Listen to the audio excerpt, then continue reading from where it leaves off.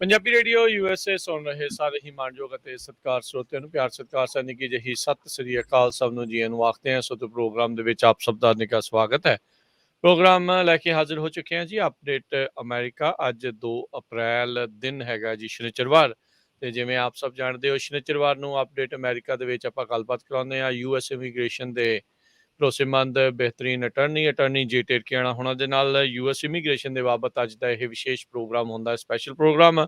Attorney ਟਿਰਕੀਆਣਾ ਜੀ, ਜੀ ਨੂੰ ਸਵਾਗਤ ਹੈ। ਸਤਿ ਸ੍ਰੀ ਅਕਾਲ ਜੀ। ਸਤਿ ਸ੍ਰੀ ਅਕਾਲ ਜੀ। ਸਾਡੇ ਅੱਜ ਦੇ ਇਸ ਪ੍ਰੋਗਰਾਮ ਨੂੰ ਤੁਹਾਡੇ ਸਾਰਿਆਂ ਤੱਕ ਪਹੁੰਚਾਉਣ 'ਚ ਸਹਿਯੋਗ ਕਰਦੇ ਨੇ ਖਾਲਸਾ ਇੰਸ਼ੋਰੈਂਸ ਏਜੰਸੀ, ਜਿਨ੍ਹਾਂ ਦੇ ਕੋਲੋਂ ਤੁਸੀਂ ਹਰ ਇੱਕ ਤਰੀਕੇ ਦੀ ਇੰਸ਼ੋਰੈਂਸ ਕਰਵਾ ਸਕਦੇ ਹੋ। ਇੰਸ਼ੋਰੈਂਸ ਬਾਰੇ ਪਤਾ ਕਰਨ ਲਈ ਕਾਲ ਕਰੋ number 408-272-2500 4082722500। Manjit Singh, Narinder Kaur Kular, Avtar Singh, Manzil Clovis, Amarjit Singh Stockton, Nachhattar Singh Sanga Clovis, Satnam Singh, Amarjit Singh Dosanjh, Sunny Purewal university, Paramjit Singh Deol Fresno, Lakhvir Singh Samra Texas, Kamaljit Singh Makhan Daulatpuria Stockton, Onkar Singh Fresno, major Singh Sidhu, Vinder Singh Dhaliwal, Hardial Singh, Inderjit Kaur Dhaliwal Bakersfield, Jassi Gill, Gurnam Singh, Darshan Singh, Charanjit Singh Bakersfield, Harjit Singh ਲੈਥਰੋਪ, Karnail Singh Randhawa Sacramento, Antelope truck stop Burns Wyoming. Tirkiana immigration law firm, immigration ਦਾ ਹੋਵੇ ਕਿਸੇ ਵੀ ਤਰੀਕੇ ਦਾ ਕੰਮ, ਕਾਲ ਅਟਰਨੀ ਜੇ ਟਿਰਕੀਆਣਾ 415-909-0503 4159090503। ਇਹਨਾਂ ਸਾਰਿਆਂ ਦਾ ਧੰਨਵਾਦ। ਜੇਕਰ ਤੁਸੀਂ ਜਾਂ ਕੋਈ ਹੋਰ ਕਾਰੋਬਾਰ ਇਸ ਪ੍ਰੋਗਰਾਮ ਨੂੰ ਸਪਾਂਸਰ ਕਰਨਾ ਚਾਹੁੰਦੇ ਹੋ, ਸੰਪਰਕ ਕਰ ਸਕਦੇ ਹੋ ਨੰਬਰ 408-722-7698 ਦੇ ਉੱਤੇ। ਤੇ ਅਟਰਨੀ ਟਿਰਕੀਆਣਾ ਜੀ, ਅੱਜ ਆਪਾਂ ਕਿਹੜੇ ਟੌਪਿਕਸ ਦੇ ਉੱਤੇ ਗੱਲਬਾਤ ਕਰਨ ਜਾ ਰਹੇ ਹਾਂ ਜੀ? ਪਹਿਲਾਂ ਤਾਂ ਥੋੜੇ ਜਿਹੇ ਆਪਣੇ ਦੱਸ ਦਈਏ ਆਫਿਸ ਤੇ ਮਸਲੇ ਜੀ। ਤੇ ਥੋੜੇ ਜਿਹਾ ਨਾ ਕਾਲ ਵਗੈਰਾ ਦੀ ਵੋਲਿਊਮ ਕਾਫੀ ਆ, ਰੇਡੀਓ ਕਰਕੇ ਵੀ, ਸੋਸ਼ਲ ਮੀਡੀਆ ਕਰਕੇ ਵੀ, ਤੇ ਸਾਰੀਆਂ ਕਾਲਾਂ ਕਈ ਵਾਰੀ ਟਾਈਮ ਸਿਰ ਨਹੀਂ ਲੈ ਹੁੰਦੀਆਂ। ਸੋ ਆਪਣਾ ਜਿਹੜਾ ਨਾਮ, ਈਮੇਲ ਤੇ ਮੈਸੇਜ ਛੱਡ ਦਿਓ ਤੇ 2-3 ਦਿਨਾਂ ਦੇ ਵਿੱਚ ਤੁਹਾਨੂੰ ਕਾਲ ਕਰ ਲਈ ਜਾਵੇਗੀ। ਤੇ ਮਾਫੀ ਚਾਹੁੰਦੇ ਹਾਂ। ਥੋੜੇ ਜਿਹੇ ਹੋਰ ਜਿਹੜੀ ਕਾਲਿੰਗ ਵਾਲੀ ਟੀਮ ਆ ਉਹਨੂੰ ਹੁਣ ਰਿਕਰੂਟ ਕਰ ਰਹੇ ਹਾਂ ਕਿ ਜਿਹੜੇ ਕਾਲਸ ਵਗੈਰਾ ਥੋੜ੍ਹੀਆਂ ਫਾਸਟ ਲੈ ਸਕਣ। ਤੇ 15-20 ਦਿਨ ਸਾਨੂੰ ਜਿਹੜੇ ਆ ਹੋਰ ਲੱਗੂਗੇ ਜਿਹੜਾ ਕਾਲ ਵਾਲਾ ਸਿਸਟਮ ਆ ਉਹ ਸੈੱਟ ਕਰਦੇ ਹੋਏ। ਤੇ ਥੋੜਾ ਜਿਹਾ ਡਿਲੇ ਜਿਹੜਾ ਸਾਡੇ ਵੱਲੋਂ ਮਾਫੀ ਚਾਹੁੰਦੇ ਹਾਂ। ਆਪਣੇ ਵੱਲੋਂ ਜੋ ਬੈਸਟ ਹੋ ਸਕਦਾ ਉਹ ਕਰ ਰਹੇ ਹਾਂ। ਤੇ ਬਾਕੀ ਸਾਰਾ ਕੁਝ ਠੀਕ ਹੈ। ਬਸ ਆਹੀ ਜਿਹੜੀ ਕਾਲ ਦੀ ਇਨੀਸ਼ੀਅਲ ਕਾਲ ਵਾਲੀ ਤੇ ਜਿਹੜੀ ਇਨ ਪਰਸਨ ਕੰਸਲਟੇਸ਼ਨਸ ਆ ਉਹ ਵੀ ਆਪਾਂ ਅਜੇ ਨਹੀਂ ਕਰ ਰਹੇ ਹਾਂ, ਕਿਉਂਕਿ ਉਹਦਾ ਰੀਜ਼ਨ ਇਹ ਹੈ ਕਿ ਨਵੇਂ ਹੁਣ ਜਿੱਦਾਂ ਨਾ ਕੇਸ ਆ ਗਏ, ਕੋਈ ਬਾਰਡਰ ਟੱਪ ਕੇ ਆ ਗਿਆ, ਜ਼ਿਆਦਾਤਰ ਕੇਸ ਆ ਰਹੇ ਆ। ਤੇ ਸਾਨੂੰ ਲੱਗਦਾ ਕਿ ਉਹਦੇ ਵਿੱਚ ਇਨ ਪਰਸਨ ਜਦੋਂ ਤੁਸੀਂ ਮਿਲਦੇ ਆ, ਫਿਰ ਉਹੀ ਜਿਹੜਾ ਚੀਜ਼ ਨੂੰ 1 ਘੰਟਾ ਲੱਗਦਾ ਉਹ ਤੁਸੀਂ ਫੋਨ ਤੇ 10-15 ਮਿੰਟ 'ਚ ਜਿਹੜੀ ਇਹ ਕਰ ਸਕਦੇ ਹਨ, ਜੇ ਕਿਸੇ ਨੇ ਕੇਸ ਲਾਣਾ। ਸੋ ਜੇ ਨਵਾਂ ਕੇਸ ਆ, ਉਹਨਾਂ ਨੇ ਆਲਰੇਡੀ ਡਿਸਾਈਡ ਕੀਤਾ ਹੋਇਆ ਕਿ ਕੇਸ ਲਾਣਾ ਵਾ ਤੇ ਸਾਡੇ ਕੋਲ ਹੀ ਲਵਾਉਣਾ, ਤੇ ਸਿੱਧੇ ਤੁਸੀਂ ਮੈਸੇਜ ਜਿਹੜਾ ਆਪਣਾ ਛੱਡੋ, ਆਪਾਂ ਤੁਹਾਨੂੰ ਸਿੱਧੇ ਪੇਪਰ ਵਰਕ ਜਿਹੜਾ ਭੇਜ ਸਕਦੇ ਆ। ਤੇ ਨਹੀਂ ਤਾਂ ਅਦਰਵਾਈਜ਼ ਸਾਨੂੰ ਪਛਾਣਨਾ ਮੁਸ਼ਕਿਲ ਹੋ ਜਾਂਦਾ ਕਿ ਕਿਹੜੀ ਟੈਕਨੀਕਲ ਕੰਸਲਟੇਸ਼ਨ ਆ, ਕਿਹਦਾ ਸਿੰਪਲ ਕੇਸ ਆ। ਤੇ ਜੇ ਕੋਈ ਆਲਰੇਡੀ ਡਿਸਾਈਡਡ ਆ, ਸਿੱਧੇ ਆਪਣਾ ਮੈਸੇਜ ਪਾ ਦਿਓ ਕਿ ਆਹ ਵਾਲੀ ਚੀਜ਼ ਆ, ਇੱਦਾਂ ਦਾ ਕੰਮ ਕਰਾਉਣਾ, ਤੇ ਫਿਰ ਤੁਹਾਨੂੰ ਸਾਡਾ ਆਫਿਸ ਕੰਟੈਕਟ ਕਰ ਲੂਗਾ। ਸੋ ਇਹ ਚੀਜ਼ 'ਚ ਜੇ ਤੁਸੀਂ ਕੋਆਪਰੇਟ ਕਰ ਸਕਦੇ ਹੋ ਤਾਂ ਤੁਹਾਡਾ ਕੰਮ ਛੇਤੀ ਥੋੜਾ ਜਿਹਾ ਆਪਾਂ ਕਰ ਸਕਦੇ ਹਾਂ। ਜੀ ਜੀ, ਥੈਂਕ ਯੂ ਜੀ। ਸੋ ਇਹ ਹਾਊਸਕੀਪਿੰਗ ਰੂਲਸ ਨੂੰ ਜ਼ਰੂਰ ਧਿਆਨ ਹਿੱਤ ਜਿੰਨੇ ਵੀ ਸਾਡੇ ਸੁਣਨ ਵਾਲੇ ਆ, ਦੇਖਣ ਵਾਲੇ ਆ, ਉਹ ਰੱਖੋ ਤਾਂ ਜੋ ਇਹਨਾਂ ਦਾ ਵੀ ਕੰਮ ਸਟ੍ਰੀਮਲਾਈਨ ਹੋਵੇ ਤੇ ਤੁਹਾਡਾ ਕੰਮ ਵੀ ਜਿਹੜਾ ਉਹ ਸਟ੍ਰੀਮਲਾਈਨ ਜਿਹੜਾ ਹੋਵੇ। ਸੋ ਅੱਜ ਆਪਾਂ ਕੁਛ ਕੁ ਜਿਹੜੀਆਂ ਖਬਰਾਂ ਇਮੀਗ੍ਰੇਸ਼ਨ ਨੂੰ ਲੈ ਕੇ ਚੱਲ ਰਹੀਆਂ ਆ, ਕਾਫੀ ਅਹਿਮ ਜਿਹੜੇ ਮੁੱਦੇ ਆ ਇਹਨਾਂ ਖਬਰਾਂ ਦੇ ਵਿੱਚ ਜਿਹੜੇ ਉਹ ਚੱਲਣੇ ਆ। ਸੋ ਉਸ ਦੇ ਉੱਤੇ ਗੱਲ ਕਰੀਏ। ਸੋ ਬਾਈਡਨ ਪ੍ਰਸ਼ਾਸਨ ਹੁਣੀ ਇਮੀਗ੍ਰੇਸ਼ਨ ਦੇ ਵਿੱਚ ਹੁਣ ਇਸ ਟਾਈਮ ਦੇਖ ਰਹੇ ਆ ਵੀ ਹੁਣ ਜਿਉਂ-ਜਿਉਂ ਮਿਡ ਟਰਮ ਇਲੈਕਸ਼ਨ ਵੀ ਆ ਰਹੀ ਆ, ਟਾਈਟਲ 42 ਨੂੰ ਇਹ ਹਟਾਉਣ ਜਾ ਰਹੇ ਆ। ਕੱਲ੍ਹ ਇਸ ਚੀਜ਼ ਦੀ ਵਾਈਟ ਹਾਊਸ ਨੇ ਪੁਸ਼ਟੀ ਕਰਤੀ ਵੀ ਮਈ ਦੇ ਅਖੀਰ ਤੱਕ ਆਈ ਥਿੰਕ ਇਹਨਾਂ ਨੇ ਟਾਈਟਲ 42 ਨੂੰ ਜਿਹੜਾ ਉਹ ਹਟਾ ਦੇਣਾ ਆ। ਸੋ ਇਹਨਾਂ ਦੀਆਂ ਓਬਵੀਅਸਲੀ ਫਿਰ ਰਿਪਬਲਿਕਨ ਪਾਰਟੀ ਨੂੰ ਮੌਕਾ ਮਿਲਦਾ ਹੈ ਵੀ ਦੇਖੋ ਜੀ ਇਹ ਬਾਰਡਰ ਖੋਲ੍ਹ ਰਹੇ ਆ, ਸਾਰਾ ਕੁਛ ਉਹੀ ਜਿੱਦਾਂ ਦੀਆਂ ਆਪਾਂ ਪਹਿਲੋਂ ਖਬਰਾਂ ਜਿਹੜੀਆਂ ਉਹ ਸੁਣਦੇ ਰਹੇ ਹਾਂ, ਗੱਲਾਂ ਸੁਣਦੇ ਰਹੇ ਹਾਂ। ਸੋ ਡੈਮੋਕ੍ਰੇਟਸ ਨੂੰ ਚਿੰਤਾ ਵੀ ਇਹਨਾਂ ਦੀ ਵਧੂਗੀ ਇਸ ਜਿਹੜੇ ਆ ਐਲਾਨ ਦੇ ਨਾਲ। ਜੀ ਬਿਲਕੁਲ। ਸੋ ਟਾਈਟਲ 42 ਐਕਸਪੈਲਸ਼ਨਸ, ਪਹਿਲੀ ਗੱਲ ਤਾਂ ਜਿਹਨਾਂ ਨੂੰ ਨਹੀਂ ਪਤਾ ਉਹ ਕੀ ਸੀਗੀਆਂ, ਕਈ ਵਾਰੀ ਆਪਾਂ ਡਿਸਕਸ ਕੀਤੀਆਂ ਰੇਡੀਓ ਤੇ। ਇੱਕ ਬਹੁਤ ਪੁਰਾਣਾ ਇਹਨਾਂ ਦਾ ਲਾਅ ਸੀਗਾ ਜਿਹਦੇ ਵਿੱਚ ਕਿ ਇਹ ਕਿਹਾ ਗਿਆ ਸੀਗਾ ਕਿ ਹੈਲਥ ਗਰਾਊਂਡ ਤੇ ਇਹਨਾਂ ਕੋਲ ਪਾਵਰ ਹੈਗੀ ਆ, CDC ਕੋ, ਸੈਂਟਰ ਆਫ ਡਿਜ਼ੀਜ਼ ਕੰਟਰੋਲ ਕੋ, ਕਿ ਟਾਈਟਲ 42 ਦੇ ਥੱਲੇ ਉਹ ਇੱਕ ਐਮਰਜੈਂਸੀ ਡਿਕਲੇਅਰ ਕਰ ਸਕਦਾ ਕਿ ਮਹਾਮਾਰੀ ਫੈਲ ਗਈ ਹੈ, ਕੁਛ ਇੱਦਾਂ ਦਾ ਹੋ ਗਿਆ ਕਿ ਲੋਕੀ ਹੁਣ ਬਾਹਰੋਂ ਬਾਰਡਰ ਤੁਸੀਂ ਬੰਦ ਕਰ ਸਕਦੇ ਹੋ ਹੈਲਥ ਗਰਾਊਂਡ ਦੇ ਉੱਤੇ ਜੀ। ਸੋ ਜਿਹੜੀ ਟਰੰਪ ਐਡਮਿਨਿਸਟ੍ਰੇਸ਼ਨ ਸੀਗੀ, ਜਦੋਂ ਉਹਨਾਂ ਨੇ ਲੋਕਾਂ ਨੂੰ ਬਾਹਰ ਰੱਖਣਾ ਸੀਗਾ, ਉਹਨਾਂ ਨੇ ਆਹੀ ਪੈਂਡਮਿਕ ਨੂੰ ਤੇ ਉਹਨਾਂ ਨੇ ਟਾਈਟਲ 42 ਨੂੰ ਮਿਕਸ ਕਰਤਾ ਕਿ ਇਹਦੇ ਕਰਕੇ ਹੁਣ ਤੁਸੀਂ ਬਾਰਡਰ ਜਿਹੜਾ ਉਹ ਪੱਕਾ ਸੀਲ ਰੱਖੋ, ਜਿਹਦਾ ਕਿ ਡੈਮੋਕ੍ਰੈਟਸ ਨੇ ਪਹਿਲਾਂ ਕਾਫੀ ਜ਼ਿਆਦਾ ਵਿਰੋਧ ਕੀਤਾ। ਕਿ ਨਹੀਂ ਇਹਨੂੰ ਹੁਣ ਇਹਦੀ ਪੋਲਿਟਿਕਸ ਦੇਖੋ ਕਿੱਦਾਂ ਇਮੀਗ੍ਰੇਸ਼ਨ ਦੀ ਚੱਲਦੀ ਆ। ਡੈਮੋਕ੍ਰੈਟਸ ਨੇ ਇਹਨੂੰ ਕਾਫੀ ਵਿਰੋਧ ਕੀਤਾ ਸੀਗਾ ਕਿ ਨਹੀਂ ਤੂੰ ਟਾਈਟਲ 42 ਦੀ ਆੜ ਦੇ ਵਿੱਚ ਸਾਰੇ ਲੋਕਾਂ ਨੂੰ ਰੋਕ ਕੇ ਨਹੀਂ ਰੱਖ ਸਕਦਾ ਇੰਡੈਫੀਨਿਟਲੀ। ਸੋ ਉਹਨਾਂ ਨੇ ਤਕਰੀਬਨ ਜਿਹੜਾ ਅਸਾਈਲਮ ਕਹ ਲਓ ਬੰਦ ਹੀ ਕਰਤਾ ਸੀਗਾ ਇੱਕ ਤਰ੍ਹਾਂ ਦਾ। ਈਵਨ ਯੂਨਾਈਟਿਡ ਨੇਸ਼ਨਸ ਦਾ ਹਿਊਮਨ ਰਾਈਟ ਕਮਿਸ਼ਨਰ ਵਗੈਰਾ ਉੱਥੋਂ ਤੱਕ ਬਿਆਨ ਆ ਗਏ ਸੀ ਕਿ ਨਹੀਂ ਤੁਸੀਂ ਟਾਈਟਲ 42 ਨਾ ਇੰਡੈਫੀਨਿਟਲੀ ਜਿਹੜਾ ਅਸਾਈਲਮ ਆ ਪੱਕੇ ਤਰੀਕੇ ਨਾਲ ਨਹੀਂ ਰੋਕ ਸਕਦੇ ਹੈਗੇ। ਤੇ ਉਸ ਤੋਂ ਬਾਅਦ ਜੀ ਬਾਈਡਨ ਦੇ ਕਾਰਜਕਾਲ ਤੱਕ ਤੁਸੀਂ ਦੇਖ ਲਓ ਕਿ ਇਹਨੇ ਹਟਾ ਤਾਂ ਇਹਨੇ ਦੇਣਾ ਸੀਗਾ, ਪਰ ਹੁਣ ਕੀ ਹੈ ਕਿ ਐਕਚੁਅਲੀ ਪ੍ਰੋਬਲਮ ਤਾਂ ਪੈਂਡੇਮਿਕ ਵਾਲੀ ਸੀਰੀਅਸ ਸੀਗੀ, ਰੀਅਲ ਸੀਗੀ। ਜੀ ਤੋ ਬਾਈਡਨ ਹਟਾ ਨਹੀਂ ਪਾਇਆ। ਫਿਰ ਬਾਈਡਨ ਦਾ ਕ੍ਰਿਟਿਸਿਜ਼ਮ ਹੋਣ ਲੱਗ ਪਿਆ ਕਿ ਇਹ ਕਹਿੰਦਾ ਸੀਗਾ ਹਟਾ ਦੇਣਾ, ਪਰ ਨਹੀਂ ਹਟਾ ਪਾਇਆ। ਸੋ ਜਿਹੜੇ ਅੰਕੜੇ ਆ ਉਹ ਇਹ ਕਹਿੰਦੇ ਆ ਕਿ ਪਿਛਲੇ ਸਾਲ ਜਿਹੜੇ ਸੀਗੇ 1.7 ਮਿਲੀਅਨ 17 ਲੱਖ ਲੋਕੀ ਜਿਹੜੇ ਉਹ ਬਾਰਡਰ ਤੋਂ ਟਾਈਟਲ 42 ਕਰਕੇ ਵਾਪਸ ਮੋੜ ਦਿੱਤੇ ਗਏ। ਉਹਨੂੰ ਟਾਈਟਲ 42 ਐਕਸਪਲਸ਼ਨ ਕਹਿੰਦੇ ਹੈਗੇ। ਮਤਲਬ ਇੱਕ ਹੁੰਦਾ ਰਿਮੂਵਲ ਜਿਹੜਾ 5 ਸਾਲ ਦਾ ਬਾਰ ਲਾ ਦਿੰਦੇ ਆ ਬਿਆਨ ਵੀ ਫਿਲ ਕਰਕੇ, ਇੱਕ ਹੁੰਦਾ ਸਿੱਧੇ ਐਕਸਪਲਸ਼ਨ ਕਿ ਹੁਣ ਵਾਪਸ ਚੱਲ ਜਾਓ ਤੇ ਜਦੋਂ ਦੁਬਾਰਾ ਵਾਪਸ ਆਇਓ। ਐਕਸਪਲਸ਼ਨ ਦਾ ਮਤਲਬ ਰਿਮੂਵਲ ਨਹੀਂ ਹੁੰਦਾ। ਸੋ ਲੋਕੀ ਬਾਰ-ਬਾਰ ਟਰਾਈ ਕਰਦੇ ਰਹਿੰਦੇ ਸੀਗੇ। 17 ਲੱਖ ਲੋਕੀ ਇਹਨਾਂ ਨੇ ਟਾਈਟਲ 42 ਦੇ ਥੱਲੇ ਵਾਪਸ ਮੁੜੇ ਸੀਗੇ। ਤੇ ਹੁਣ ਮਿਡ ਟਰਮ ਇਲੈਕਸ਼ਨ ਆ ਰਹੀਆਂ ਤੇ ਜਿਹੜਾ ਇਹਨਾਂ ਦਾ ਇਮੀਗ੍ਰੇਸ਼ਨ ਦਾ ਏਜੰਡਾ ਸੀਗਾ, ਕਿਉਂਕਿ ਡੇ 1 ਤੋਂ ਹੀ ਆਪਾਂ ਦੇਖਿਆ ਇਹ ਕਹਿੰਦਾ ਕਿ ਮੈਂ ਇਮੀਗ੍ਰੇਸ਼ਨ ਸੌਖੀ ਕਰ ਦੇਣੀ, ਏਦਾਂ ਕਰ ਦੇਣਾ, ਓਦਾਂ ਕਰ ਦੇਣਾ। ਹੁਣ ਇਹਨਾਂ ਨੇ ਅਨਾਉਂਸ ਕੀਤਾ ਕਿ 42 ਜਿਹੜੀਆਂ ਐਕਸਪ੍ਰੈਸ਼ਨਸ ਹੈਗੀਆਂ ਇਹ ਮਈ ਦੇ ਵਿੱਚ ਹਟਾ ਦੇਣੀਆਂ। ਉਹਦੇ ਵਿੱਚ ਕੀ ਹੋ ਰਿਹਾ ਕਿ ਜਿਹੜੇ ਡੈਮੋਕ੍ਰੈਟਸ ਉਹਨਾਂ 'ਚ ਆਪਸ 'ਚ ਫੁੱਟ ਪੈ ਰਹੀ ਹੈ, ਕਿਉਂਕਿ ਉਹਨਾਂ ਨੇ ਵੀ ਆਪਣੀਆਂ ਸੀਟਾਂ ਜਿਹੜੀਆਂ ਜਿੱਤਣੀਆਂ। ਤੇ ਕਹਿ ਰਹੇ ਆ ਕਿ ਹੁਣ ਈਵਨ ਜਦੋਂ ਟਾਈਟਲ 42 ਚੱਲ ਰਿਹਾ ਵਾ, 18,000 ਲੋਕੀ ਰੋਜ਼ ਐਵਰੀਡੇ ਕ੍ਰਾਸ ਕਰ ਰਹੇ ਆ ਬਾਰਡਰ ਇਲੀਗਲੀ। ਤੇ ਜੇ ਤੁਸੀਂ ਇਹਨੂੰ ਚੱਕਦੇ ਹੋਗੇ ਤਾਂ ਫਿਰ ਤੁਸੀਂ ਆਪ ਹੀ ਹਿਸਾਬ ਲਾ ਲਓ ਕਿ ਜੇ 18,000 ਏਦਾਂ ਹੀ ਕ੍ਰਾਸ ਕਰ ਰਹੇ ਆ ਇਹਦੇ ਬਾਵਜੂਦ ਵੀ, ਤੇ ਜੇ ਤੁਸੀਂ ਓਪਨ ਬਾਰਡਰ ਕਰਤਾ ਫਿਰ ਤੇ ਸਾਰੇ ਜਿਹੜੇ 1.7 ਮਿਲੀਅਨ ਆ ਉਹ ਆ ਜਾਣੇ ਹਨਾ। ਤੇ ਹੁਣ ਉਹ ਇਹਨਾਂ ਦਾ, ਪਰ ਇਹ ਹੈ ਕਿ ਬਾਈਡਨ ਨੇ ਪ੍ਰੋਮਿਸ ਕੀਤਾ ਸੀਗਾ। ਹੁਣ ਜੇ ਨਾ ਚੱਕੇ ਤਾਂ ਪ੍ਰੋਬਲਮ ਆ, ਚੱਕੇ ਐਕਸਪਲਸ਼ਨ ਤਾਂ ਪ੍ਰੋਬਲਮ ਆ। ਤੇ ਹੁਣ ਜਿਹੜੀ ਇੰਟਰਨਲ ਦੋਨੋਂ ਜਿਹੜੀ ਪਾਰਟੀ ਜਿਹੜੀ ਡੈਮੋਕ੍ਰੈਟਸ ਹੈਗੀ ਆ ਉਹਦੇ ਵਿੱਚ ਜਿਹੜੀ ਇਸ ਚੀਜ਼ ਦੀ ਫੁੱਟ ਪੈ ਰਹੀ ਹੈ ਕਿ ਇਲੈਕਸ਼ਨਾਂ ਨੂੰ ਕਿਤੇ ਇਹ ਫਰਕ ਤਾਂ ਨਹੀਂ ਪਾ ਦੂਗੀ। ਜੀ ਸੋ ਬਿਲਕੁਲ ਡੈਫੀਨਿਟਲੀ ਇਸ ਚੀਜ਼ ਦਾ ਅਸਰ ਤਾਂ ਆਪਾਂ ਨੂੰ ਪਤਾ ਜਿਹੜਾ ਉਹ ਲੱਗੇਗਾ। ਹੁਣ ਜਦੋਂ ਅਟਰਨੀ ਟੇਕੀਆਣਾ ਜੀ ਕਹਿੰਦੇ ਵੀ 18,000 ਇਲੀਗਲ ਤਰੀਕੇ ਦੇ ਨਾਲ ਕ੍ਰਾਸ ਕਰ ਰਹੇ ਆ, ਉਹਦਾ ਮਤਲਬ ਕੀ ਆ ਵੀ ਉਹ ਆ ਕੇ ਅਸਾਈਲਮ ਦੀ ਮੰਗ ਕਰ ਰਹੇ ਆ ਕਿ ਸਿੱਧਾ ਬਾਰਡਰ ਟੱਪ ਕੇ ਅੰਦਰ ਲੁਕੀ ਜਾ ਰਹੇ ਆ, ਇਹ ਚੀਜ਼ ਹੁੰਦੀ ਆ। ਤੇ ਜਿਹੜੇ ਇਹਨਾਂ ਨੇ 1.7 ਮਿਲੀਅਨ ਐਕਸਪਲਸ਼ਨ ਕੀਤੀ ਸੀ ਉਹ ਆ ਕੇ ਪੋਰਟ ਆਫ ਐਂਟਰੀ ਦੇ ਉੱਤੇ ਅਸਾਈਲਮ ਦੀ ਮੰਗ ਕਰ ਰਹੇ, ਉਹਨਾਂ ਨੂੰ ਵਾਪਸ ਮੋੜਿਆ ਹੁੰਦਾ ਆ। ਇਹਦੇ 'ਚ ਫਰਕ ਕੀ ਹੁੰਦਾ ਆ? ਐਕਸਪਲਸ਼ਨ ਤਾਂ ਇਹ ਹੁੰਦਾ ਜਿਹੜਾ ਬਾਰਡਰ ਤੇ ਪਹੁੰਚ ਗਿਆ ਨਾ, ਜੇ ਅਮਰੀਕਾ ਦੀ ਧਰਤੀ ਤੇ ਉਹਨੇ ਪੈਰ ਨਹੀਂ ਰੱਖਿਆ, ਉਹਨੂੰ ਤਾਂ ਉਹਨੇ ਸਿੱਧੇ ਕਹਿਣਾ ਬਾਹਰ ਜਾ। ਜਿੱਦਾਂ ਤੁਹਾਡੇ ਮਹਿਮਾਨ ਆਂਦਾ ਕੋਈ ਘਰੇ, ਉਹਨੂੰ ਕਹਿੰਦੇ ਤੂੰ ਅਜੇ ਆ ਨਹੀਂ ਸਕਦਾ, ਦਰਵਾਜ਼ਾ ਬੰਦ ਆ। ਜਿਹੜਾ ਕ੍ਰਾਸਓਵਰ ਦੀ ਗੱਲ ਇਹ ਕਰ ਰਿਹਾ ਕਿ ਜਿਹੜਾ ਯੂਐਸ ਸੋਇਲ ਤੇ ਜਿਹਨੇ ਅੰਦਰ ਪੈਰ ਰੱਖਤਾ, ਇੱਕ ਵਾਰੀ ਆ ਗਿਆ ਇੱਥੇ ਬਾਰਡਰ ਤੇ, ਉਹਨੂੰ ਚੱਕ ਕੇ ਬਾਹਰ ਨਹੀਂ ਸੁੱਟ ਸਕਦੇ ਇਹ ਕਿ ਤੂੰ ਲਾਈਨ ਦੇ ਦੂਜੇ ਪਾਸੇ ਜਾ। ਜਿਹੜਾ ਇੱਕ ਵਾਰੀ ਅੰਦਰ ਆ ਗਿਆ ਉਹਨੂੰ ਫਿਰ ਇਹਨਾਂ ਨੂੰ ਜੇਲ੍ਹ 'ਚ ਲਿਜਾ ਕੇ ਉਹਨਾਂ ਦੇ ਜਾਂ ਬਿਆਨ ਕਰਨੇ ਪੈਣੇ, ਜਾਂ ਉਹਨੇ ਕਹਿਣਾ ਕਿ ਨਹੀਂ ਸਾਡੀ ਗੱਡੀ 'ਚ ਜਗ੍ਹਾ ਨਹੀਂ, ਤੂੰ ਆਪਣਾ ਆਪ ਹੀ ਦੇਖ ਲੈ ਹਨਾ। ਸੋ 18,000 ਕ੍ਰਾਸ ਕਰ ਰਹੇ ਆ ਬਾਰਡਰ ਐਵਰੀਡੇ, ਜਿਨ੍ਹਾਂ ਦੇ ਨਾਲ ਇੰਟਰੈਕਸ਼ਨ ਹੋ ਰਹੀ ਹੈ ਬਾਰਡਰ ਪੈਟਰੋਲ ਏਜੰਟਸ। ਹਾਂਜੀ ਜੀ ਸੋ 1.7 ਮਿਲੀਅਨ ਉਹ ਸੀ ਜਿਨ੍ਹਾਂ ਨੇ ਅਜੇ ਅਮਰੀਕਾ ਦੀ ਧਰਤੀ ਤੇ ਪੈਰ ਨਹੀਂ ਸੀ ਧਰਿਆ। ਉਹਨਾਂ ਨੂੰ ਮੈਕਸੀਕੋ ਦੇ ਵਿੱਚੋਂ ਹੀ ਜਿਹੜਾ ਰੋਕ ਕੇ ਵਾਪਸ ਜਿਹੜਾ ਉਹ ਕਰਤਾ। ਤੇ ਇਹ ਜਿਹੜੇ 18,000 ਐਵਰੀਡੇ ਇੱਧਰ ਆ ਕੇ ਜਿਨ੍ਹਾਂ ਦਾ ਇੰਟਰੈਕਸ਼ਨ ਆ, ਅਜੇ ਮਤਲਬ ਹੋਰ ਵੀ ਕਈ ਹੋਣਗੇ ਜਿਹੜੇ ਉਦਾਂ ਹੀ ਲੰਘ ਜਾਂਦੇ ਆ, ਜਿਨ੍ਹਾਂ ਦੇ ਬਾਰੇ ਪਤਾ ਹੀ ਨਹੀਂ ਲੱਗਦਾ ਵੀ ਉਹ ਅੰਦਰ ਵੜੀ ਜਾ ਰਹੇ ਆ। ਅਜੇ ਤਾਂ ਜੀ ਬੈਠੇ ਆ ਪੰਜਾਬ 'ਚ ਬੋਰੀਆਂ ਬਿਸਤਰਾ ਪੈਕ ਕਰ ਰਹੇ ਹੋਣੇ ਕਈ ਜਦੋਂ ਆਪਾਂ ਗੱਲ ਕਰ ਰਹੇ। ਸੋ ਬਾਰਡਰ ਕਾਈਂਡ ਆਫ ਕਹ ਲਓ ਕਿ ਓਪਨ ਬਾਰਡਰ ਪਾਲਿਸੀ ਬਣਾਉਣ ਦੀ ਕੋਸ਼ਿਸ਼ ਕੀਤੀ ਜਾ ਰਹੀ ਹੈ ਡੈਮੋਕ੍ਰੈਟਸ ਵੱਲੋਂ। ਤੇ ਬਿਆਨ ਤਕਰੀਬਨ ਜਿੰਨੇ ਕਲਾਇੰਟ ਸਾਡੇ ਆਏ ਸੀਗੇ ਕਹਿ ਰਹੇ ਕਿਸੇ ਦੇ ਬਿਆਨ ਨਹੀਂ ਹੋਏ। ਤੇ ਫਾਈਲਾਂ ਦਾ ਨਹੀਂ ਪਤਾ, ਕੋਰਟਸ 'ਚ ਫਾਈਲਾਂ ਨਹੀਂ ਜਾ ਰਹੀਆਂ 6-6 ਮਹੀਨੇ। ਏਲ ਨੰਬਰ ਦੇ ਦਿੱਤਾ ਤੇ ਕੁਛ ਨਹੀਂ ਪੁੱਛਿਆ ਜਾ ਰਿਹਾ। ਜਿੰਨੇ ਮੁੰਡੇ ਹੁਣ ਆ ਰਹੇ ਤਕਰੀਬਨ ਉਹਨਾਂ ਤੋਂ ਜੇ ਤੁਸੀਂ ਪੁੱਛੋ ਤਾਂ ਉਹ ਕਹਿੰਦੇ ਕੋਈ ਸਵਾਲ ਜਵਾਬ ਨਹੀਂ ਹੋਇਆ, ਟਾਈਮ ਹੀ ਨਹੀਂ, ਉਹ ਕਹਿੰਦੇ ਸਾਡੇ ਕੋਲ ਜਾਓ।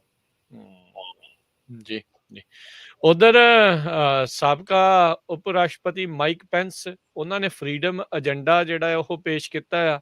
ਲੱਗ ਰਿਹਾ ਵੀ ਸ਼ਾਇਦ ਇਹ ਵੀ ਮਿਡ ਟਰਮ ਇਲੈਕਸ਼ਨ ਤੋਂ ਪਹਿਲਾਂ ਆਪਣੇ ਅਗਲੇ ਪ੍ਰੈਜ਼ੀਡੈਂਸ਼ੀਅਲ ਇਲੈਕਸ਼ਨ ਦੇ ਵਿੱਚ ਸੋਚ ਰਿਹਾ ਵੀ ਦੌੜਨਗੇ। ਜੀ ਬਿਲਕੁਲ। ਸੋ ਫਰੀडम ਏਜੰਡਾ ਪਲੇਟਫਾਰਮ, ਸੋ ਮਾਈਕ ਪੈਂਸ ਚਲੋ ਪਤਾ ਹੀ ਹੈ ਸਾਰਿਆਂ ਨੂੰ, ਵਾਈਸ ਪ੍ਰੈਜ਼ੀਡੈਂਟ ਸੀਗੇ ਆਪਣੇ ਟਰੰਪ ਉਹਨਾਂ ਦੇ ਨਾਲ। ਤੇ ਉਹਨੇ ਕੀ ਕੀਤਾ ਕਿ ਫਰੀडम ਏਜੰਡਾ ਪਲੇਟਫਾਰਮ ਇੱਕ ਰਿਪਬਲਿਕਨਸ ਦੇ ਲਈ ਲੇ ਡਾਊਨ ਕੀਤਾ ਮਿਡ ਟਰਮ ਇਲੈਕਸ਼ਨ ਲਈ। ਸੋ ਇਹ ਪਲੇਟਫਾਰਮ ਬੇਸਿਕਲੀ ਕੀ ਹੈ ਕਿ ਇੱਕ ਫਰੇਮਵਰਕ ਆ ਕਿ ਰਿਪਬਲਿਕਨਸ ਨੂੰ ਲੋਕਾਂ ਦੀਆਂ ਕੀ ਮੰਗਾਂ ਹੈਗੀਆਂ, ਲੋਕੀ ਕੀ ਚਾਹੁੰਦੇ ਆ, ਤੇ ਜਿਹੜੀ ਤੁਹਾਡੀ ਫਿਰ ਜਦੋਂ ਤੁਸੀਂ ਆਪਣੇ ਪ੍ਰਚਾਰ ਕਰੋ 2024 ਦੀ ਇਲੈਕਸ਼ਨ ਲਈ, ਤੁਸੀਂ ਇਹਨਾਂ ਦੇ ਬੇਸ ਤੇ ਕਰੋ। ਸੋ ਸਾਰੀਆਂ ਉਹੀ ਬੇਸਿਕ ਜਿਹੜੀਆਂ ਰਿਪਬਲਿਕਨ ਗੋਲਸ ਜਿਹੜੇ ਹੈਗੇ ਆ, ਕਈ ਵਧੀਆ ਵੀ ਨੇ, ਕਈ ਚੀਜ਼ਾਂ ਮਾੜੀਆਂ ਵੀ ਆ।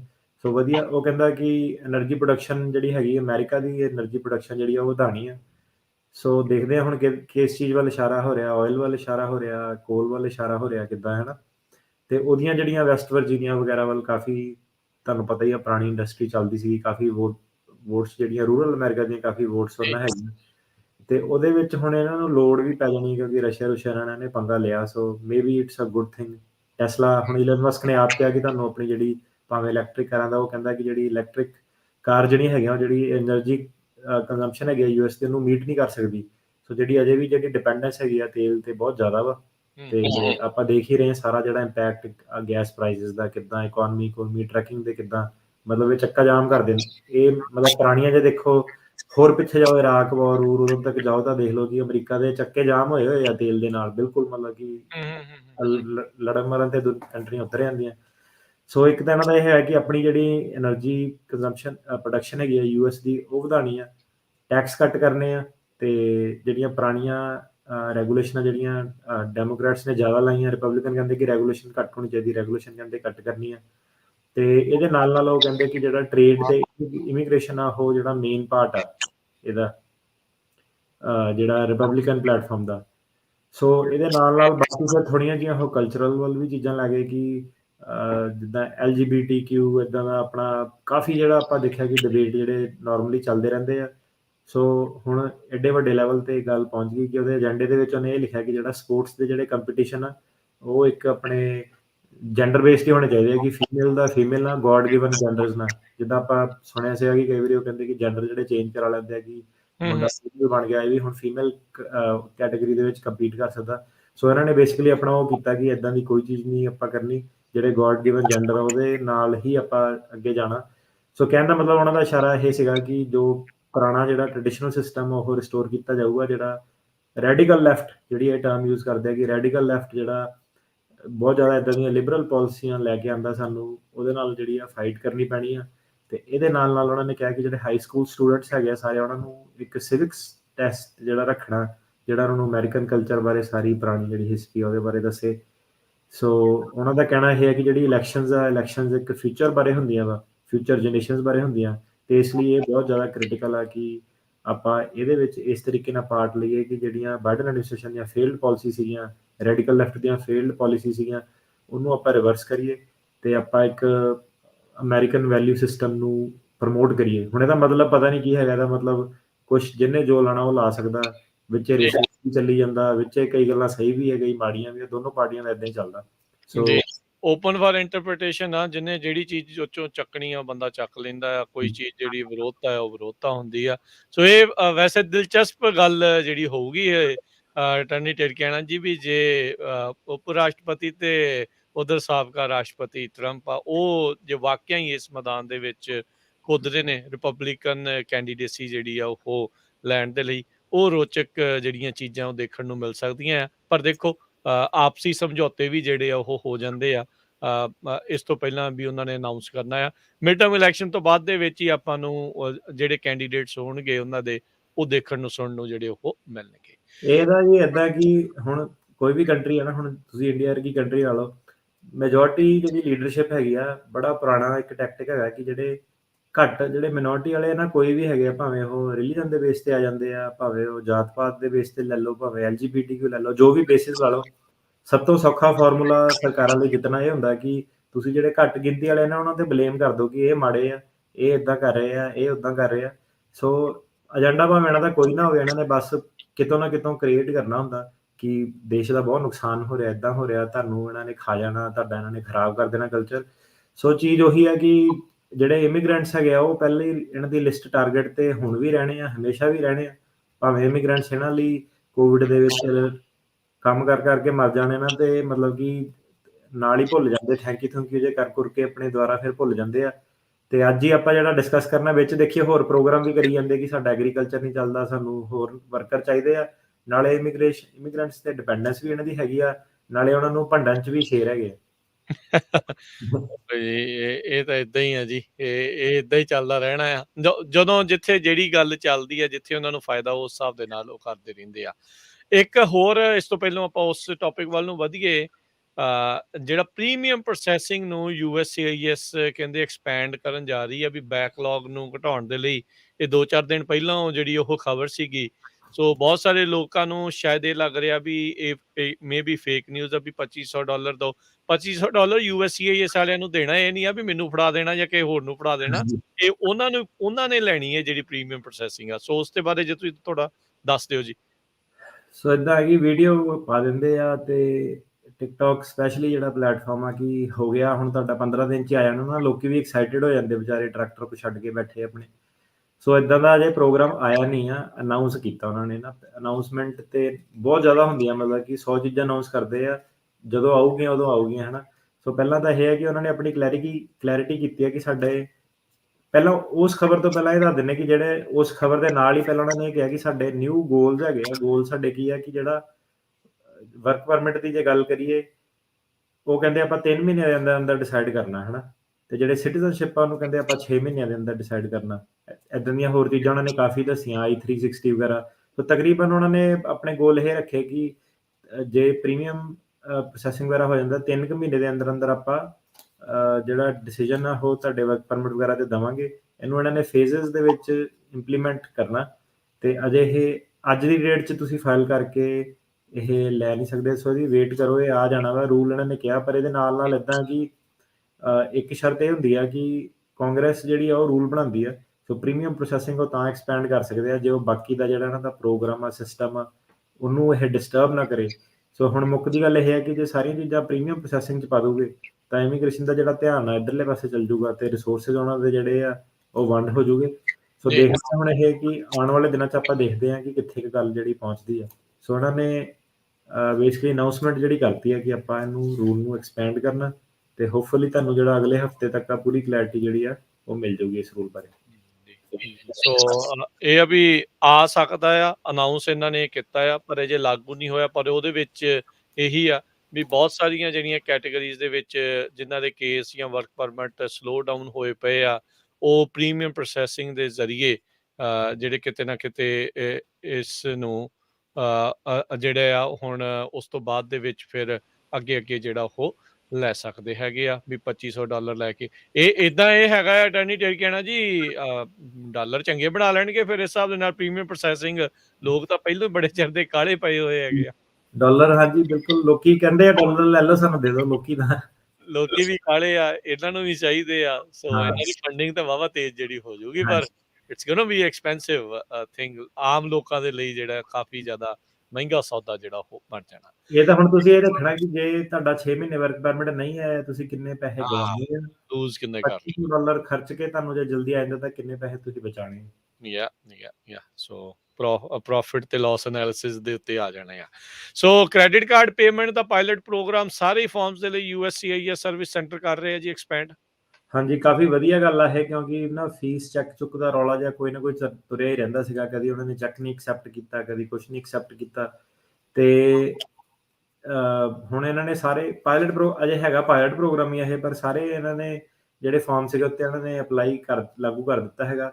ਤੇ ਜੇ ਪਾਇਲਟ ਹੁਣੇ ਸਕਸੈਸਫੁਲ ਰਿਹਾ, ਫਿਰ ਇਹਨਾਂ ਨੇ ਪੱਕਾ ਹੀ ਇਹ ਜਿਹੜਾ ਪ੍ਰੋਗਰਾਮ ਬਣਾ ਦੇਣਾ ਕਿ ਤੁਸੀਂ USCIS ਦੀ ਫੀਸ ਜਿਹੜੀ ਹੈਗੀ ਆ ਕ੍ਰੈਡਿਟ ਕਾਰਡ ਨਾਲ ਕਰ ਸਕਦੇ ਹੋ। ਤੇ ਨਾਲੋਂ ਨਾਲ ਹੁਣ ਹੋ ਕੀ ਰਿਹਾ ਕਿ ਕਾਫੀ ਜਿਹੜੀਆਂ ਫਾਈਲਿੰਗ ਜਿਹੜੀਆਂ ਹੈਗੀਆਂ, ਸਾਰੀਆਂ ਨਹੀਂ, ਕਈ ਫਾਈਲਿੰਗ ਜਿਹੜੀਆਂ ਆਨਲਾਈਨ ਹੋ ਰਹੀਆਂ। ਈਵਨ ਜਿਹੜੇ ਸਾਲਮ ਸੁਲਮ ਵਾਲੇ ਜਿਹੜੇ ਨਵੇਂ ਕੇਸ ਆ, ਕੈਸ਼ ਸਿਸਟਮ ਰਾਹੀਂ ਤੁਸੀਂ ਹੁਣ ਆਨਲਾਈਨ ਚੱਲ ਗਏ ਆ। ਸੋ ਐਕਚੁਅਲੀ ਉਹਨਾਂ ਦਾ ਗੋਲ ਇਹੀ ਹੋਣਾ ਫਿਰ ਕਿ ਕ੍ਰੈਡਿਟ ਕਾਰਡ ਡਿਜੀਟਲ ਪੇਮੈਂਟ ਹੋਵੇ ਤੇ ਡਿਜੀਟਲ ਫਾਈਲਿੰਗਸ ਹੋਣ। ਜੀ। ਸੋ ਪੇਪਰ ਵਰਕ ਨੂੰ ਘਟਾਉਣਾ ਚਾਹੁੰਦੇ ਆ ਸਾਰਾ ਕੁਝ ਹੀ। ਹਾਂਜੀ ਜੀ। ਸੋ ਆਲਰੇਡੀ ਬਹੁਤ ਸਾਰੇ ਜਿਹੜੇ ਫਾਰਮਸ ਆ ਉਹ ਡਿਜੀਟਲੀ ਤੁਸੀਂ ਜਿਹੜਾ ਉਹ ਕਰਦੇ ਵੀ ਹੈਗੇ ਆ। ਸੋ ਹੋਰ ਵੀ ਸਾਰੀਆਂ ਚੀਜ਼ਾਂ ਨੂੰ ਉਸਦੇ ਵਿੱਚ ਉਹ ਲੈ ਰਹੇ ਆ। ਸੋ ਉਹਨਾਂ ਨੂੰ ਵੀ ਕੰਮ ਜਿਹੜਾ ਉਹ ਸੌਖਾ ਬਣਦਾ ਜਾਊਗਾ। ਹਾਂਜੀ ਫਿਰ ਬੰਦਾ ਜਿਹੜਾ ਫਾਈਲ ਕਰ ਰਿਹਾ ਉਹਨੂੰ ਵੀ ਹੋਊਗਾ ਯਾਰ ਚਿੱਠੀ ਪਹੁੰਚੀ ਨਹੀਂ ਪਹੁੰਚੀ, ਉਹਦੇ ਨਾਲੋਂ ਤਾਂ ਇਹ ਪਤਾ ਹੈ ਵੀ ਤੁਸੀਂ ਆਨਲਾਈਨ ਕਰਤਾ ਸੀ ਅਪਲਾਈ, ਪੇਮੈਂਟ ਤੁਹਾਡੀ ਥਰੂ ਹੋ ਗਈ ਹੈ, ਤੇ ਫਿਰ ਜਿਹੜੀ ਉਹ ਗੁੱਡ ਹੋਊਗੀ। ਆਨਲਾਈਨ ਸਿਸਟਮ ਦਾ ਸਭ ਤੋਂ ਜ਼ਿਆਦਾ ਫਾਇਦਾ USCIS ਨੂੰ ਆਪ ਹੀ ਆ। ਫੋਰ ਐਗਜ਼ਾਮਪਲ, ਉਹਨਾਂ ਨੇ ਕਿਸੇ ਦਾ ਕੇਸ ਜਿਹੜਾ ਅਪਰੂਵ ਕੀਤਾ, ਸਿਸਟਮ 'ਚ ਉਹਨਾਂ ਨੇ ਅਪਰੂਵ ਕਰਤਾ, ਫਿਰ ਜਿਹੜਾ ਬਾਕੀ ਦਾ ਪ੍ਰੋਸੈਸ ਹੈ ਨਾ ਉਹ ਸਾਰਾ ਆਟੋਮੇਟਿਡ ਆ, ਕਿ ਮਤਲਬ ਆਪੇ ਪ੍ਰਿੰਟ ਪ੍ਰੁੰਟ ਕਰਕੇ ਜਿਹੜੇ ਚਿੱਠੀ ਆ, ਅਪਰੂਵਲ ਨੋਟਿਸ ਹਾਂਜੀ। ਆ, ਉਹ ਚੱਲ ਜਾਣਾ। ਹੁਣ ਉਹਨਾਂ ਨੂੰ ਸਾਰਾ ਜਿਹੜਾ ਕੰਮ ਇਹ ਮੈਨੂਅਲੀ ਕਰਨਾ ਪੈ ਰਿਹਾ ਸੀਗਾ। ਸੋ ਜਦੋਂ ਇਹ ਆਹ ਚੀਜ਼ਾਂ ਸਟ੍ਰੀਮਲਾਈਨ ਕਰਦੇ ਨੇ, ਹਨਾ, ਸੋ ਕੋਈ ਵੀ ਬਿਜ਼ਨਸ ਆ, ਪਤਾ ਕ੍ਰੈਡਿਟ ਕਾਰਡ ਦੀ ਪੇਮੈਂਟ ਆ, ਉਹਨਾਂ ਨੇ ਸਵਾਈਪ ਕਰਤਾ, ਪੇਮੈਂਟ ਬਾਅਦ 'ਚ ਆ ਜਾਊਗੀ, ਹਨਾ। ਤੇ ਜੇ ਉਹੀ ਤੁਸੀਂ ਕੈਸ਼ ਟ੍ਰਾਂਜੈਕਸ਼ਨ ਚੈੱਕ ਚੁੱਕ ਰਾਹੀਂ ਕਰਦੇ ਹੋ, ਫਿਰ ਮੈਨੂਅਲੀ ਇਹਨਾਂ ਨੂੰ ਸਾਰਾ ਕਰਨਾ ਪੈ ਰਿਹਾ ਸੀ। ਸੋ ਟਾਈਮ ਬਹੁਤ ਇਹਨਾਂ ਦਾ ਉਹ ਚੀਜ਼ਾਂ 'ਚ ਖਰਾਬ ਹੁੰਦਾ ਸੀਗਾ। ਜੀ। ਤੇ ਵਧੀਆ ਹੁਣ ਫਾਸਟ ਹੋਊਗੀ ਜੇ ਇੱਦਾਂ ਦੀਆਂ ਚੀਜ਼ਾਂ, ਇਹ ਟੈਕਨੋਲੋਜੀ ਦਾ ਜਿੰਨਾ ਸਹਾਰਾ ਲੈ ਲਓ, ਉਨਾ ਹੀ ਬੈਟਰ ਆ। ਜੀ, ਪਰ ਮੇਕ ਸ਼ੋਰ ਕਰਿਓ ਵੀ ਭਾਈ ਜਦੋਂ ਕ੍ਰੈਡਿਟ ਕਾਰਡ ਨਾਲ ਪੇਮੈਂਟ ਕਰਨੀ ਹੈ, ਤੁਹਾਡੇ ਉਹਦੇ ਵਿੱਚ ਉਹ ਲਿਮਟ ਉਸ ਹਿਸਾਬ ਦੇ ਨਾਲ ਹੋਵੇ। ਇਹ ਨਾ ਹੋਵੇ ਉਹਦੇ ਕਰਕੇ ਕੇਸ ਤੁਹਾਡਾ ਬਾਅਦ 'ਚ ਹੋਰ ਐਵੇਂ ਹਾਂਜੀ। ਲਟਕ ਵੀ ਜਿਹੜਾ ਹੋ ਜਾਵੇ। USCIS ਜਿਹੜੇ ਆ, USCIS ਰਿਸਪੌਂਡ ਕਰਨ ਦੇ ਲਈ ਏਜੰਸੀ ਰਿਕੁਐਸਟ ਨੂੰ ਉਹਨਾਂ ਨੇ ਫਲੈਕਸੀਬਿਲਿਟੀ ਜਿਹੜੀ ਹੋਰ ਐਕਸਟੈਂਡ ਕੀਤੀ ਆ, ਹੋਰ ਲਚਕ ਕੀਤੀ ਹੈ ਜੀ। ਹਾਂਜੀ, ਸੋ ਇਹ ਆਪਾਂ ਦੇਖਿਆ ਕਿ ਚੱਲਾ ਹੀ ਆ ਰਿਹਾ ਨਾ ਕੋਵਿਡ ਤੋਂ, ਤੇ ਹੁਣ ਉਹ ਕਹਿੰਦੇ ਸ਼ਾਇਦ ਇਹ ਜਿਹੜੀ ਆਖਰੀ ਉਹਨਾਂ ਦੀ ਫਲੈਕਸੀਬਿਲਿਟੀ ਹੋਵੇ। ਸੋ ਫਲੈਕਸੀਬਿਲਿਟੀ ਉਹਨਾਂ ਦੀ ਜਿਹੜੀ ਹੈਗੀ ਆ, ਉਹ ਇਹ ਹੈਗੀ ਆ ਕਿ ਮਾਰਚ 1 2020 ਜਦੋਂ ਸ਼ੁਰੂ ਹੋਇਆ ਸੀਗਾ ਇਹ ਸਾਰਾ ਕੁਛ, ਤੇ ਜੁਲਾਈ 25 2022 ਇਹਦੇ ਵਿੱਚ ਤੁਹਾਨੂੰ ਕੋਈ ਵੀ ਨੋਟਿਸ ਮਿਲਿਆ, request for evidence, intent to revoke, intent to deny, ਜਿਹੜੇ ਇਦਾਂ ਦੇ ਸੀਗੇ, ਉਹ ਇੱਕ ਡੈਡਲਾਈਨ ਹੁੰਦੀ ਤੁਹਾਡੀ ਰਿਸਪੌਂਡ ਕਰਨ ਦੀ ਕਿ ਇੰਨੀ ਤਰੀਕ ਤੱਕ ਤੁਸੀਂ ਜਵਾਬ ਜਿਹੜਾ RFE ਦਾ ਉਹ ਦੇਣਾ ਹੁੰਦਾ। ਜੀ। ਉਹਦੇ ਉੱਤੇ ਇਹਨਾਂ ਨੇ 60 ਦਿਨ ਦਾ ਤੁਹਾਨੂੰ ਐਡੀਸ਼ਨਲ ਟਾਈਮ ਦਿੱਤਾ ਕਿ 60 ਦਿਨ ਤੁਹਾਡੇ ਕੋਲ ਹੋਰ। ਸੋ ਮਤਲਬ ਜੁਲਾਈ 25 2022 ਤੋਂ ਪਹਿਲਾਂ ਜੇ ਤੁਹਾਨੂੰ ਕੋਈ ਵੀ ਨੋਟਿਸ ਆਉਂਦਾ, ਤੁਹਾਨੂੰ ਕੋਈ ਡੈਡਲਾਈਨ ਦਿੰਦੇ ਆ ਕਿ ਰਿਸਪੌਂਡ ਕਰੋ, ਤੇ ਉਹਦੇ ਵਿੱਚ ਤੁਹਾਡੇ 60 ਦਿਨ ਜਿਹੜੇ ਹੋਰ ਜਿਹੜੇ ਉਹ ਐਡ ਹੋ ਜਾਂਦੇ ਆ। ਸੋ ਇਹ ਰਿਕੁਐਸਟ ਫॉर ਐਵੀਡੈਂਸ ਲਈ, intent to deny, intent to revoke, intent to resign, ਇਹ ਸਾਰੀਆਂ ਜਿਹੜੀਆਂ ਚੀਜ਼ਾਂ ਹੈਗੀਆਂ, ਇਹਦੇ ਲਈ ਇਹ ਅਵੇਲੇਬਲ ਆਪਸ਼ਨ ਜਿਹੜੀ ਆ ਉਹ ਹੈਗੀ ਆ। ਤੇ ਇਹਦਾ ਕਾਫੀ ਫਾਇਦਾ ਸਾਨੂੰ ਵੀ ਹੋਇਆ, ਕਲਾਇੰਟਸ ਨੂੰ ਵੀ ਹੋਇਆ। ਮੁੱਖ ਦੀ ਗੱਲ ਇਹ ਸੀਗੀ ਕਿ ਫॉर ਐਗਜ਼ਾਮਪਲ ਜੇ ਕਿਸੇ ਨੂੰ ਉਹਨਾਂ ਨੇ ਕਿਹਾ ਕਿ ਬਰਥ ਸਰਟੀਫਿਕੇਟ ਲੈ ਕੇ ਆਓ, ਹੁਣ ਇੰਡੀਆ ਵਗੈਰਾ 'ਚ ਕਾਫੀ ਡਿਲੇ ਜਿਹੜੇ ਚੱਲ ਰਹੇ ਆ। ਸੋ ਕਈ ਵਾਰੀ ਉਹਨਾਂ ਦਾ ਜਿਹੜਾ 87 ਦਿਨ ਦਾ ਜਿਹੜਾ ਟਾਈਮ ਦਿੰਦੇ ਸੀ, ਉਹ 'ਚ ਉਹ ਹੋ ਨਹੀਂ ਪਾਉਂਦਾ ਸੀ। ਸੋ 60 ਦਿਨ ਦਾ ਕਾਫੀ ਲੋਕਾਂ ਨੇ ਜਿਹੜਾ ਫਾਇਦਾ ਜਿਹੜਾ ਹੋਇਆ। ਤੇ ਇਹਨਾਂ ਨੇ ਇਹ ਕਿਹਾ ਕਿ ਇਹ ਹੁਣ ਆਖਰੀ ਐਕਸਟੈਂਸ਼ਨ ਹੈ, ਇਸ ਤੋਂ ਬਾਅਦ ਸ਼ਾਇਦ ਉਹ ਨਾ ਦੇਣ, ਕਿਉਂਕਿ ਫਿਰ ਬਾਰਡਰ ਵੀ ਖੋਲ ਰਹੇ ਆ, ਟਾਈਟਲ 42 ਵੀ ਹਟਾ ਰਹੇ ਆ। ਸੋ ਕਿਸੇ ਨਾ ਕਿਸੇ ਮੌਕੇ ਤੇ ਤਾਂ ਸਟਾਰਟ ਇਹਨਾਂ ਨੂੰ ਜਿਹੜਾ ਕਰਨਾ ਹੀ ਪੈਣਾ। ਜੀ, ਇੱਕ ਪਾਸੇ ਢਿੱਲ ਦਿੱਤੀ ਤੇ ਦੂਜੇ ਪਾਸੇ ਕੱਸਣਾ ਜਿਹੜਾ ਉਹ ਪੈਣਾ ਹੀ ਪੈਣਾ। ਹਰ ਇੱਕ ਦੀ ਢਿੱਲੀ ਕਰਕੇ ਜਿਹੜਾ ਉਹ ਸਰਦਾ ਨਹੀਂ ਆ। H1B ਕੈਪ ਸੀਜ਼ਨ ਦੀਆਂ ਕੀ ਅਪਡੇਟਸ ਹੈਗੀਆਂ ਜੀ ਫਿਸਕਲ ਈਅਰ 2023 ਦੀਆਂ? ਜੀ, ਸੋ ਉਹਨਾਂ ਨੂੰ ਜਿੱਦਾਂ ਆਪਾਂ ਦੱਸਿਆ ਕਿ ਮਾਰਚ 1 ਤੋਂ ਲੈ ਕੇ ਮਾਰਚ 18 ਤੱਕ ਲੋਟਰੀ ਸਿਸਟਮ ਹੁੰਦਾ। ਲੋਕਾਂ ਨੇ ਲੋਟਰੀ ਪਾਈ, ਇੰਪਲੋਇਰਸ ਨੇ, ਲੋਟਰੀ ਦੇ ਰਿਜ਼ਲਟ ਆ ਗਏ। ਹੁਣ ਜਿੰਨੇ ਸਾਰਿਆਂ ਦੇ ਰਿਜ਼ਲਟ ਜਿਹੜੇ ਆਲਰੇਡੀ ਆਊਟ ਹੋ ਗਏ ਆ, ਇਹ ਕੰਪਿਊਟਰ ਰਾਹੀਂ ਜਿਹੜੀ ਰੈਂਡਮ ਸਿਲੈਕਸ਼ਨ ਜਿਹੜੀ ਹੁੰਦੀ ਆ, ਤੇ ਇਹ ਜਿਹੜਾ ਵੀਜ਼ਾ ਹੈਗਾ ਸਪੈਸ਼ਲੀ ਇਹਦੇ ਲਈ ਘੱਟੋ ਘੱਟ ਤੁਹਾਡੀ ਬੈਚਲਰ ਜਾਂ ਹਾਈ ਡਿਗਰੀ ਚਾਹੀਦੀ ਹੈ, ਤੇ US ਦਾ ਇੰਪਲੋਇਰ ਹੀ ਤੁਹਾਡੇ ਲਈ ਫਾਈਲ ਕਰ ਸਕਦਾ। ਮਾਰਚ 1 ਨੂੰ ਹਰ ਸਾਲ ਮਾਰਚ 1 ਨੂੰ ਲੋਟਰੀ ਜਿਹੜੀ ਖੁੱਲਦੀ ਆ, ਮਤਲਬ ਕਿ ਤੁਹਾਡਾ ਜਿਹੜਾ ਇੰਪਲੋਇਰ ਹੈ ਪਹਿਲਾਂ ਹੀ ਉਸ ਤੋਂ ਰੈਡੀ ਹੋਣਾ ਚਾਹੀਦਾ। ਸੋ ਫਿਰ ਉਹ ਲੋਟਰੀ ਪਾਉਂਦੇ ਆ, ਲੋਟਰੀ ਨਿਕਲਦੀ ਆ, ਤੇ ਸਾਰੇ ਜਿਹੜੇ ਇੰਪਲੋਇਰ ਸੀਗਾ ਉਹਨਾਂ ਨੂੰ ਇਹਨਾਂ ਨੇ ਆਲਰੇਡੀ ਨੋਟੀਫਾਈ ਕਰਤਾ। ਸੋ ਪਹਿਲਾਂ ਇਹ ਜਿਹੜਾ 2-3 ਸਾਲ ਪਹਿਲਾਂ ਇਹ ਮੈਨੂਅਲ ਪ੍ਰੋਸੈਸ ਹੁੰਦਾ ਸੀਗਾ, ਤੁਸੀਂ ਪੇਪਰ ਰਾਹੀਂ ਫਾਈਲ ਕਰਦੇ ਸੀਗੇ। ਬਹੁਤ ਜ਼ਿਆਦਾ ਜਿਹੜਾ ਕਹਿ ਲਓ 2-2 3-3 ਮਹੀਨੇ ਸਾਰੀਆਂ ਜਿਹੜੀਆਂ ਇਮੀਗ੍ਰੇਸ਼ਨ ਲਾਅ ਫਰਮ ਜਿਹੜੀਆਂ ਹੁੰਦੀਆਂ ਸੀਗੀਆਂ, ਦਿਨ ਰਾਤ ਜਿੱਦਾਂ ਕੰਮ ਚੱਲਦਾ ਸੀਗਾ। ਇੱਕ ਕਹਿ ਲਓ ਸੀਜ਼ਨ ਜਿਹੜਾ ਹੁੰਦਾ ਸੀਗਾ, ਯੁੱਧ ਦਾ ਟਾਈਮ ਹੁੰਦਾ ਸੀਗਾ। ਤੇ ਹੁਣ ਜਿਹੜਾ ਕੰਪਿਊਟਰ ਦਾ ਕੰਮ ਇਹਨਾਂ ਨੇ ਕੀਤਾ, ਬਹੁਤ ਕੰਮ ਸੁਖਾਲਾ ਕਰਤਾ ਕਿ ਤੁਸੀਂ ਇੰਪਲੋਈ ਦਾ ਨਾਂ ਪਾਉਂਦੇ ਆ ਤੇ ਲੋਟਰੀ ਆਟੋਮੈਟਿਕਲੀ ਹੋ ਜਾਂਦੀ ਹੈ। ਫਿਰ ਜਿਹੜੇ ਜਾਣੇ ਸਿਲੈਕਟ ਹੁੰਦੇ ਆ, ਸਿਰਫ ਉਹਨਾਂ ਦੀਆਂ ਤੁਸੀਂ ਜਿਹੜੀਆਂ ਪਟੀਸ਼ਨ ਆ ਉਹ ਫਾਈਲ ਕਰਦੇ ਹੋ। ਤੇ ਐਤਕੀ ਜਿਹੜਾ ਕਹਿ ਲਓ 25% ਸਿਲੈਕਸ਼ਨ ਰੇਟ ਜਿਹੜਾ ਓਵਰਆਲ ਸੀਗਾ। ਪਹਿਲਾਂ ਤਾਂ ਤੁਹਾਨੂੰ 100% ਪਟੀਸ਼ਨਾਂ ਫਾਈਲ ਕਰਨੀਆਂ ਪੈਂਦੀਆਂ ਸੀ ਮੈਨੂਅਲ, ਉਹ ਫਿਰ ਉਹਨੂੰ ਖੁਦ ਕੰਪਿਊਟਰ 'ਚ ਐਂਟਰ ਕਰਦੇ ਸੀ, ਲੋਟਰੀ ਕਰਦੇ ਸੀਗੇ। ਹੁਣ ਇਹਨਾਂ ਨੇ ਸਿਸਟਮ ਪੁੱਠਾ ਕਰਤਾ ਕਿ ਤੁਸੀਂ ਪਹਿਲਾਂ ਆਪਣੇ ਨਾਮ ਐਂਟਰ ਕਰੋ, ਜਿਹੜੇ ਸਿਲੈਕਟ ਹੋਏ ਫਿਰ ਉਹਦੀਆਂ ਤੁਸੀਂ ਲੋਟਰੀਆਂ ਜਿਹੜੀਆਂ ਉਹਦੀਆਂ ਤੁਸੀਂ ਕੇਸ ਜਿਹੜੇ ਉਹ ਪਾਓਗੇ। ਸੋ ਇਹਦਾ ਮਤਲਬ ਹੁਣ ਤੁਹਾਨੂੰ ਸਿਰਫ 25% ਜਿਹੜਾ ਕੰਮ ਉਹ ਕਰਨਾ ਪਊਗਾ 75% ਦੇ ਬਜਾਏ। ਕਈ ਅਟਰਨੀ ਇਹਨੂੰ ਵਧੀਆ ਸਮਝਦੇ ਆ, ਕਈ ਅਟਰਨੀ ਇਹਨੂੰ ਮਾੜਾ ਸਮਝਦੇ। ਉਹ ਕਹਿੰਦੇ ਕਿ ਆਪਾਂ ਹੁਣ ਫੀਸ ਨਹੀਂ ਇਕੱਠੀ ਕਰ ਸਕਦੇ, ਪਹਿਲਾਂ ਸਾਡੇ ਕੋਲ ਸਾਰੇ ਜਿਹੜੇ ਕੇਸ ਸੀਗੇ ਉਹਦੀ ਫੀਸ ਆ। ਪਰ ਇਹ ਆ ਕਿ ਗ੍ਰੇਟਰ ਗੁੱਡ ਲਈ ਕੋਈ ਵੀ ਜਦੋਂ ਟੈਕਨੋਲੋਜੀ ਆਉਂਦੀ ਹੈ, ਹਨਾ, ਜਿੱਦਾਂ ਕਹਿ ਲਓ ਊਬਰ ਆ ਗਿਆ, ਕੁਛ ਆ ਗਿਆ, ਟੈਕਸੀ ਡਰਾਈਵਰਾਂ ਨੇ ਥੋੜਾ ਜਿਹਾ ਰੌਲਾ ਤਾਂ ਜ਼ਰੂਰ ਉਹਨਾਂ ਨੇ ਪਾਣਾ, ਪਰ ਜਿਹੜਾ ਜਨਤਾ ਲਈ ਜਿਹੜੀ ਵਧੀਆ ਚੀਜ਼ ਆ ਉਹ ਐਂਡ 'ਚ ਕਰਨੀ ਪੈਣੀ ਆ। ਉਹਨੂੰ ਤੁਸੀਂ ਜਨਤਾ ਨੂੰ ਰੋਕ ਕੇ ਨਹੀਂ ਰੱਖ ਸਕਦੇ। ਸੋ ਇਹ ਇੱਕ ਵਧੀਆ ਚੀਜ਼ ਜਿਹੜੀ ਸੀ ਉਹ। ਤੇ ਇਹਦੇ ਵਿੱਚ ਹੁਣ ਅੱਗੇ ਅਪਡੇਟ ਉਹਨਾਂ ਦਾ ਇਹ ਹੈ ਕਿ April 1 ਤੋਂ ਮਤਲਬ ਕਿ ਆਲਰੇਡੀ ਤੁਸੀਂ ਜਿਹੜੇ ਸਿਲੈਕਟ ਹੋਏ ਆ ਉਹਦੀ ਪਟੀਸ਼ਨ ਜਿਹੜੀ ਫਾਈਲ ਕਰ ਸਕਦੇ ਆ। ਤੇ ਸਿਰਫ ਉਹੀ ਲੋਕੀ ਫਾਈਲ ਕਰ ਸਕਦੇ ਆ ਜਿਹਨਾਂ ਦਾ ਨਾਂ ਜਿਹੜਾ ਨੋਟਿਸ ਤੇ ਸੀਗਾ। ਮਤਲਬ ਉਹ ਤੁਹਾਡੀ ਲੋਟਰੀ ਵਾਲੀ ਟਿਕਟ ਜਿਹੜੀ ਰਸੀਟ ਆ ਉਹ ਤੁਹਾਡੇ ਕੋਲ ਹੋਣੀ ਚਾਹੀਦੀ ਆ। ਤੇ ਉਹਨਾਂ ਨੇ ਇਹੀ ਹਦਾਇਤ ਦਿੱਤੀ ਹੈ ਕਿ ਤੁਸੀਂ ਇਹਨੂੰ ਪ੍ਰੋਪਰਲੀ ਫਾਈਲ ਕਰੋ। 90 ਦਿਨ ਦਾ ਟਾਈਮ ਦਿੰਦੇ ਆ। ਸੋ April ਤੋਂ June ਤੱਕ ਟਾਈਮ ਹੋਊਗਾ ਜਿਹੜਾ ਪਹਿਲਾ ਬੈਚ ਆ।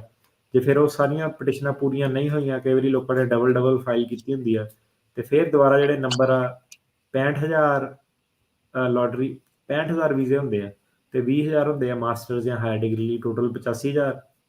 ਕਈ ਵਾਰੀ ਹੁਣ ਇਹ ਨਹੀਂ, ਸਾਰੇ ਲੋਕੀ ਨਹੀਂ ਵੀ ਫਾਈਲ ਕਰਦੇ, ਫਿਰ ਦੁਬਾਰਾ ਜਿਹੜੇ ਨੰਬਰ ਬਚਦੇ ਆ ਫਿਰ ਉਹਦੀ ਸੈਕੰਡ ਲੋਟਰੀ ਇਹ ਜੂਨ ਜੁਲਾਈ 'ਚ ਦੁਬਾਰਾ ਜਿਹੜੀ ਆ ਉਹ ਕੰਡਕਟ ਕਰਦੇ ਆ।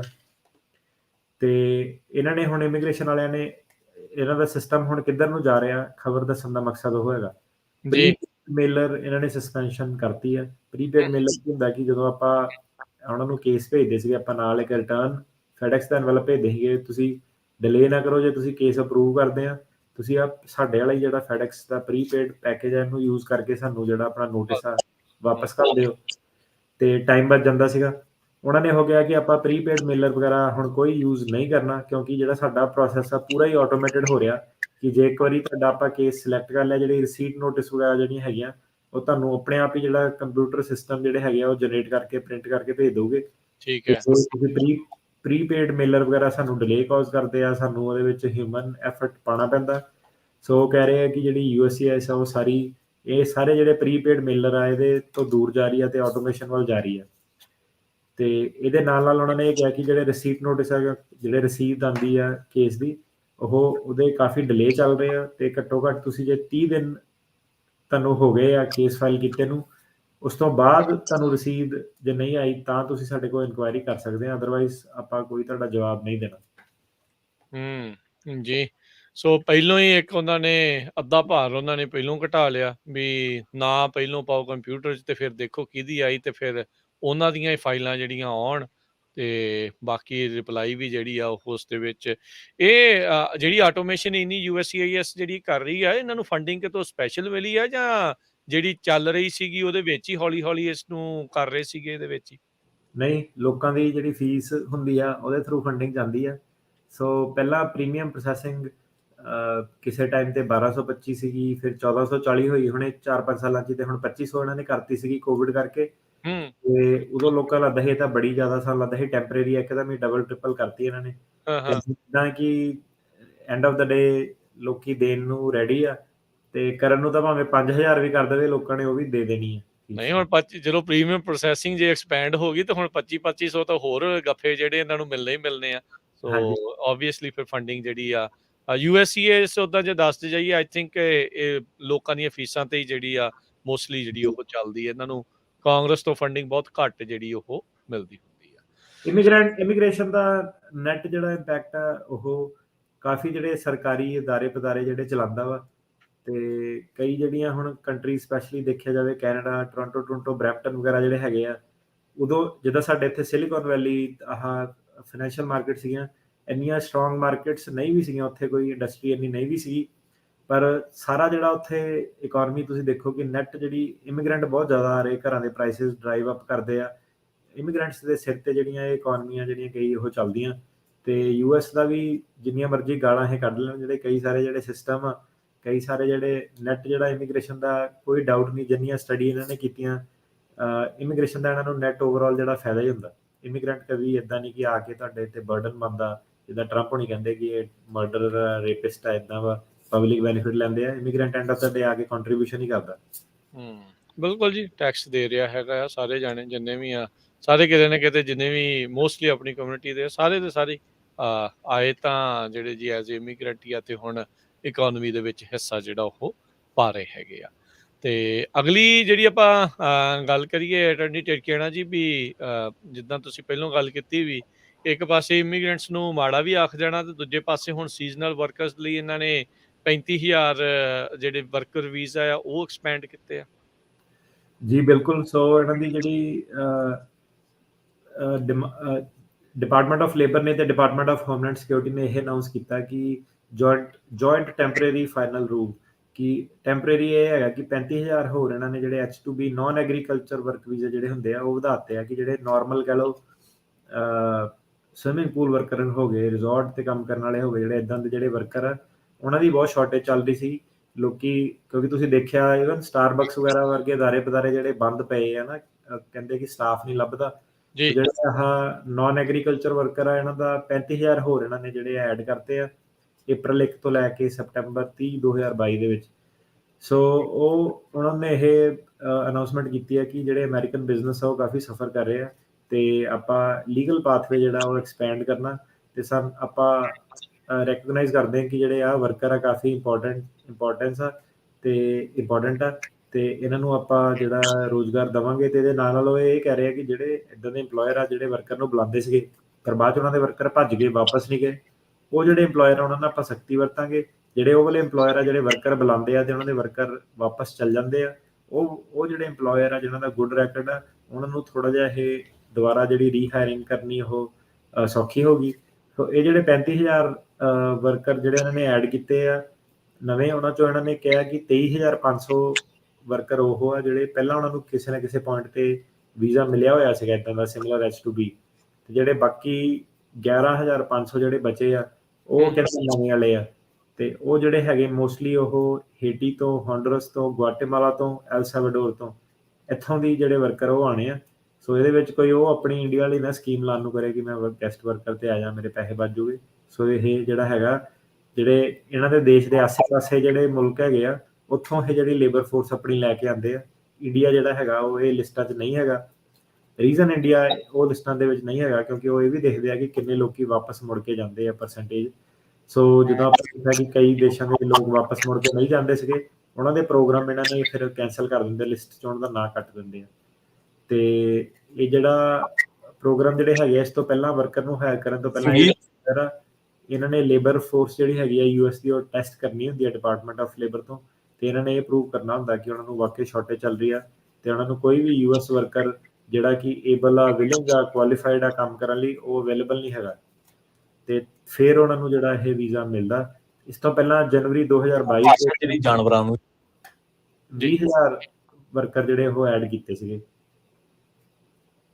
ਜੀ ਜੀ ਸੋ ਬਿਲਕੁਲ। ਸੋ ਇਹ ਹੁਣ ਡਿਮਾਂਡ ਜਿਹੜੀ ਲਗਾਤਾਰ ਅਟਾਰਨੀ ਟਿਰਕੈਨਾ ਜੀ ਜਿਹੜੀ ਉਹ ਵੱਧ ਰਹੀ ਹੈਗੀ ਆ। ਸੋ ਲੋਕਾਂ ਨੂੰ ਕੰਮ ਕਰਨ ਦੇ ਲਈ ਕੱਲ੍ਹ ਹੀ ਆਪਾਂ ਜਿਹੜੀ ਇੱਕ ਰਿਪੋਰਟ ਦੱਸ ਰਹੇ ਸੀਗੇ ਇਸ ਦੇ ਬਾਬਤ, ਇੱਕ ਟਾਈਮ ਦੇ ਉੱਤੇ ਇੱਕ ਨੌਕਰੀ ਦੇ ਲਈ 2 ਜਾਣੇ ਲੜਦੇ ਹੁੰਦੇ ਸੀ ਵੀ ਤੈਨੂੰ ਮਿਲੂਗੀ ਜਾਂ ਮੈਨੂੰ ਮਿਲੂਗੀ, ਤੇ ਅੱਜ ਇੱਕ ਜਾਣੇ ਦੇ ਲਈ 2 ਤੋਂ 3 ਨੌਕਰੀਆਂ ਜਿਹੜੀਆਂ ਉਹ ਪਈਆਂ ਆ ਜੇ ਕੋਈ ਕੰਮ ਕਰਨਾ ਚਾਹੁੰਦਾ ਹੈ। ਸੋ ਇੰਨੀਆਂ ਜ਼ਿਆਦਾ ਵੇਕੈਂਸੀਜ਼ ਇਸ ਟਾਈਮ ਲੇਬਰ ਮਾਰਕੀਟ ਦੇ ਵਿੱਚ ਪਈਆਂ ਨੇ। ਸੋ ਕੋਈ ਕੰਮ ਕਰਨ ਵਾਲਾ ਬਣੇ, ਬਥੇਰੇ ਜਿਹੜੇ ਉਹ ਜਿਹੜੀਆਂ ਨੌਕਰੀਆਂ ਨੇ। ਸੋ ਇਸ ਲਈ ਲੋਕ ਘੱਟ ਨੇ, ਨੌਕਰੀਆਂ ਜ਼ਿਆਦਾ। ਇਹ ਵੀ ਇੱਕ ਜਿਹੜੇ ਇਸ ਦੇ ਵਿੱਚ ਕਾਰਨ ਆ ਵੀ ਭਾਈ ਜਿਹੜੇ ਸੀਜ਼ਨਲ ਵਰਕਰਸ ਆ ਉਹਨਾਂ ਦੇ ਵੀਜ਼ਿਆਂ ਨੂੰ ਇਹ ਐਕਸਪੈਂਡ ਹੌਲੀ ਹੌਲੀ ਕਰ ਰਹੇ ਹੈਗੇ ਆ। ਸੋ ਆਪਾਂ ਇੱਥੇ ਹੁਣ ਅਟਾਰਨੀ ਟਿਰਕੈਨਾ ਜੀ ਲੈਂਦੇ ਆਪਾਂ ਇੱਕ ਬ੍ਰੇਕ, ਤੇ ਬ੍ਰੇਕ ਤੋਂ ਬਾਅਦ ਦੇ ਵਿੱਚ ਫਿਰ ਮੁੜ ਕੇ ਵਾਪਸ ਹਾਜ਼ਰ ਹੁੰਦੇ ਆ ਤੇ ਫਿਰ ਸਰੋਤਿਆਂ ਦੇ ਜਿਹੜੇ ਸਵਾਲ ਜਵਾਬ ਆ ਉਹ ਆਪਾਂ ਲਵਾਂਗੇ। ਤੇ ਸਰੋਤਿਓ ਤੁਸੀਂ ਕਾਲ ਕਰ ਸਕਦੇ ਹੋ, ਨੰਬਰ ਹੈ 408 272 5200 4082725200 ਤੇ ਮਿਲਦੇ ਆ ਇੱਕ ਬ੍ਰੇਕ ਤੋਂ ਬਾਅਦ।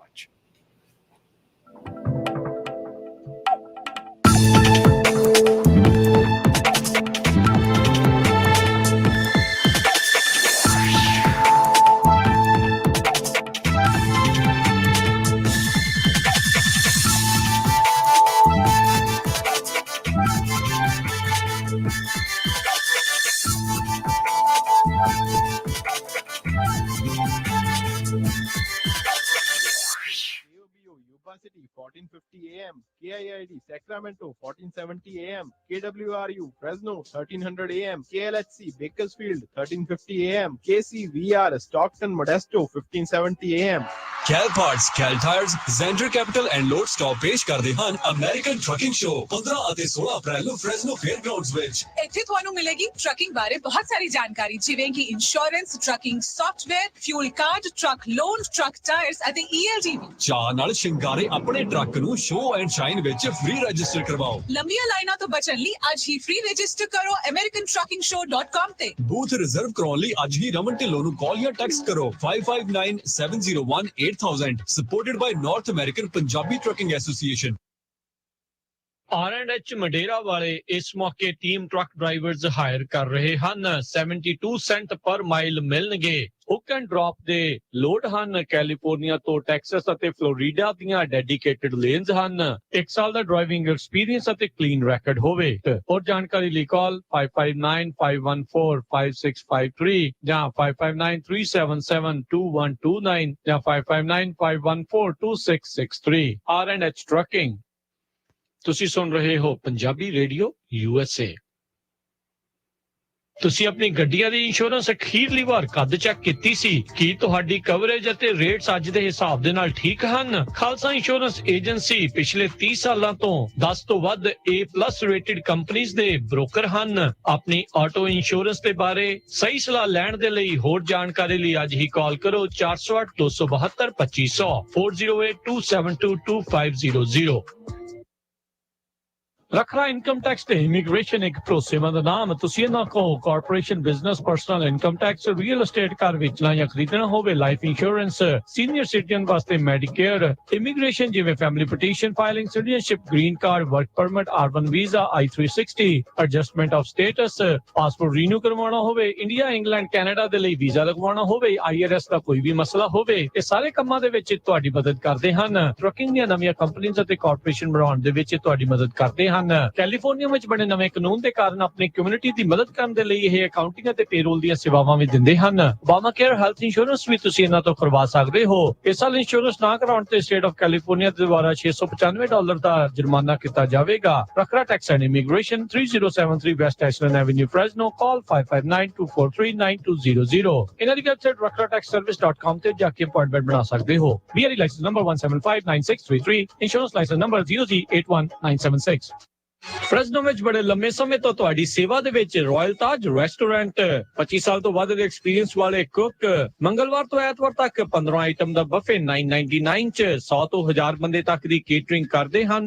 ਹਰ ਤਰ੍ਹਾਂ ਦੇ ਵੈਜ, ਨਾਨ ਵੈਜ, ਰਾਇਲ ਖਾਣੇ ਦੇ ਲਈ ਯਾਦ ਰੱਖੋ royal Taj restaurant, Fresno, 6735 north first street, Fresno. ਹੋਰ ਜਾਣਕਾਰੀ ਦੀ call Sodhi 5597619641 559 761 9641। Gill immigration consultants, ਇਹਨਾਂ ਤੋਂ ਤੁਸੀਂ family petition, passport, visa, green card, citizenship, affidavit of support, re-entry permit, work permit, Indian passport ਲਈ ਸਿਲੰਡਰ ਸਰਟੀਫਿਕੇਟ ਲੈਣਾ, ਰੀਨਿਊ ਕਰਵਾਉਣਾ, OCI ਕਾਰਡ, ਇੰਡੀਆ ਲਈ ਵੀਜ਼ਾ, ਪਾਸਪੋਰਟ ਸਾਈਜ਼ ਫੋਟੋਜ਼ ਤੇ ਨੋਟਰੀ ਦੀਆਂ ਸਰਵਿਸਿਜ਼ ਲੈ ਸਕਦੇ ਹੋ। ਕਾਲ Gurpreet Gill 5594122876 559 412 2876। Address 4709 Al Capitan, Suite 103, Fresno, or visit fresnoimmigration.com। क्या बात है, ਅੱਜ ਤਾਂ ਪਛਾਣੇ ਨਹੀਂ ਜਾਂਦੇ ਸਰਕਾਰ। ਜਦੋਂ ਵੀ ਮੈਂ SNS ਬਿਊਟੀ ਸਟੂਡੀਓ ਤੋਂ ਤਿਆਰ ਹੁੰਦੀ ਆ, ਤੁਸੀਂ ਇਹੀ ਕਹਿੰਦੇ ਹੋ। ਜੀ ਹਾਂ, ਜੇ ਦਿਲ ਕਰੇ ਕੰਪਲੀਮੈਂਟ ਪਾਉਣਾ, ਖੁਦ ਨੂੰ ਸਜਾਉਣਾ, ਤਾਂ ਫਿਰ SNS ਬਿਊਟੀ ਸਟੂਡੀਓ ਹੀ ਆਉਣਾ। Threading, waxing, facials, skin treatments, eyelash extension, bridal and non-bridal makeup and hair, ear piercing, teeth whitening, body sculpting and microblading ਤੇ ਹੋਰ ਵੀ ਬਹੁਤ ਕੁਝ। ਇਹ ਸਭ ਸਰਵਿਸਿਜ਼ ਅਵੇਲੇਬਲ ਨੇ SNS beauty studio, 6061 East Kings Canyon Road, Suite 105, Fresno. Call 5595705832 559 570 5832। ਆਪਣੇ business ਤੇ ਕੰਮਕਾਰ ਨੂੰ ਹੋਰ ਵਧਾਓ। ਪੰਜਾਬੀ ਰੇਡੀਓ USA ਤੇ ਆਪਣੀ ਐਡ ਚਲਾਓ। ਨਵੇਂ ਕਸਟਮਰਸ ਲਈ ਖਾਸ ਪ੍ਰਮੋਸ਼ਨਲ ਆਫਰ ਜੋ ਦਿੰਦੇ ਨੇ ਤੁਹਾਨੂੰ ਤੁਹਾਡੇ ਡਾਲਰ ਦਾ ਜ਼ਿਆਦਾ ਮੁੱਲ। ਵਧੇਰੇ ਜਾਣਕਾਰੀ ਲਈ ਕਾਲ ਕਰੋ 4082725200 408 212। ਤੁਹਾਡੀਆਂ ਇੰਸ਼ੋਰੈਂਸ ਦੀਆਂ ਹਰ ਇੱਕ ਤਰੀਕੇ ਦੀਆਂ ਜ਼ਰੂਰਤਾਂ ਦੇ ਲਈ ਖਾਲਸਾ ਇੰਸ਼ੋਰੈਂਸ ਏਜੰਸੀ, 25 ਸਾਲ ਤੋਂ ਵੱਧ ਦਾ ਤਜਰਬਾ। Home, auto, commercial, liquor store, gas station, convenience store, hotel, motor, taxi, health insurance, life insurance ਤੇ ਵਿਜ਼ਟਰ ਇੰਸ਼ੋਰੈਂਸ ਦੇ ਲਈ ਅੱਜ ਹੀ ਕਾਲ ਕਰੋ Khalsa insurance agency 4082722500 408 272 2500। Khalsa insurance agency. ਤੁਸੀਂ ਸੁਣ ਰਹੇ ਹੋ Punjabi radio USA, KWRU Fresno 1300 AM, KLHC Bakersfield 1350 AM, KOBO Yuba City 1450 AM, KIID Sacramento 1470 AM, KCVR Lodi Stockton 1570 AM।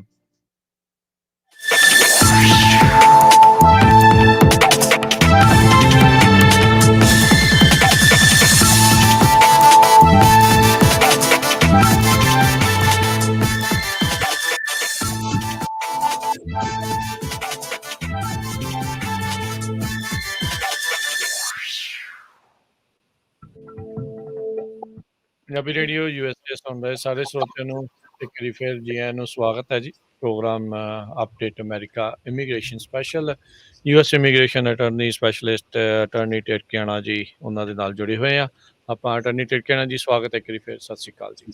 ਸਤਿ ਸ਼੍ਰੀ ਅਕਾਲ ਜੀ। ਉੱਤੇ ਤੁਸੀਂ ਵੀ ਆਪਣੇ ਸਵਾਲ ਪੁੱਛ ਸਕਦੇ ਹੋ। ਕਾਲ ਕਰਨ ਦੇ ਲਈ ਸਟੂਡੀਓ ਦਾ ਨੰਬਰ ਹੈ 408 272 5200 4082725200 ਦੇ ਉੱਤੇ। ਤੇ ਵਾਰੀ ਸਿਰ ਕਰਦੇ ਹਾਂ ਜੀ ਕਾਲ ਗੱਲਬਾਤ। ਜਸਬੀਰ ਜੀ ਸਤਿ ਸ਼੍ਰੀ ਅਕਾਲ ਜੀ ਭਾਜੀ। ਸਤਿ ਸ਼੍ਰੀ ਅਕਾਲ ਜੀ। ਭਾਜੀ ਜਿਹੜਾ ਤੁਸੀਂ ਦੱਸਿਆ 2500 ਫੀਸ ਵਾਲਾ, ਇਹ ਬਲੱਡ ਰੇਸ਼ਨ ਤੇ ਵੀ ਲਾਗੂ ਹੋ ਜਾਊਗਾ? ਮੇਰੇ ਬੇਟੇ ਦੀ F4 ਪੋਜੀਸ਼ਨ ਹੈ, 14 ਸਾਲ ਹੋ ਗਏ ਆ ਜੀ। ਭਾਜੀ ਇਹ ਜਿਹੜਾ ਲਾਗੂ ਹੋਣਾ ਨਾ, ਇਹ ਸਿਰਫ ਉਹ ਹੋਣਾ ਜਿਹੜਾ ਇਮੀਗ੍ਰੇਸ਼ਨ ਨੇ ਆਪਣਾ ਟਾਈਮ ਲੈਣਾ ਫਾਰਮ ਅਪਰੂਵ ਕਰਨ ਦਾ। ਜਿਹੜਾ ਉਹ 14 ਸਾਲ ਵਾਲੀ ਜਿਹੜੀ ਵੇਟ ਆ ਉਹ ਨਹੀਂ ਇੰਨਾ ਚੇਂਜ ਹੋਣੀ। ਉਹ ਜਿਹੜੀ ਵੇਟ ਆ ਉਹ ਸਾਰਿਆਂ ਨੂੰ ਹੀ ਕਰਨੀ ਪੈਣੀ ਹੈ, ਉਹਦੇ ਉੱਤੇ ਕੋਈ ਫਰਕ ਨਹੀਂ ਪੈਣਾ। ਤੇ 2500 ਦਾ ਕੋਈ ਫਾਇਦਾ ਨਾ ਹੋਊ ਦਿੱਤੇ ਤੇ ਜੀ? ਤੁਹਾਡੇ ਤੇ ਲਾਗੂ ਹੀ ਨਹੀਂ ਹੋਣਾ, ਤੁਹਾਡੇ ਕੋਲ ਦੇਵ ਨਹੀਂ ਹੋਣੇ ਉਹ। ਇੱਥੇ ਨੁਕਸਾਨ ਵੀ ਹੋਣਾ। ਨੁਕਸਾਨ ਇਹ ਹੋਣਾ ਕਿ ਜਿੱਦਾਂ ਆਪਾਂ ਦੱਸਿਆ 130 ਜਿੰਨੀ ਦੇਰ ਪੈਂਡਿੰਗ ਰਵੇ ਉਹਨਾਂ ਬੱਚਿਆਂ ਨੂੰ ਅੱਗੇ ਫਾਇਦਾ ਹੋ ਜਾਂਦਾ। ਸੋ ਫੈਸਿਲਿਟੀ ਵਾਲੇ ਤੇ ਕੋਈ ਫਾਇਦਾ ਨਹੀਂ ਹੋਣਾ ਇਹਦਾ।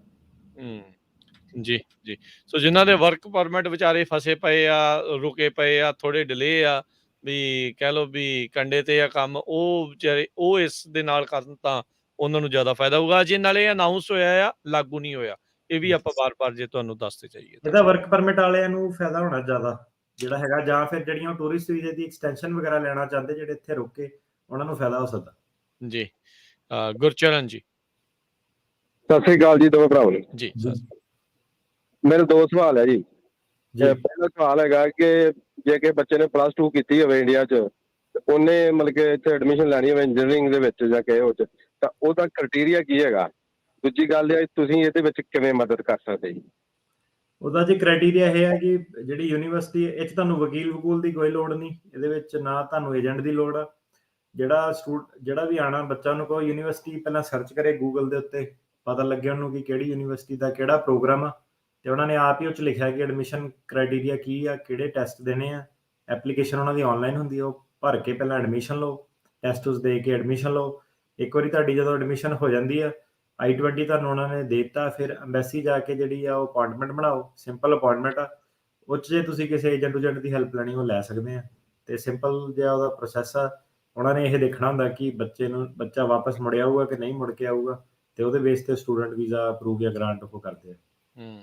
ਤੇ ਇਹਦੇ ਵਿੱਚ ਇੱਕੋ ਚੀਜ਼ ਅਵੋਇਡ ਕਰਨੀ ਕਿ ਜਿਹੜੇ ਅੱਜ ਦਾ ਏਜੰਟ ਬੈਠੇ ਹੁੰਦੇ ਚੰਡੀਗੜ੍ਹ, ਦਿੱਲੀ, ਜਲੰਧਰ, ਇਹਨਾਂ ਨੇ ਕਈ ਵਾਰੀ ਕਹਿੰਦੇ ਕਿ ਆਪਾਂ ਤੁਹਾਡੀ ਸੌਖੀ ਜਿਹੜੀ ਐਡਮਿਸ਼ਨ ਉਹ ਕਰਾ ਦਾਂਗੇ। ਇਹਨਾਂ ਨੂੰ ਕਮਿਸ਼ਨ ਮਿਲਦਾ ਹੁੰਦਾ ਯੂਨੀਵਰਸਿਟੀ ਦੀ ਜਿਹੜੀਆਂ ਫੀਸਾਂ ਜਿਹੜੀਆਂ ਹੁੰਦੀਆਂ। ਤੇ ਜਿਹੜੀਆਂ ਯੂਨੀਵਰਸਿਟੀਜ਼ ਹੈਗੀਆਂ ਨਾ, ਉਹਨਾਂ ਕਦੀ ਕਿਸੇ ਦਾ ਕਰੀਅਰ ਨਹੀਂ ਬਣਿਆ ਇੱਥੇ ਆ ਕੇ। ਇੱਥੇ ਜੇ ਪੜ੍ਹਾਈ ਦੇ ਬੇਸ ਤੇ ਆਉਣਾ ਤਾਂ ਕੰਪੈਟੀਟਿਵ ਯੂਨੀਵਰਸਿਟੀ ਦੇ ਵਿੱਚ ਆਓ, ਤਾਂ ਕਿ ਤੁਹਾਡੇ ਪੈਸੇ ਜਿਹੜੇ ਉਹ ਵੈਲ ਸਪੈਂਟ ਹੋਣ। ਜਾਂ ਐਵੇਂ ਕੋਈ ਅਟਰਮ ਯੂਨੀਵਰਸਿਟੀ 'ਚ ਨਾ ਜਾਇਓ ਜਿਹਦੇ ਵਿੱਚ ਕਿ ਅੱਗੇ ਕੋਈ ਕਰੀਅਰ ਸਕੋਪ ਨਹੀਂ ਹੈਗਾ।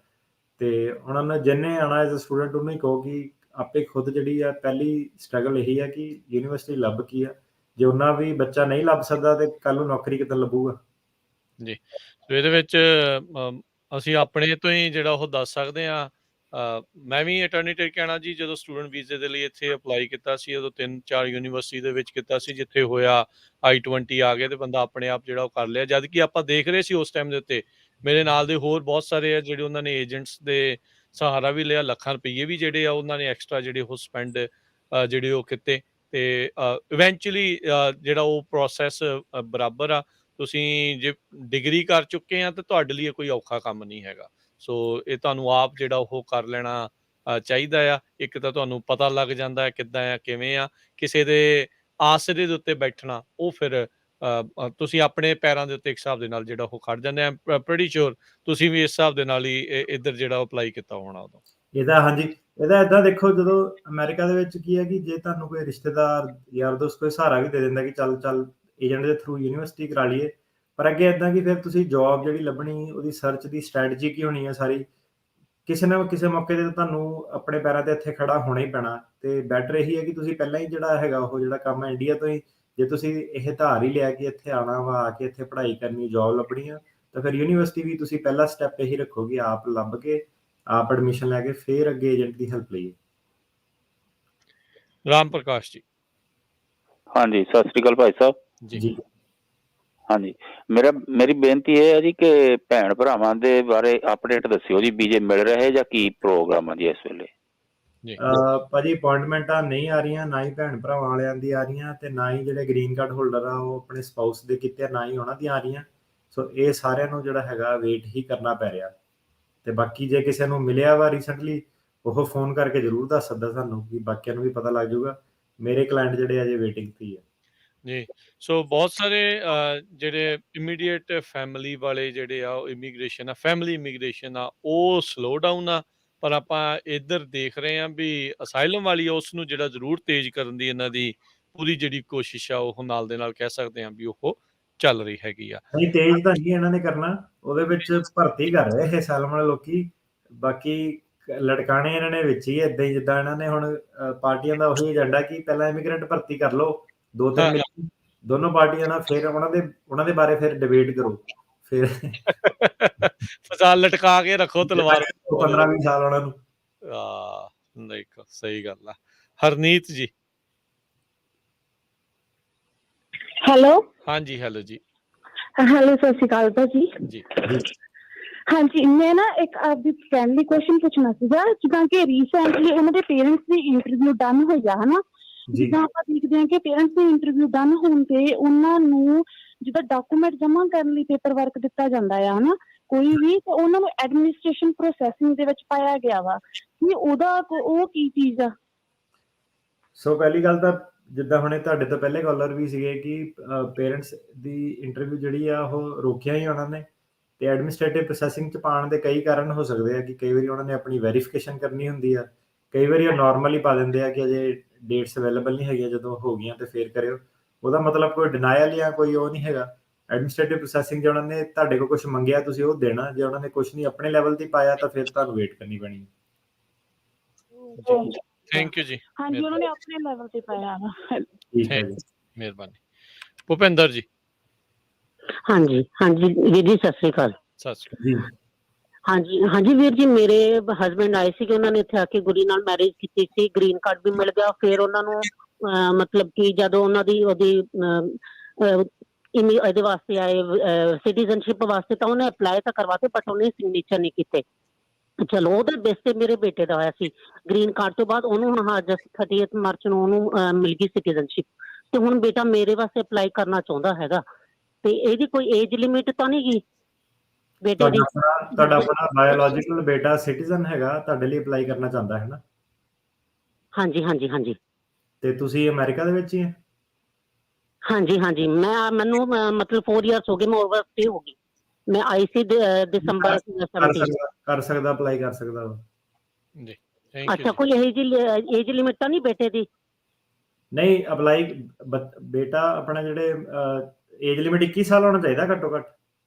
21 ਤੋਂ ਉੱਤੇ ਹੋਣਾ ਚਾਹੀਦਾ ਜੀ। ਘੱਟੋ ਘੱਟ ਮਤਲਬ ਅੱਛਾ, ਮਤਲਬ ਕਿ ਜਦ ਆਫਟਰ ਵੀ ਕਰ ਸਕਦਾ, 21 ਤੋਂ ਬਾਅਦ ਵੀ ਕਰ ਸਕਦਾ ਨਾ? 21 ਤੋਂ ਬਾਅਦ 'ਚ ਹੀ ਕਰ ਸਕਦਾ ਹੈ ਜੀ, 21 ਤੋਂ ਪਹਿਲਾਂ ਨਹੀਂ ਕਰ ਸਕਦਾ। 21 ਤੋਂ ਉੱਤੇ ਹੋ ਗਿਆ ਤਾਂ ਫਿਰ ਉਹ ਜਦੋਂ ਮਰਜ਼ੀ ਕਰ ਸਕਦਾ ਜੀ। Thank you. ਇਹਦੇ ਵਿੱਚ ਰਾਏ ਕਰਨ ਦੀ, ਚਲੋ ਉਹਨਾਂ ਦੇ ਸਾਹਮਣੇ ਤਾਂ ਨਹੀਂ ਮੈਂ ਗੱਲ ਕਰਦਾ। ਚਲ ਇਹਦੇ ਵਿੱਚ ਇਹ ਹੈ ਕਿ ਹੁਣ ਜਿੱਦਾਂ ਇਹ ਫੈਕਟ ਪੈਟਰਨ ਦੱਸ ਰਿਹਾ ਕਿ ਫੈਮਿਲੀ ਸੀਗੀ, ਹਸਬੈਂਡ ਨੇ ਵਿਆਹ ਕਰਾ ਲਿਆ ਕਿਸੇ ਨਾਲ, ਉਹਦੇ ਥਰੂ ਗ੍ਰੀਨ ਕਾਰਡ ਲਿਆ। ਸੋ ਇੱਕ ਗੱਲ ਇਹ ਹੈ ਕਿ ਜਿਹੜੀ ਲੈਜੀਟੀਮੇਸੀ ਆਫ ਜਿਹੜੀ ਮੈਰਿਜ ਆ, ਕਿ ਹਸਬੈਂਡ ਨੇ ਵਿਆਹ ਸਹੀ ਕਰਾਇਆ ਸੀਗਾ ਨਹੀਂ ਕਰਾਇਆ ਸੀਗਾ, ਤੇ ਜਦੋਂ ਤੁਹਾਡੀ ਐਪਲੀਕੇਸ਼ਨ ਭਰੂਗਾ ਮੁੰਡਾ ਕਿ ਮੈਂ ਕਿੱਥੇ ਰਹਿਣਾ, ਮੇਰੀ ਮਾਂ ਕਿੱਥੇ ਰਹਿੰਦੀ ਆ, ਤੇ ਹਸਬੈਂਡ ਦੀ ਜਿਹੜੀ ਐਪਲੀਕੇਸ਼ਨ ਆ, ਸੋ ਇਹ ਹੈ ਕਿ ਇਮੀਗ੍ਰੇਸ਼ਨ ਜਿਹੜੀ ਆ ਉਹ ਹਰ ਵੇਲੇ ਜਿਹੜੀ ਉਹ ਇਨਵੈਸਟੀਗੇਟ ਜ਼ਰੂਰ ਕਰ ਸਕਦੀ ਹੈ ਕਿ ਹਸਬੈਂਡ ਨੇ ਵਿਆਹ ਕਿਤੇ ਨਕਲੀ ਤਾਂ ਨਹੀਂ ਕਰਾਇਆ ਸੀਗਾ, ਤੁਹਾਡੇ ਐਡਰੈਸ ਜਿਹੜਾ ਤੁਹਾਡਾ ਜੋ ਵੀ ਤੁਸੀਂ ਇਨਫੋਰਮੇਸ਼ਨ ਦਿੰਦੇ ਉਹਦੇ ਬੇਸ ਤੇ। ਸੋ ਉਹ ਫਿਰ ਤੁਹਾਨੂੰ ਹੀ ਪਤਾ ਕਿ ਕਿੱਦਾਂ ਕੀ ਹੈ, ਕਿਹੜੀਆਂ ਪ੍ਰੋਬਲਮਸ ਜਿਹੜੀਆਂ ਆ ਸਕਦੀਆਂ ਜੀ। ਅਗਲੇ ਜਿਹੜੇ ਕਾਲਰ ਨੇ ਜੀ, ਅਵਤਾਰ ਜੀ। ਸਤਿ ਸ਼੍ਰੀ ਅਕਾਲ ਭਾਜੀ ਜੀ। ਜੀ, ਮੈਂ ਆਪਣੀ ਮੰਮੀ ਦਾ ਵਿਜ਼ਟਰ ਵੀਜ਼ੇ ਬਾਰੇ ਪੁੱਛਣਾ ਚਾਹੁੰਦਾ ਵੀ ਉਹ ਮੈਂ ਉਧਰ ਐਮਬੈਸੀ ਖੁੱਲੀ ਨਹੀਂ, ਕਦ ਖੁੱਲੂਗੀ? ਅੰਬੈਸੀ ਭਾਜੀ ਖੁੱਲ ਤਾਂ ਗਈ ਹੈ, ਪਰ ਉਹਦੀਆਂ ਨਾ ਡੇਟਸ ਨਹੀਂ ਮਿਲ ਰਹੀਆਂ। ਤੁਸੀਂ ਉੱਥੇ ਏਜੰਟ ਫੜੋ ਜਿਹੜਾ ਡੇਟ ਤੁਹਾਨੂੰ ਲੈ ਕੇ ਦੇ ਸਕਦਾ ਵਾ। ਠੀਕ ਹੈ ਜੀ। ਇੱਕ ਕੁਐਸਚਨ ਹੋਰ ਆ ਜੀ, ਇੱਕ ਮੇਰੇ ਭਰਾ ਦਾ ਕੀਤਾ ਜੀ 2007 ਚ ਜੀ, ਮੇਰੇ ਸਹੁਰਾ ਜੀ ਵੱਲੋਂ, ਉਹ ਹਜੇ ਤੱਕ ਨਿਕਲਿਆ ਨਹੀਂ ਹੈਗਾ ਵੀ ਉਹਦੀ ਕਿੰਨਾ ਚਿਰ ਵੇਟਿੰਗ ਚੱਲਣੀ ਹੈ ਜੀ? ਸਹੁਰੇ ਨੇ ਆਪਣੇ ਫਾਦਰ ਨੇ ਬੱਚੇ ਲਈ ਕੀਤਾ? ਹਾਂਜੀ ਹਾਂਜੀ ਹਾਂਜੀ ਹਾਂਜੀ। ਵਿਆਹਿਆ ਵਾ ਉਹ? ਹਾਂਜੀ, ਵਿਆਹੇ ਮੈਨੂੰ 4 ਬੱਚੇ ਨੇ, 2007 ਚ ਅਪਲਾਈ ਕਰਿਆ। 12-13 ਸਾਲ ਦਾ ਪ੍ਰੋਸੈਸ ਹੈ ਜੀ। 2007 ਚ ਕਹਿੰਦੇ ਸੀ ਕੀਤਾ ਅਪਲਾਈ ਉਹਨਾਂ ਨੇ। ਹਾਂਜੀ 2007 ਚ ਕਰਿਆ ਸੀ। ਉਹ ਪੇਪਰ ਵਰਕ ਆ ਗਿਆ ਉਹਨਾਂ ਦਾ ਤਕਰੀਬਨ, ਪਹਿਲਾਂ ਪੀਸੀ ਵਗੈਰਾ ਲੈ ਲਏ ਸੀ ਪਰ ਮੁੜ ਕੇ ਕੋਈ ਇੰਟਰਵਿਊ ਨਹੀਂ ਆਈ ਉਹਨਾਂ ਦੀ। ਹਾਂਜੀ, ਉਹ ਫਿਰ ਉਹੀ ਚੱਕਰ 'ਚ ਫਸੇ ਆ ਕਿ ਵੈਸੇ ਇੰਟਰਵਿਊਜ਼ ਨਹੀਂ ਦੇ ਰਹੀ ਤੇ ਹਾਂਜੀ ਉਸੇ ਚੱਕਰ 'ਚ ਫਸੇ ਆ। ਤੇ ਜਦੋਂ ਖੁੱਲਦਾ ਇਹਨਾਂ ਦਾ ਸਲੋਟ ਖੁੱਲਦੇ ਆ ਉਦੋਂ ਤੁਹਾਨੂੰ ਮੌਕਾ ਮਿਲ ਜਾਣਾ। ਜੀ ਥੈਂਕ ਯੂ ਜੀ। ਗੁਰਜੰਟ ਜੀ। ਹਾਂਜੀ ਸਤਿ ਸ਼੍ਰੀ ਅਕਾਲ ਜੀ। ਜੀ ਹਾਂਜੀ ਹਾਂਜੀ, ਮੇਰੀ ਵਾਈਫ ਤੇ ਬੇਟੀ ਦਾ ਗ੍ਰੀਨ ਕਾਰਡ ਤੇ ਅਪਲਾਈ ਕੀਤਾ ਸੀ ਮੈਂ, ਤੇ 2020 ਚ ਡਨ ਹੋ ਗਿਆ ਦਸੰਬਰ ਦਾ, ਤੇ ਉਸ ਤੋਂ ਬਾਅਦ ਲੋਕਡਾਊਨ ਲੱਗ ਗਿਆ ਤਾਂ ਮੈਂ ਹੁਣ ਸਿਟੀਜ਼ਨ ਹੋ ਗਿਆ ਜੁਲਾਈ 2021 ਚ। ਮੇਰਾ ਕੁਐਸਚਨ ਸੀ ਜੇ ਮੈਂ ਸਿਟੀਜ਼ਨ ਅਪਡੇਟ ਕਰਦਾ ਤਾਂ ਫਾਸਟ ਹੋ ਸਕਦਾ ਕੁਝ ਜੀ? ਆਪਣੇ ਬੇਟੀ ਦਾ ਕੀਤਾ ਤੁਸੀਂ? ਹਾਂਜੀ ਨਹੀਂ, ਵਾਈਫ ਤੇ ਬੇਟੀ ਦਾ। ਹਾਂਜੀ, ਜੇ ਸਿਟੀਜ਼ਨ ਕਰਦੇ ਹੋ ਤਾਂ ਫਿਰ ਇਹ ਹੈ ਕਿ ਜਿਹੜਾ ਇੰਟਰਵਿਊ ਤੁਹਾਨੂੰ ਛੇਤੀ ਅਵੇਲੇਬਲ ਹੈਗੀ ਆ। ਹਾਂਜੀ ਬਿਲਕੁਲ ਕਰਾਓ ਤੁਸੀਂ ਇਹਨੂੰ। ਤੇ ਤੁਸੀਂ ਵਾਈਫ ਦਾ ਤੇ ਬੇਟੀ ਦਾ ਅਲੱਗ-ਅਲੱਗ ਫਾਈਲ ਕੀਤਾ ਸੀਗਾ ਨਾ? ਨਹੀਂ ਵਾਈਫ ਦਾ ਕੀਤਾ ਤਾਂ ਬੇਟੀ ਬੈਨੀਫੀਸ਼ੀਅਰ ਹੈ ਜੀ, 3 ਸਾਲ ਦੀ ਬੇਟੀ ਹੈ ਜੀ। ਉਹ ਤਾਂ ਜੇ ਤੁਸੀਂ ਸਿਟੀਜ਼ਨ ਬਣ ਗਏ ਤੁਹਾਡੀ ਬੇਟੀ ਦੀ ਤਾਂ ਪਟੀਸ਼ਨ ਕੈਂਸਲ ਹੋ ਜਾਣੀ, ਫਿਰ ਤੁਹਾਨੂੰ ਉਹਦੇ ਲਈ ਨਵੇਂ ਸਿਰੋਂ ਕਰਨੀ ਪੈਣੀ। ਤੁਸੀਂ ਸਿਟੀਜ਼ਨ ਨਹੀਂ ਬਣ ਸਕਦੇ, ਤੁਹਾਨੂੰ ਇੱਦਾਂ ਚੱਲਣ ਦੇਣਾ ਪੈਣਾ। ਵੇਟ ਹੀ ਕਰਨਾ ਚਾਹੀਦਾ ਜੀ। ਬਿਲਕੁਲ ਜੀ। ਮੈਂ ਕਿਹਾ ਜੇ ਤੁਸੀਂ ਸਿਟੀਜ਼ਨ ਬਣ ਗਏ ਤੁਹਾਡੀ ਬੇਟੀ ਦੀ ਪਟੀਸ਼ਨ ਕੈਂਸਲ ਹੋ ਜਾਣੀ, ਤੁਹਾਨੂੰ ਉਹਦੀ ਨਵੀਂ ਸਿਰੋਂ ਕਰਨੀ ਪੈਣੀ ਹੈ। ਉਹ ਫਿਰ ਐਜ਼ ਏ ਸਿਟੀਜ਼ਨ ਤੁਹਾਨੂੰ ਜਿਹੜੀ ਆਫਰ ਕਰਨੀ ਪੈਣੀ, ਉਹ ਪੁਰਾਣੀ ਵਾਲੀ ਰੱਦ ਹੋ ਜਾਣੀ ਜੋ। ਹਾਂਜੀ ਫਿਰ ਵੇਟ ਕਰ ਲਓ ਜੀ ਜੇ ਉਹਦੇ ਲਾਗੇ ਛਾਗੇ ਹੀ ਹੈਗਾ ਆ। ਤੇ ਅਗਲੇ ਕਾਲਰ ਬਲਬੀਰ। ਸਤਿ ਸ਼੍ਰੀ ਅਕਾਲ ਜੀ ਦੋਨੋਂ ਭਰਾਵਾਂ ਨੂੰ। ਸਤਿ ਸ਼੍ਰੀ ਅਕਾਲ ਜੀ। ਸਾਡੀ ਮਾਤਾ ਜੀ ਆਏ, ਉਹ ਇੰਡੀਆ ਗਏ ਹੋਏ ਆ ਪਰ ਉਹਨਾਂ ਨੂੰ 6 ਮਹੀਨੇ ਤੋਂ ਜ਼ਿਆਦਾ ਹੋ ਗਿਆ ਜੀ ਉੱਥੇ ਇੰਡੀਆ। ਗ੍ਰੀਨ ਕਾਰਡ ਆਉਣ ਤੇ ਹਾਂਜੀ ਗ੍ਰੀਨ ਕਾਰਡ ਹੋਲਡਰ ਹੈ ਤੇ ਉਹਨਾਂ ਨੂੰ ਵਾਪਸ ਆਉਣ ਤੇ ਕੋਈ ਵਾਪਸ ਆਉਣ ਤੇ 6 ਮਹੀਨੇ ਦਾ ਤਾਂ ਕੋਈ ਪ੍ਰੋਬਲਮ ਨਹੀਂ, ਸਾਲ ਤੋਂ ਵੱਧ ਵਾਲੇ ਤੇ ਪ੍ਰੋਬਲਮ ਆਉਂਦੇ ਆ। ਪਰ 6 ਮਹੀਨੇ ਤੋਂ ਵੱਧ ਜਿਹੜਾ ਰਹਿ ਜਾਵੇ ਉਹਨੂੰ ਉਹਨਾਂ ਨੇ ਸਵਾਲ ਜ਼ਰੂਰ ਪੁੱਛਣਾ ਕਿ ਤੇਰਾ ਘਰ ਕਿੱਥੇ ਆ, ਇੰਡੀਆ ਕੀ ਕੀਤਾ। ਸੋ ਮਾਤਾ ਨੂੰ ਇਹੀ ਦੱਸਣਾ ਪੈਣਾ ਕਿ ਅਮਰੀਕਾ 'ਚ ਕਿੱਥੇ ਘਰ ਆ, ਉਹ ਯਾਦ ਹੋਣਾ ਚਾਹੀਦਾ। ਤੇ ਫੋਨ ਬਿੱਲ ਵਗੈਰਾ ਜਾਂ ਬੈਂਕ ਦਾ ਖਾਤਾ ਕੋਈ ਵੀ ਇਦਾਂ ਦਾ ਪ੍ਰੂਫ ਨਾਲ ਲੈ ਕੇ ਆਵੇ ਕਿ ਮੇਰਾ ਰਿਹਾਇਸ਼ ਇੱਥੇ ਚੱਲਦੀ ਸੀ, ਇੰਡੀਆ 'ਚ ਮੈਂ ਟੈਂਪਰੇਰੀ ਮੈਨੂੰ ਮਜਬੂਰੀ ਸੀ ਤਾਂ ਕਰਕੇ ਮੈਂ ਬਾਹਰ ਰੁਕਣਾ ਪਿਆ ਮੈਨੂੰ। ਠੀਕ ਹੈ ਜੀ। ਸੁਰਿੰਦਰ ਜੀ। ਹਾਂਜੀ ਸਤਿ ਸ਼੍ਰੀ ਅਕਾਲ ਜੀ ਦੋਨਾਂ ਵੀਰਾਂ ਨੂੰ। ਜੀ ਹਾਂਜੀ ਭਾਜੀ, ਮੇਰਾ ਕੁਐਸਚਨ ਹੈ 2011 ਚ ਅਸੀਂ ਫੈਮਿਲੀ ਕੇਸ ਸੀ ਸਾਡਾ, ਉਸ ਤੋਂ ਬਾਅਦ 2015 ਚ ਸਾਡੀ ਮਾਸਟਰ ਹੀਅਰਿੰਗ ਸੀ। ਮਾਸਟਰ ਹੀਅਰਿੰਗ ਤੋਂ ਬਾਅਦ 2017 ਚ ਹੋਈ, ਫਿਰ 2021 ਚ ਫਾਈਨਲ ਸਾਡੀ ਆਈ ਤੇ 2021 ਦੇ ਵਿੱਚ 2020 ਚ ਆਈ ਸੌਰੀ, ਤੇ ਕੋਵਿਡ ਕਰਕੇ ਉਹ ਵੀ ਸਾਡੀ ਉਹਨਾਂ ਨੇ ਡਿਲੇ ਕਰਕੇ 2022 ਚ ਕਰਤੀ ਫਰਵਰੀ ਚ। ਹੁਣ ਫਰਵਰੀ ਚ ਸੀ ਤੇ ਹੁਣ ਫਰਵਰੀ ਵਾਲੀ ਫਿਰ ਉਹਨਾਂ ਨੇ 2025 ਚ ਕਰਤੀ ਹੈ। ਤੇ ਪਲੀਜ਼ ਸਾਨੂੰ ਦੱਸੋ ਅਸੀਂ ਕੀ ਕਰ ਸਕਦੇ ਹਾਂ। ਤੁਸੀਂ ਮੋਸ਼ਨ ਟੂ ਐਡਵਾਂਸ ਆਏਗਾ ਐਂਟਰ ਕਦੋਂ ਕੀਤੇ ਸੀਗੇ ਅਮਰੀਕਾ 'ਚ? ਹਾਂਜੀ ਅਸੀਂ ਐਂਟਰ ਤੇ ਅਸੀਂ 2008 ਚ ਆਏ ਸੀ, ਫਿਰ ਵਾਪਸ ਚਲੇ ਗਏ 2009 ਚ, ਫਿਰ ਵਾਪਸ ਫਿਰ 11 ਚ ਅਸੀਂ ਆਖਰੀ ਵਾਰੀ ਦੱਸੋ ਕਦੋਂ ਐਂਟਰ ਕੀਤੇ ਸੀਗੇ? ਹਾਂਜੀ ਆਖਰੀ ਵਾਰੀ ਕਦੋਂ ਆਏ ਸੀਗੇ ਅਮਰੀਕਾ 'ਚ? ਆਖਰੀ ਵਾਰੀ 2011 ਚ ਭਾਜੀ। ਹਾਂਜੀ ਤੁਸੀਂ ਇਹਦੇ ਬੇਸ ਤੇ ਐਕਸਪੀਡਾਈਟ ਆਪਣਾ ਐਡਵਾਂਸ ਕਰਾ ਸਕਦੇ ਆ ਕਿ ਬਹੁਤ ਦੇਰ ਹੋ ਗਈ ਪੈਂਡਿੰਗ ਨੂੰ, ਉਹਦੇ ਬੇਸ ਤੇ ਤੁਸੀਂ ਐਡਵਾਂਸ ਕਰਾ ਸਕਦੇ ਆ ਆਪਣਾ ਕੇਸ। ਜੀ ਥੈਂਕ ਯੂ। ਸ਼ਰਨਜੀਤ। ਹਾਂਜੀ ਸਰ ਸਤਿ ਸ਼੍ਰੀ ਅਕਾਲ ਜੀ। ਜੀ ਸਰ ਮੇਰਾ ਨਾ ਕੇਸ ਐਲਏ ਸੀ ਤੇ ਕੋਵਿਡ ਤੋਂ ਪਹਿਲਾਂ ਮੈਂ ਨਾ ਸੈਨ ਫਰਾਂਸਿਸਕੋ ਮੂਵ ਕਰਵਾਇਆ ਸੀ। ਐਲਏ ਮੇਰੀ ਮਾਸਟਰ ਹੀਅਰਿੰਗ ਹੋ ਗਈ ਸੀ ਤੇ ਸੈਨ ਫਰਾਂਸਿਸਕੋ ਨਾ ਮੇਰੇ ਜੱਜ ਸੀ ਆਪਣਾ ਸਿਮੋਨਸ, ਤੇ ਉਹ ਕੋਵਿਡ ਕਰਕੇ ਉਦੋਂ ਕੋਰਟਾਂ ਬੰਦ ਹੋ ਗਈਆਂ ਤੇ ਹੁਣ ਤੱਕ ਸਰ 5 ਹੀਅਰਿੰਗਾਂ ਮੇਰੀਆਂ ਮਾਸਟਰ ਕੈਂਸਲ ਹੋ ਗਈਆਂ ਤੇ ਉਹਨਾਂ ਜਗ੍ਹਾ ਹੁਣ ਨਾ ਜੱਜ ਬੈਠੇ ਨੇ ਜੈਫਰਸਨ ਲੈਬ ਲੈਟਰੀਸੀਆ। ਤੁਹਾਡੇ ਹਿਸਾਬ ਨਾਲ ਤੁਸੀਂ ਉਹਨਾਂ ਨੂੰ ਰਿਟਨ ਪਾਉਂਦੇ ਆ ਰਿਕੁਐਸਟ ਕਿ ਸਾਨੂੰ ਸਿੱਧੀ ਇੰਡੀਵਿਜੂਅਲ ਦੇ ਦਿਓ, ਤੁਹਾਡੇ ਹਿਸਾਬ ਨਾਲ ਅਪਰੂਵ ਕਰ ਦੇਣਗੇ? ਹਾਂਜੀ ਕਰ ਦੋਗੇ। ਤੇ ਦੂਜਾ ਮੈਂ ਪੁੱਛਣਾ ਸੀ ਕਿ ਉਹਨਾਂ ਦੀ ਤੁਹਾਡਾ ਰਿਵਿਊ ਕੀ ਉਹਨਾਂ ਬਾਰੇ? ਜੈਫਰਸਨ ਵੈਬ ਲੈਟਰੀਸੀਆ ਸਿਮੋਨਸ ਦੀ ਜਗ੍ਹਾ ਆਏ ਨੇ। ਨਵੇਂ ਜੱਜ ਜਿਹੜੇ ਹੈਗੇ ਆ ਉਹਨਾਂ ਦੀ ਤਾਂ ਦੇਖੋ ਰੇਟਿੰਗ ਰੂਟਿੰਗ ਹੈ ਨਹੀਂ, ਮੈਂ ਇਹ ਪਰਟੀਕੂਲਰ ਜੱਜ ਦੇ ਮੂਹਰੇ ਗਿਆ ਨਹੀਂ ਕਦੀ। ਤੇ ਨਵੇਂ ਜਿੰਨੇ ਜੱਜ ਆ ਤਕਰੀਬਨ ਜਿੰਨੇ ਵੀ ਅਜੇ ਤੱਕ ਟੱਕਰੇ ਸਾਰੇ ਸਹੀ ਹੈ ਕਿਉਂਕਿ ਬਾਈਡਨ ਦੇ ਕਾਰਜਕਾਲ ਦੇ ਵਿੱਚ ਅਤੇ ਜੱਜ ਠੀਕ ਆ ਨਵੇਂ ਸਾਰੇ। ਜੀ ਅਗਲੇ ਕਾਲਰ ਸਵਿੰਦਰ ਜੀ। ਹਾਂਜੀ ਭਾਈ ਸਤਿ ਸ਼੍ਰੀ ਅਕਾਲ ਜੀ। ਸਤਿ ਸ਼੍ਰੀ ਅਕਾਲ ਜੀ। ਹਾਂਜੀ ਭਾਈ ਮੇਰਾ ਕੁਐਸਚਨ ਹੈ ਜੇ B1 B2 ਦੇ ਵਿਜ਼ਟਰ ਵੀਜ਼ਾ ਇਹਦੇ ਲਈ ਉੱਥੇ ਮਤਲਬ ਅਪਲਾਈ ਕਰ ਸਕਦੇ ਹਾਂ? ਹੁਣ ਕੋਈ ਦਿੱਕਤ ਨਹੀਂ ਇਹਦਾ ਕਰਕੇ ਕੋਵਿਡ ਦਾ ਕਰਕੇ ਉਧਰ ਆਪਣੇ ਐਮਬੈਸੀ 'ਚ? ਡੇਟ ਮਿਲ ਜਾਵੇ ਤੁਹਾਨੂੰ ਕੋਈ ਦਿੱਕਤ ਨਹੀਂ, ਹਾਂਜੀ ਕਰ ਸਕਦੇ। ਅੱਛਾ ਅੱਛਾ ਚਲੋ ਠੀਕ ਹੈ, ਥੈਂਕ ਯੂ। ਓਕੇ ਜੀ।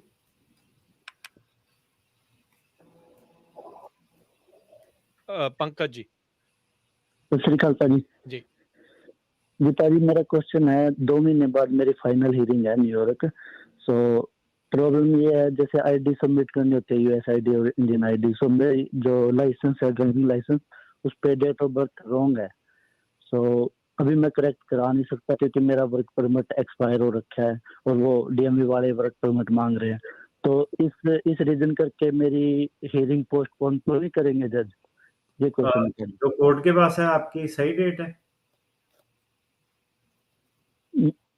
नहीं, जो मेरा लाइसेंस ड्राइविंग लाइसेंस है जो कोर्ट को आपने डेट दी है, जो कोर्ट के पास है डॉक्यूमेंट्स में, असाइलम में, उसमें वो आपकी डेट सही है ना? उसमें सही है पाजी। नहीं ठीक है, फिर ड्राइवर लाइसेंस का आप देखो डीएमवी में एप्लीकेशन जरूर डाल दो, ताकि अगर कोई मुद्दा आए तो आप उसको कह सकते हो कि ये मेरे ड्राइवर लाइसेंस में गलती थी, मैंने ऑलरेडी करेक्शन की रिक्वेस्ट डाली हुई है जी। तो वो डेट नहीं आपकी पोस्टपोन होगी, तो आप हाँ जी डेट पे जरूर जाएं अपनी पे, तो कोई दिक्कत नहीं है। अगर आपके इमिग्रेशन के पेपर सही हैं तो कोई मसला नहीं। ओके पाजी जी ठीक है ओके। ਸੋ ਡੀਐਮਵੀ ਦੀ ਮਿਲਦਾ ਵੈਬਸਾਈਟ ਦੇ ਉੱਤੇ ਹੀ ਤੇ ਜਾਂ ਉਹਨਾਂ ਕੋਲ ਫਾਰਮ ਹੁੰਦੇ ਆ ਕਰੈਕਸ਼ਨ ਕਰਾਉਣ ਦੇ ਲਈ, ਨਾਮ ਦਾ ਵੀ ਕਰੈਕਸ਼ਨ ਕਰਾਉਣ ਲਈ ਹੁੰਦਾ ਹੈ, date of birth the correction ਕਰਾਉਣ ਲਈ ਵੀ ਹੁੰਦਾ ਆ। ਸੋ ਉਹ ਜ਼ਰੂਰ ਤੁਸੀਂ ਭਰ ਲਿਓ ਜੀ। ਰਸ਼ਪਾਲ ਜੀ। ਹਾਂਜੀ ਸਤਿ ਸ਼੍ਰੀ ਅਕਾਲ ਭਾਜੀ ਦੋਨਾਂ ਵੀਰਾਂ ਨੂੰ। ਮੇਰਾ ਵਕੀਲ ਸਾਹਿਬ ਨੂੰ ਇੱਕ ਸਵਾਲ ਹੈ ਜੀ, ਮੈਂ ਪੁੱਛਣਾ ਹੀ ਹੈ ਕੁਐਸਚਨ ਕਰਦੇ ਉਹ ਮੈਂ ਸਿਟੀਜ਼ਨ ਹੋਇਆ 96 ਦਾ ਤੇ ਮੇਰਾ ਨਾ 2 ਸਾਲ 3 ਹੋ ਗਏ ਸੀ ਮੂਵ ਹੋ ਰਹੇ ਸੀਗੇ, ਮੈਂ ਕਿਸੇ ਤੋਂ ਕਾਪੀ ਕਰਵਾਈ ਸੀ ਉਹਦੀ ਆਪਣੇ ਸਰਟੀਫਿਕੇਟ ਦੀ, ਉਹ ਮੈਨੂੰ ਉਹ ਭੁੱਲ ਗਿਆ ਪਤਾ ਨਹੀਂ ਉੱਥੇ, ਮੈਨੂੰ ਲੱਜਾ ਨਹੀਂਗਾ ਮੁੜ ਕੇ, ਤਾਂ ਮੇਰੇ ਕੋਲ ਤਾਂ ਉਹਦੀ ਕਾਪੀ ਹੈਗੀ ਹੈ ਜੀ। ਤੇ ਉਹਦੇ ਤੇ ਕੋਈ ਬੰਦਾ ਇੰਡੀਆ ਤੋਂ ਟਰੈਵਲ ਕਰ ਸਕਦਾ ਇੱਥੇ ਜੇ ਕਿਸੇ ਦੇ ਹੱਥ ਆ ਗਿਆ ਹੋਵੇ? ਨਹੀਂ, ਬੰਦਾ ਦਾ ਸਿਟੀਜ਼ਨਸ਼ਿਪ ਉਹਦਾ ਪਾਸਪੋਰਟ ਚਾਹੀਦਾ ਹੁੰਦਾ, ਭਾਵੇਂ ਸਿਟੀਜ਼ਨ ਸਰਟੀਫਿਕੇਟ ਦੇ ਨਾਲ ਤਾਂ ਨਹੀਂ ਉਹ ਟਰੈਵਲ ਕਰ ਸਕਦਾ। ਅੱਛਾ ਜੀ ਵਕੀਲ ਸਾਹਿਬ ਮੈਂ ਉਹੀ ਪੁੱਛਣਾ ਤੁਹਾਨੂੰ, ਮੈਂ ਕਿਹਾ ਵੀ ਕੋਈ ਮੈਨੂੰ ਸ਼ੱਕ ਆ ਵੀ ਉਹ ਕਿਸੇ ਦੇ ਹੱਥ ਆ ਗਿਆ ਤੇ ਉਹਦੇ ਤੇ ਕੋਈ ਬੰਦਾ ਆਇਆ ਹੈਗਾ, ਉਹ ਬੰਦਾ ਪਤਾ ਨਹੀਂ ਜਿੱਦਾਂ ਵੀ ਵਿੱਚੋਂ ਇਦਾਂ, ਤਾਂ ਉਹ ਹੁਣ ਤੁਸੀਂ ਸਹੀ ਆ ਵੀ ਨਹੀਂ ਆ ਨਹੀਂ ਸਕਦਾ ਉਹਦੇ ਤੇ, ਹਨਾ? ਨਹੀਂ, ਉਹਦਾ ਜੇ ਸਿਟੀਜ਼ਨ ਕਰੂਗਾ, ਕਿਉਂਕਿ ਹੁਣ ਜਿਹੜੀ ਬਾਰਡਰ ਵਾਲੇ ਆ ਉਹ ਰੂਟੀਨ 'ਚ ਪਾਸਪੋਰਟ ਦੇਖਦੇ ਆ, ਉਹਦਾ ਪਹਿਲੀ ਗੱਲ ਤਾਂ ਬੰਦੇ ਨੇ ਆ ਕੇ ਜਦੋਂ ਸਿਟੀਜ਼ਨਸ਼ਿਪ ਸਰਟੀਫਿਕੇਟ ਦਿਖਾਇਆ ਉਹਦਾ ਉਦਾਂ ਹੀ ਸ਼ੱਕ ਪੈਣਾ ਉਹਨਾਂ ਨੂੰ ਕੋਈ ਕੌਣ ਹੈ ਇਹ ਬੰਦਾ। ਜੀ ਜੀ ਸੋ ਹਾਂਜੀ ਪਾਸਪੋਰਟ ਜ਼ਰੂਰੀ ਹੈ ਜੀ ਇੰਟਰਨੈਸ਼ਨਲ ਟਰੈਵਲ ਦੇ ਲਈ, ਉਹ ਤੋਂ ਬਗੈਰ ਜਿਹੜੀ ਉਹ ਫਿਰ ਗੱਲ ਨਹੀਂ ਬਣਦੀ, ਚਾਹੇ ਨਾਲ ਤੁਹਾਡੇ ਕੋਲ ਸਰਟੀਫਿਕੇਟ ਹੈਗਾ ਆ ਜਾਂ ਨਹੀਂ। ਜਤਿੰਦਰ। ਹਾਂਜੀ ਭਾਜੀ ਸਤਿ ਸ਼੍ਰੀ ਅਕਾਲ ਦੋਵਾਂ ਭਰਾਵਾਂ ਨੂੰ ਜੀ। ਭਾਜੀ 2 ਕੁਐਸਚਨ ਸੀਗੇ ਮੇਰੇ, ਇੱਕ ਤੇ ਨਾ ਵਾਈਫ ਦਾ ਐਕਸਪਾਇਰ ਹੋ ਗਿਆ ਸੀਗਾ ਮੇਰੀ ਦਾ ਵਰਕ ਪਰਮਿਟ, ਤੇ ਉਹ ਲਗਾ ਲੇਟ ਕੀਤਾ ਜ਼ਰੂਰ ਆ, ਪਿਛਲੇ ਸਾਲ ਜੁਲਾਈ ਦਾ, ਅਜੇ ਤੱਕ ਉਹਦਾ ਰਿਸਪੌਂਸ ਨਹੀਂ ਆਇਆ। ਤੇ ਉਹਦਾ ਫਿਰ ਉਹੀ ਹੈ ਜਿਹੜੀ ਆਪਾਂ ਗੱਲ ਕਰ ਰਹੇ ਕਿ ਪ੍ਰੀਮੀਅਮ ਹੁਣ ਆ ਜਾਣੀ ਆ, ਦੇਖੋ ਜਦੋਂ ਆਉਂਦੀ ਆ ਤੇ ਫਿਰ $2500 ਦੇ ਕੇ ਤੇ ਰਿਸਪੌਂਸ ਲਿਓ ਉਹਨਾਂ ਕੋਲ। ਠੀਕ ਆ ਭਾਜੀ। ਤੇ ਬੱਚਿਆਂ ਦੇ ਭਾਜੀ ਨਵੇਂ ਕੀਤੇ ਸੀ ਵਰਕ ਪਰਮਿਟ ਅਪਲਾਈ, ਉਹ ਵੀ ਨਹੀਂ ਅਜੇ ਤੱਕ ਆਏ। ਉਹਦੇ ਵਿੱਚ ਤੁਸੀਂ ਪ੍ਰੂਫ ਲਾਇਆ ਸੀਗਾ ਇਸ ਐਪ ਦਾ ਜਾਂ ਕਾਸਾ ਦਾ ਮੈਂਬਰਸ਼ਿਪ ਦਾ? ਹਾਂਜੀ। ਨਹੀਂ, ਬੱਚਿਆਂ ਨੇ ਮੈਂਬਰਸ਼ਿਪ ਲਈ ਸੀ ਇਸ ਐਪ ਦੀ? ਭਾਜੀ ਇਹਦੇ ਬਾਰੇ ਪਤਾ ਨਹੀਂ ਮੈਨੂੰ, ਦੇਖਣਾ ਪੈਣਾ, ਪੁੱਛਣਾ ਪੈਣਾ। ਨਹੀਂ ਫੇਰ ਨਹੀਂ ਆਣਾ ਭਾਜੀ, ਉਹ ਇਸ ਐਪ ਦੀ ਮੈਂਬਰਸ਼ਿਪ ਲੈਣੀ ਹੁੰਦੀ ਹੈ ਕਿ ਸੰਸਥਾ ਵਾ, ਫੇਰ ਆਉਂਦਾ ਛੇਤੀ 30 ਦਿਨਾਂ 60 ਦਿਨਾਂ। ਤੇ ਕੀ ਇਦਾਂ ਅਪਲਾਈ ਕਰਨ ਤੋਂ ਬਾਅਦ ਦੇ ਵਿੱਚ ਵੀ ਲੈ ਕੇ ਉਹਨਾਂ ਨੂੰ ਘੱਲ ਸਕਦੇ ਆ? ਬਾਅਦ ਚ ਕਾਈਂਡ ਆਫ ਲਾਈਕ ਦੁਬਾਰਾ ਹੀ ਇਹਨਾਂ ਨੂੰ ਫਾਈਲ ਕਰਨਾ ਪੈਣਾ। ਓਕੇ ਸੋ ਠੀਕ ਆ, ਸੋ ਦੂਜੀ ਵਾਰੀ ਦੁਬਾਰਾ ਫਾਈਲ ਕਰਨੀ ਇਸ ਐਪ ਦਾ ਜਿਹੜਾ ਉਹ ਲੈ ਕੇ ਫੇਰ ਗੱਲ ਬਣੂਗੀ। ਠੀਕ ਆ, ਨਹੀਂ ਤਾਂ ਜੇ ਹੁਣ 3-4 ਮੰਨ ਲਓ 4 ਵਰਕ ਪਰਮਿਟ ਆ ਕਿਸੇ ਦੇ ਘਰ ਦੇ ਵਿੱਚ ਤੇ ਉਹਨਾਂ ਨੇ ਤੇਜ਼ ਕਰਾਉਣਾ $10,000 ਉਹ ਜਾਂਦਾ ਲੱਗਦਾ ਜੋ। ਸੋ ਇਹ ਇਸ ਹਿਸਾਬ ਦੇ ਨਾਲ ਇਦਾਂ ਵੀ ਜਿਹੜਾ ਉਹ ਹੈਗਾ ਆ, ਸੋ ਧਿਆਨ ਦੇ ਨਾਲ ਦੇਖ ਕੇ ਵੀ ਕਿਹਨੂੰ ਜ਼ਰੂਰਤ ਆ ਕਾਹਲੀ ਆ, ਜਿਹਨੂੰ ਕਿਹਨੂੰ ਘੱਟ ਕਾਹਲੀ ਆ, ਉਸ ਹਿਸਾਬ ਦੇ ਨਾਲ ਫਿਰ ਫੈਸਲਾ ਲੈਣਾ। ਹਾਂਜੀ ਸਤਨਾਮ ਜੀ। ਹਾਂਜੀ ਸਤਿ ਸ੍ਰੀ ਅਕਾਲ ਜੀ ਭਾਜੀ। ਜੀ ਹਾਂਜੀ ਮੇਰਾ ਜੀ ਇਹ ਕੁਐਸਚਨ ਹੈ, ਜਿੱਦਾਂ ਮੇਰਾ ਅਸਾਈਲਮ ਕੇਸ ਲੱਗਾ ਸੀ 2016 ਦਾ, ਤੇ ਮੈਂ ਇੱਕ ਦਿਨ ਨਾ ਅਸਾਈਲਮ ਆਫਿਸ ਸੈਨ ਫਰਾਂਸਿਸਕੋ ਕਾਲ ਕੀਤੀ ਸੀ, ਉਹ 'ਚ ਇੱਕ ਨੰਬਰ ਚੱਲਦਾ 415 ਕਰਕੇ, ਤੇ ਉਹਨਾਂ ਨੇ ਕਿਹਾ ਵੌਇਸ ਮੈਸੇਜ ਛੱਡ ਦਿਓ, ਮੈਂ ਵੌਇਸ ਮੈਸੇਜ ਛੱਡਤਾ, ਉਹਨੇ ਦੂਜੇ ਤੋਂ ਮੈਨੂੰ ਕਾਲ ਆਈ ਸੀ ਤੇ ਉਹਨਾਂ ਮੈਨੂੰ ਪੁੱਛਿਆ ਵੀ ਕਦੋਂ ਕੇਸ ਲੱਗਾ, ਮੈਂ ਸਾਰਾ ਕੁਝ ਦੱਸਿਆ। ਉਹ ਮੈਨੂੰ ਕਹਿੰਦੇ ਆ ਕਿ ਤੁਸੀਂ ਆਪਣੀ ਦੁਬਾਰਾ ਫਾਈਲ ਰੀਸਬਮਿਟ ਅਸਾਈਲਮ ਆਫਿਸ ਨੂੰ ਕਰ ਦਿਓ ਤੇ ਅਸੀਂ ਫਿਰ ਤੁਹਾਨੂੰ ਸ਼ਾਰਟ ਟਾਈਮ ਕੰਡੀਸ਼ਨ 'ਚ ਡੇਟ ਦੇ ਦਾਂਗੇ, ਏਦਾਂ ਹੋ ਸਕਦਾ? ਹਾਂਜੀ, ਉਹ ਬੇਸਿਕਲੀ ਤੁਹਾਨੂੰ ਇਹ ਕਹਿ ਰਿਹਾ ਕਿ ਆਪਣਾ ਸਾਰੇ ਜਿਹੜੇ ਪੇਪਰ ਜਿਹੜੇ ਹੈਗੇ ਆ ਉਹ ਸਬਮਿਟ ਕਰ ਦਿਓ ਸਾਰੇ, ਜਦੋਂ ਤੁਹਾਡੀ ਫਾਈਲ ਪੂਰੀ ਸਬਮਿਟ ਹੋ ਗਈ ਫਿਰ ਆਪਾਂ ਤੁਹਾਨੂੰ ਹੀਅਰਿੰਗ ਦੇ ਦਾਂਗੇ। ਹਾਂਜੀ ਹੋ ਸਕਦਾ। ਹਾਂਜੀ ਥੈਂਕ ਯੂ ਜੀ। ਪੁੱਛਣਾ ਜੀ ਮੈਨੂੰ ਕਹਿੰਦਾ ਤੁਸੀਂ ਡੇਟ ਦੇ ਦਾਂਗੇ, ਪੇਪਰ ਸਾਰੇ ਭੇਜ। ਚਲੋ ਠੀਕ ਹੈ ਜੀ, ਮਿਹਰਬਾਨੀ ਜੀ। ਗੁਰਦੇਵ ਸਤਿ ਸ੍ਰੀ ਅਕਾਲ ਦੋਨਾਂ ਵੀਰਾਂ ਤੇ ਸਾਰੀ ਟੀਮ ਨੂੰ ਜੀ। ਸਤਿ ਸ਼੍ਰੀ ਜੀ ਮੇਰਾ ਸਵਾਲ ਹੈ ਵੀਰ ਜੀ, ਆਪਣੇ ਯੂਏਜੇ ਦੀ ਕਿਹੜੀ ਡੇਟ ਚੱਲ ਰਹੀ, ਕਿਹੜੀ ਸਨ ਜੀ? ਸਾਡਾ ਜੀ ਇੱਕ ਆਪਾਂ 2015 ਚ ਕੀਤਾ ਸੀਗਾ, ਉਹ ਬੰਦੇ ਦੀ ਹੁਣ ਉਹਨੇ ਇਨਕੁਆਇਰੀ ਮੰਗੀ ਆ। ਸੋ 15 ਵਾਲੇ ਜਿਹੜੇ ਹੈਗੇ ਆ ਉਹ ਕੇਸ ਕਰ ਰਹੇ ਆ, ਤੇ 16 ਵਾਲਾ ਮੇਰੇ ਕਲਾਇੰਟਾਂ ਦਾ ਤਾਂ ਨਹੀਂ ਅਜੇ ਕੋਈ, 115 ਦੀ ਚੱਲ ਰਹੀ ਹੈ ਜੀ। ਗੁਰਮੇਲ ਜੀ। ਹਾਂਜੀ ਸਤਿ ਸ਼੍ਰੀ ਅਕਾਲ ਭਾਜੀ। ਜੀ ਭਾਜੀ ਮੇਰਾ ਕੁਐਸਚਨ ਇਹ ਹੈ, ਜਿੱਦਾਂ ਮੇਰੇ ਮਦਰ ਇਨ ਲਾ ਇੰਡੀਆ ਨੂੰ ਚੱਲ ਗਏ ਸੀਗੇ 2 ਸਾਲ ਦਾ ਵੀਜ਼ਾ ਲੈ ਕੇ ਇੱਥੋਂ, ਉਦੋਂ ਗ੍ਰੀਨ ਕਾਰਡ ਹੋਲਡਰ ਸੀਗੇ ਜਿੱਦਾਂ, ਤੇ ਉਹਨਾਂ ਦਾ ਇਸ ਸਾਲ ਜਿੱਦਾਂ ਜਨਵਰੀ ਦੀ 15 ਤਰੀਕ ਨੂੰ ਐਕਸਪਾਇਰ ਹੋ ਗਿਆ ਜਿੱਦਾਂ, ਤੇ ਉਹ ਮੇਰੇ ਫਾਦਰ ਇਨ ਲਾ ਦੀ ਜਿੱਦਾਂ ਮੈਡੀਕਲ ਕੰਡੀਸ਼ਨ ਗੁੱਡ ਨਹੀਂ ਸੀਗੀ, ਉਹਨਾਂ ਦੀ ਜਿੱਦਾਂ ਡੈਥ ਹੋ ਗਈ ਜਿੱਦਾਂ ਮਾਰਚ ਦੇ ਵਿੱਚ। ਅੱਛਾ ਜੀ। ਤੇ ਉਹ ਮਦਰ ਇਨ ਲਾ ਜਿੱਦਾਂ ਉਹ ਵੀ ਉੱਥੇ ਜਿਹੜਾ ਫਾਦਰ ਇਨ ਲਾ ਦੀ ਟੇਕ ਕੇਅਰ ਕਰਦੀ ਸੀ, ਉਹ ਵੀ ਨਹੀਂ ਆ ਸਕੀ ਜਿੱਦਾਂ, ਤੇ ਉਹ ਕਿੱਦਾਂ ਆ ਸਕਦੀ ਜਿੱਦਾਂ ਮਤਲਬ ਹੁਣ ਇੱਥੇ ਆ ਸਕਦੀ, ਤਾਂ ਉਹਦਾ ਗ੍ਰੀਨ ਕਾਰਡ ਤਾਂ ਉਹਦੇ ਕੋਲ ਹੈਗਾ, ਜਿੱਦਾਂ ਜਿਹੜਾ 2 ਸਾਲ ਦਾ ਵੀਜ਼ਾ ਸੀਗਾ ਉਹ ਤਾਂ ਐਕਸਪਾਇਰ ਹੋ ਗਿਆ ਜਿੱਦਾਂ, ਉੱਦਾਂ ਵੀ ਕੋਵਿਡ ਕਰਕੇ ਵੀ ਜਿੱਦਾਂ ਉਹ ਆ ਨਹੀਂ ਸੀ ਸਕਦੇ ਲਾਸਟ ਈਅਰ ਅਕਤੂਬਰ। ਕਿੰਨੀ ਦੇਰ ਹੋ ਗਈ ਉਹਨਾਂ ਨੂੰ ਹੁਣ ਇੰਡੀਆ ਗਏ? ਹਾਂਜੀ ਇੰਡੀਆ ਗਿਆ ਨੂੰ ਕਿੰਨਾ ਚਿਰ ਹੋ ਗਿਆ? 2 ਸਾਲ ਹੋ ਗਏ, 2 ਸਾਲ ਹੋ ਜਾਣੇ ਸੀਗੇ ਹੁਣ, ਆਪਣਾ ਜਨਵਰੀ 15 ਨੂੰ ਜਿੱਦਾਂ ਐਕਸਪਾਇਰ ਹੋ ਗਿਆ ਸੀਗਾ ਉਹਨਾਂ ਦਾ ਜਿੱਦਾਂ ਇਸ ਸਾਲ ਹੀ। 2 ਸਾਲ ਤੋਂ ਉੱਤੇ ਹੋ ਗਏ ਤੁਸੀਂ ਕਹਿੰਦੇ ਆ? ਨਹੀਂ 2 ਸਾਲ ਉੱਪਰ ਨਹੀਂ ਹੋਏ, ਜਿੱਦਾਂ 2 ਇਸ ਸਾਲ ਦੇ 15 ਤਰੀਕ ਨੂੰ ਐਕਸਪਾਇਰ ਹੋਣਾ ਸੀਗਾ ਜਿੱਦਾਂ ਉਹਨਾਂ ਦਾ ਵੀਜ਼ਾ ਜਿੱਦਾਂ। ਠੀਕ ਹੈ ਠੀਕ ਹੈ। ਉਹਦੇ ਮੈਡੀਕਲ ਕੰਡੀਸ਼ਨ ਤਾਂ ਲਾਸਟ ਈਅਰ ਤੋਂ ਗੁੱਡ ਨਹੀਂ ਸੀ, ਹਸਪੀਟਲ ਹੀ ਦਾਖਲ ਹੀ ਸੀਗਾ ਜਿੱਦਾਂ ਮਤਲਬ ਸਟੇਡੀ ਨਹੀਂ ਜਿੱਦਾਂ। ਇਹਦੇ 'ਚ ਤੁਹਾਡੇ ਕੋਲ ਨਾ 2 ਆਪਸ਼ਨ ਹੈਗੇ ਆ, ਇੱਕ ਹੈਗਾ returning resident visa. Returning resident visa 'ਚ ਤੁਸੀਂ ਆਪਣੇ ਕਾਰਨ ਦੱਸਣੇ ਹੁੰਦੇ ਆ ਕਿ ਆਹ ਇਹਦੇ ਕਰਕੇ ਮੇਰਾ ਡਿਲੇ ਹੋਇਆ। ਸੋ ਇਹ ਪੋਸੀਬਲ ਆ ਕਿ ਰਿਟਰਨਿੰਗ ਰੈਜ਼ੀਡੈਂਟ ਵੀਜ਼ਾ ਉਹਨਾਂ ਨੂੰ ਮਿਲ ਸਕਦਾ ਜੋ ਤੁਸੀਂ ਦੱਸ ਰਹੇ ਹੋ ਉਹਦੇ ਬੇਸ ਤੇ, ਪਰ ਜਿਹੜਾ ਜੇ ਤੁਸੀਂ ਪਰ ਉਹਨਾਂ ਦੀ ਮਰਜ਼ੀ ਆ, ਪਰ ਤੁਹਾਨੂੰ ਬੈਸਟ ਤੁਹਾਡੇ ਲਈ ਇਹੀ ਹੈ ਕਿ ਤੁਸੀਂ ਦੋਨੋਂ ਟਰਾਈ ਕਰ ਸਕਦੇ ਆ। ਪਹਿਲਾਂ ਤੁਸੀਂ ਰਿਟਰਨਿੰਗ ਰੈਜ਼ੀਡੈਂਟ ਵੀਜ਼ਾ ਟਰਾਈ ਕਰ ਲਓ, ਜੇ ਨਹੀਂ ਗੱਲ ਬਣਦੀ ਤੁਸੀਂ ਫਿਰ ਨਵੇਂ ਸਿਰੋਂ ਤੁਹਾਨੂੰ ਕਰਨਾ ਪੈਣਾ। ਨਵੇਂ ਸਿਰੋਂ? ਅੱਛਾ ਜੀ। ਸੋ ਪਹਿਲਾਂ ਰਿਟਰਨਿੰਗ ਰੈਜ਼ੀਡੈਂਟ ਵੀਜ਼ਾ ਤੁਸੀਂ ਉਹ ਟਰਾਈ ਕਰਕੇ ਦੇਖ ਸਕਦੇ ਆ। ਠੀਕ ਹੈ ਜੀ। ਸੁਰਿੰਦਰ ਜੀ।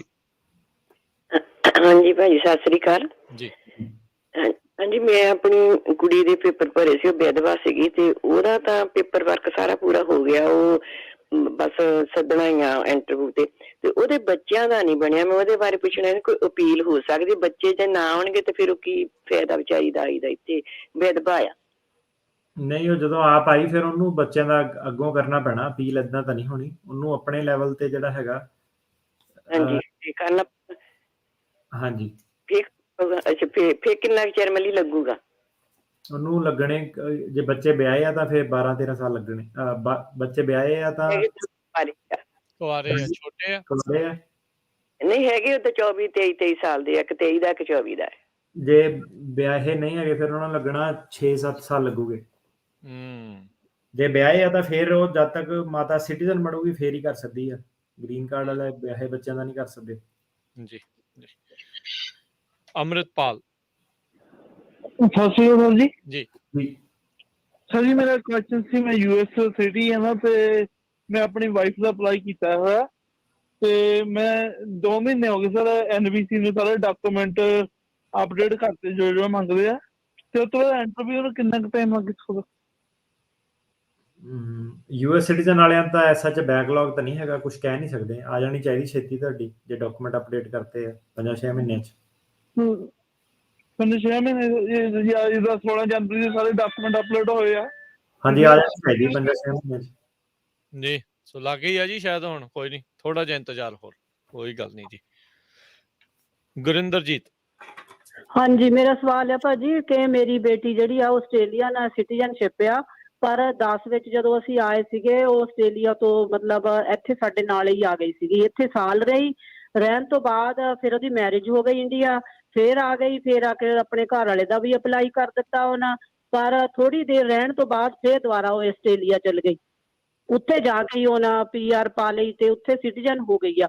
ਹੁਣ ਉਹ ਇੱਥੇ ਆਉਣਾ ਮੰਗਦੀ ਸੀਗੀ, ਤੇ ਹੁਣ ਉਹਨਾਂ ਅਪਲਾਈ ਕੀਤਾ, ਤੇ ਪਹਿਲਾਂ ਵਿਆਹ ਸੀ ਉਹਦੇ ਭਰਾ ਦਾ, ਉਦੋਂ ਤਾਂ ਕੋਵਿਡ ਕਰਕੇ ਨਹੀਂ ਚਲੋ ਆਉਣ ਦਿੱਤਾ। ਹੁਣ ਉਹਨਾਂ ਅਪਲਾਈ ਕੀਤਾ, ਜਦੋਂ ਉਹਨਾਂ ਨੂੰ ਈ ਵੀਜ਼ਾ ਵਗੈਰਾ ਥੋੜਾ ਬਹੁਤ ਦੱਸਣਾ ਪੈਂਦਾ ਆ, ਉਹਦੇ ਘਰ ਵਾਲੇ ਨੂੰ ਵੀ ਵੀਜ਼ਾ ਦੇ ਦਿੱਤਾ, ਉਹਦੇ ਬੇਟੇ ਨੂੰ ਵੀ ਦਿੱਤਾ, ਉਹਨੂੰ ਕਲੀਅਰ ਨਹੀਂ ਕਰਦੇ। ਉਹ ਕਹਿੰਦੇ ਭਈ ਤੁਸੀਂ ਦੁਬਾਰਾ ਤੁਹਾਡੀ ਇੰਟਰਵਿਊ ਹੋਊਗੀ।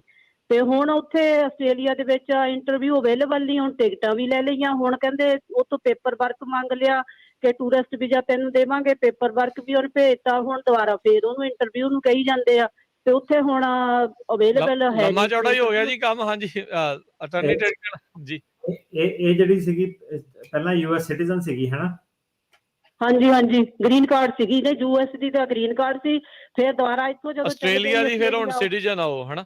ਹਾਂਜੀ ਹਾਂਜੀ ਹਾਂਜੀ। ਸੋ ਇਦਾਂ ਕਿ ਗ੍ਰੀਨ ਕਾਰਡ ਹੋਲਡਰ ਨੂੰ ਰਹਿਣਾ ਜ਼ਰੂਰੀ ਹੁੰਦਾ। ਗ੍ਰੀਨ ਕਾਰਡ ਹੋਲਡਰ ਕਿਸੇ ਹੋਰ ਕੰਟਰੀ ਦਾ ਸਿਟੀਜ਼ਨ ਨਹੀਂ ਬਣ ਸਕਦਾ, ਕਿਉਂਕਿ ਉਹ ਫਿਰ ਤੁਸੀਂ ਇਹ ਦੱਸਦੇ ਆ ਕਿ ਆਪਾਂ ਰਿਹਾਇਸ਼ ਜਿਹੜੀ ਅਮਰੀਕਾ ਦੀ ਛੱਡਤੀ ਆ। ਸੋ ਗ੍ਰੀਨ ਕਾਰਡ ਦਾ ਉਹਦਾ ਚੱਲ ਗਿਆ।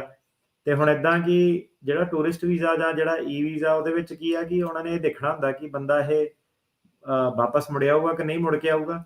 ਕਿਉਂਕਿ ਜਿਹਨੇ ਇੱਕ ਵਾਰੀ ਪਹਿਲਾਂ ਗ੍ਰੀਨ ਕਾਰਡ ਫਾਈਲ ਕੀਤਾ ਸੀਗਾ, ਜਦੋਂ ਤੁਸੀਂ ਉਹ ਫਾਰਮ ਵਗੈਰਾ ਭਰਦੇ ਹੋ ਉੱਤੇ ਉਹ ਦੇਖਦੇ ਆ ਕਿ ਪਹਿਲਾਂ ਹੀ ਰੈਜ਼ੀਡੈਂਟ ਸੀਗਾ।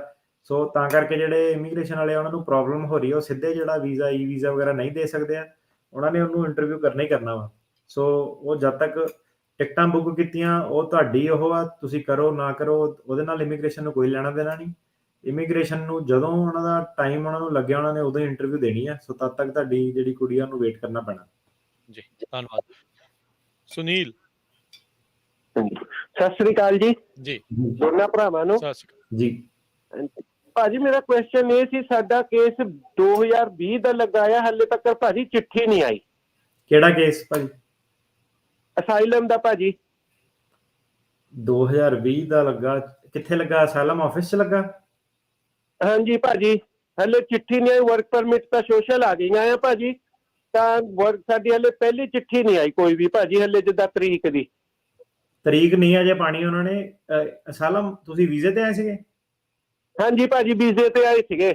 ਨਹੀਂ, ਹਾਂਜੀ, ਇਹਦੀ ਕੋਈ ਤਰੀਕ ਨਹੀਂ ਹੁੰਦੀ ਜੀ। ਇਹਦਾ ਬਸ ਉਹਨਾਂ ਨੇ ਆਹੀ ਕਰਨਾ ਕਿ ਅਸਾਈਲਮ ਜਿਹੜਾ ਤੁਹਾਡਾ ਰਿਸੀਵ ਹੋ ਗਿਆ, ਉਸ ਤੋਂ ਇਲਾਵਾ ਕੋਈ ਚਿੱਠੀ ਨਹੀਂ ਆਣੀ। ਜਦ ਤੱਕ ਇੰਟਰਵਿਊ ਜਦੋਂ ਆਊਗੀ ਉਦੋਂ ਚਿੱਠੀ ਆਊਗੀ। ਠੀਕ ਹੈ ਜੀ, ਹੁਣ ਇੰਤਜ਼ਾਰ ਕਰੋ ਜੀ, ਫਿਰ ਕਾਲੇ ਨਾ ਹੋਣ ਪਾਓ ਜੀ। ਅਨਿਲ ਜੀ। ਹਾਂਜੀ, ਸਤਿ ਸ਼੍ਰੀ ਅਕਾਲ ਭਾਈ। ਸਤਿ ਸ਼੍ਰੀ ਅਕਾਲ। ਮੇਰੇ ਥੋੜੇ ਕਪਲ ਕੁਐਸਚਨ ਹੈਗੇ, ਸੌਰੀ। ਇੱਕ ਤਾਂ ਇਹ ਹੈਗਾ ਵੀ ਸਿਸਟਰ ਦਾ ਅਪਲਾਈ ਕੀਤਾ ਸੀਗਾ 2007 ਚ ਐਨਵੀਸੀ ਨੂੰ, ਕੇਸ ਬੜਾ ਲੌਂਗ ਟਾਈਮ ਹੋ ਗਿਆ, ਉਹ ਚਲਾ ਗਿਆ ਸੀਗਾ ਜੀ, ਤੇ ਉਹਨਾਂ ਦਾ ਕੋਈ ਵੀ ਅਪਡੇਟ ਨਹੀਂ ਆ ਰਹੀ ਹੈਗੀ। ਉਹ ਭਾਜੀ 2005 ਤੇ ਅਜੇ ਫਿਰ ਰਹੇ ਆ, ਉਹਦੀ ਕੋਈ ਅਪਡੇਟ ਅਜੇ ਐਕਸਪੈਕਟ ਨਹੀਂ ਕਰਨੀ ਤੁਸੀਂ। ਤੇ ਉਹ ਤਾਂ ਜਿਹੜੇ 5 ਵਾਲੇ ਆ ਉਹਨਾਂ ਦੇ ਵੀ, ਹਾਂਜੀ, ਉਹਦਾ ਤੁਸੀਂ ਅਜੇ ਵੇਟ ਕਰੋ, 3 ਸਾਲ ਹੋਰ ਲੱਗਣੇ ਘੱਟੋ ਘੱਟ। ਅੱਛਾ, ਦੂਜਾ ਕੁਐਸਚਨ ਜਿਹੜਾ ਹੈਗਾ ਉਹ ਇਹ ਹੈਗਾ ਵੀ ਜਿਹੜਾ E2 ਵੀਜ਼ਾ ਹੈਗਾ, ਜਿਹੜੇ ਕੋਈ ਇਟਲੀ ਤੋਂ ਜਾਂ ਦੂਜੀ ਕੰਟਰੀ ਤੋਂ ਆਉਣਾ ਚਾਹੁੰਦੇ, ਉਹਨਾਂ ਦੀ ਇਨਵੈਸਟਮੈਂਟ ਕਿੰਨੀ ਹੈਗੀ ਆ? ਐਸਾ ਕੋਈ ਲਿਮਿਟ ਨਹੀਂ ਹੈਗੀ। ਘੱਟੋ ਘੱਟ ਜਿੱਦਾਂ ਸਹੀ ਇਨਵੈਸਟਮੈਂਟ ਤੇ ਸਾਡੇ ਕਲਾਇੰਟ ਤੇ ਤਕਰੀਬਨ $3 ਲੱਖ ਇਨਵੈਸਟ ਕਰਦੇ ਆ। ਬਾਕੀ $1.5-2 ਲੱਖ ਲਾ ਕੇ ਵੀ ਤੀਰ ਤੁੱਕਾ ਲੱਗ ਜਾਂਦਾ ਕਈ ਵਾਰੀ ਜੀ। ਥੈਂਕ ਯੂ ਜੀ। Sorry, hello. ਹਾਂਜੀ ਹਾਂਜੀ ਜੀ, ਥੈਂਕ ਯੂ ਜੀ। ਹਾਂਜੀ, ਮੈਂ ਪੁੱਛਿਆ ਸੀਗਾ ਵੀ ਉਹਦੇ ਚ ਕੋਈ ਮਤਲਬ ਇਨਵੈਸਟਮੈਂਟ ਕਿਸ ਟਾਈਪ ਦੀ ਇਨਵੈਸਟਮੈਂਟ ਕਰਨੀ ਪੈਂਦੀ ਹੈ? ਇਹਦੇ ਨਾਲ ਅਨਿਲ ਜੀ E2 ਵੀਜ਼ੇ ਤੇ ਨਾ, ਇਟਲੀ ਵਾਲੀ ਗੱਲ ਕੀਤੀ ਸੀ ਨਾ ਤੁਸੀਂ, ਇਟਲੀ ਤੋਂ? ਹਾਂਜੀ ਹਾਂਜੀ। E2 ਵੀਜ਼ੇ ਦਾ ਨਾ ਅਸੀਂ ਸਪੈਸ਼ਲ ਪ੍ਰੋਗਰਾਮ ਕੀਤਾ। ਤੁਸੀਂ ਪੰਜਾਬੀ ਰੇਡੀਓ USA ਦੇ YouTube ਚੈਨਲ ਦੇ ਉੱਤੇ ਜਾਇਓ ਜੀ, ਤੇ ਉੱਥੇ ਤੁਸੀਂ ਇਦਾਂ ਹੀ US ਇਮੀਗ੍ਰੇਸ਼ਨ E2 ਵੀਜ਼ਾ ਵਾਲਾ ਜਿਹੜਾ ਉਹ ਤੁਸੀਂ ਸਰਚ ਕਰਿਓ। ਉਹਦੇ ਵਿੱਚ ਉਹ ਪੂਰਾ ਉਹਨਾਂ ਨੇ ਐਕਸਪਲੇਨ ਕੀਤਾ ਹੈ ਕੀ ਕੀ ਕਰਨਾ, ਕਿੱਦਾਂ ਕਰਨਾ ਆ। ਫਿਰ ਉਹਦੇ ਲਈ ਤੁਹਾਨੂੰ ਜਿਹੜੀ ਉਸ ਦੇ ਵਿੱਚ ਮਦਦ ਜਿਹੜੀ ਉਹ ਮਿਲ ਜਾਊਗੀ, ਕਿਉਂਕਿ ਇਹ ਨਹੀਂ ਆ ਵੀ 1-ਅੱਧੇ ਮਿੰਟ ਦੇ ਵਿੱਚ ਤੁਹਾਨੂੰ ਪੂਰਾ ਐਕਸਪਲੇਨ ਜਿਹੜਾ ਉਹ ਕੀਤਾ ਜਾ ਸਕੇ। ਇਹ ਸਪੈਸ਼ਲ ਪ੍ਰੋਗਰਾਮ ਉਸ ਦੇ ਉੱਤੇ ਕੀਤਾ ਹੈ, 1-2 ਵਾਰੀ ਜਿਹੜਾ ਇਨਫੈਕਟ ਉਹ ਕੀਤਾ ਹੈ। ਤੁਸੀਂ ਪੰਜਾਬੀ ਰੇਡੀਓ USA ਦੇ YouTube ਚੈਨਲ ਤੇ ਜਾ ਕੇ ਉਹ ਪਲੀਜ਼ ਸਰਚ ਕਰ ਲਿਓ ਜੀ। ਥੈਂਕ ਯੂ ਜੀ। ਅਗਲੇ ਕਾਲਰ ਦਲਵੀਰ ਜੀ। ਹਾਂਜੀ ਭਾਈ, ਸਤਿ ਸ੍ਰੀ ਅਕਾਲ ਜੀ। ਜੀ ਜੀ।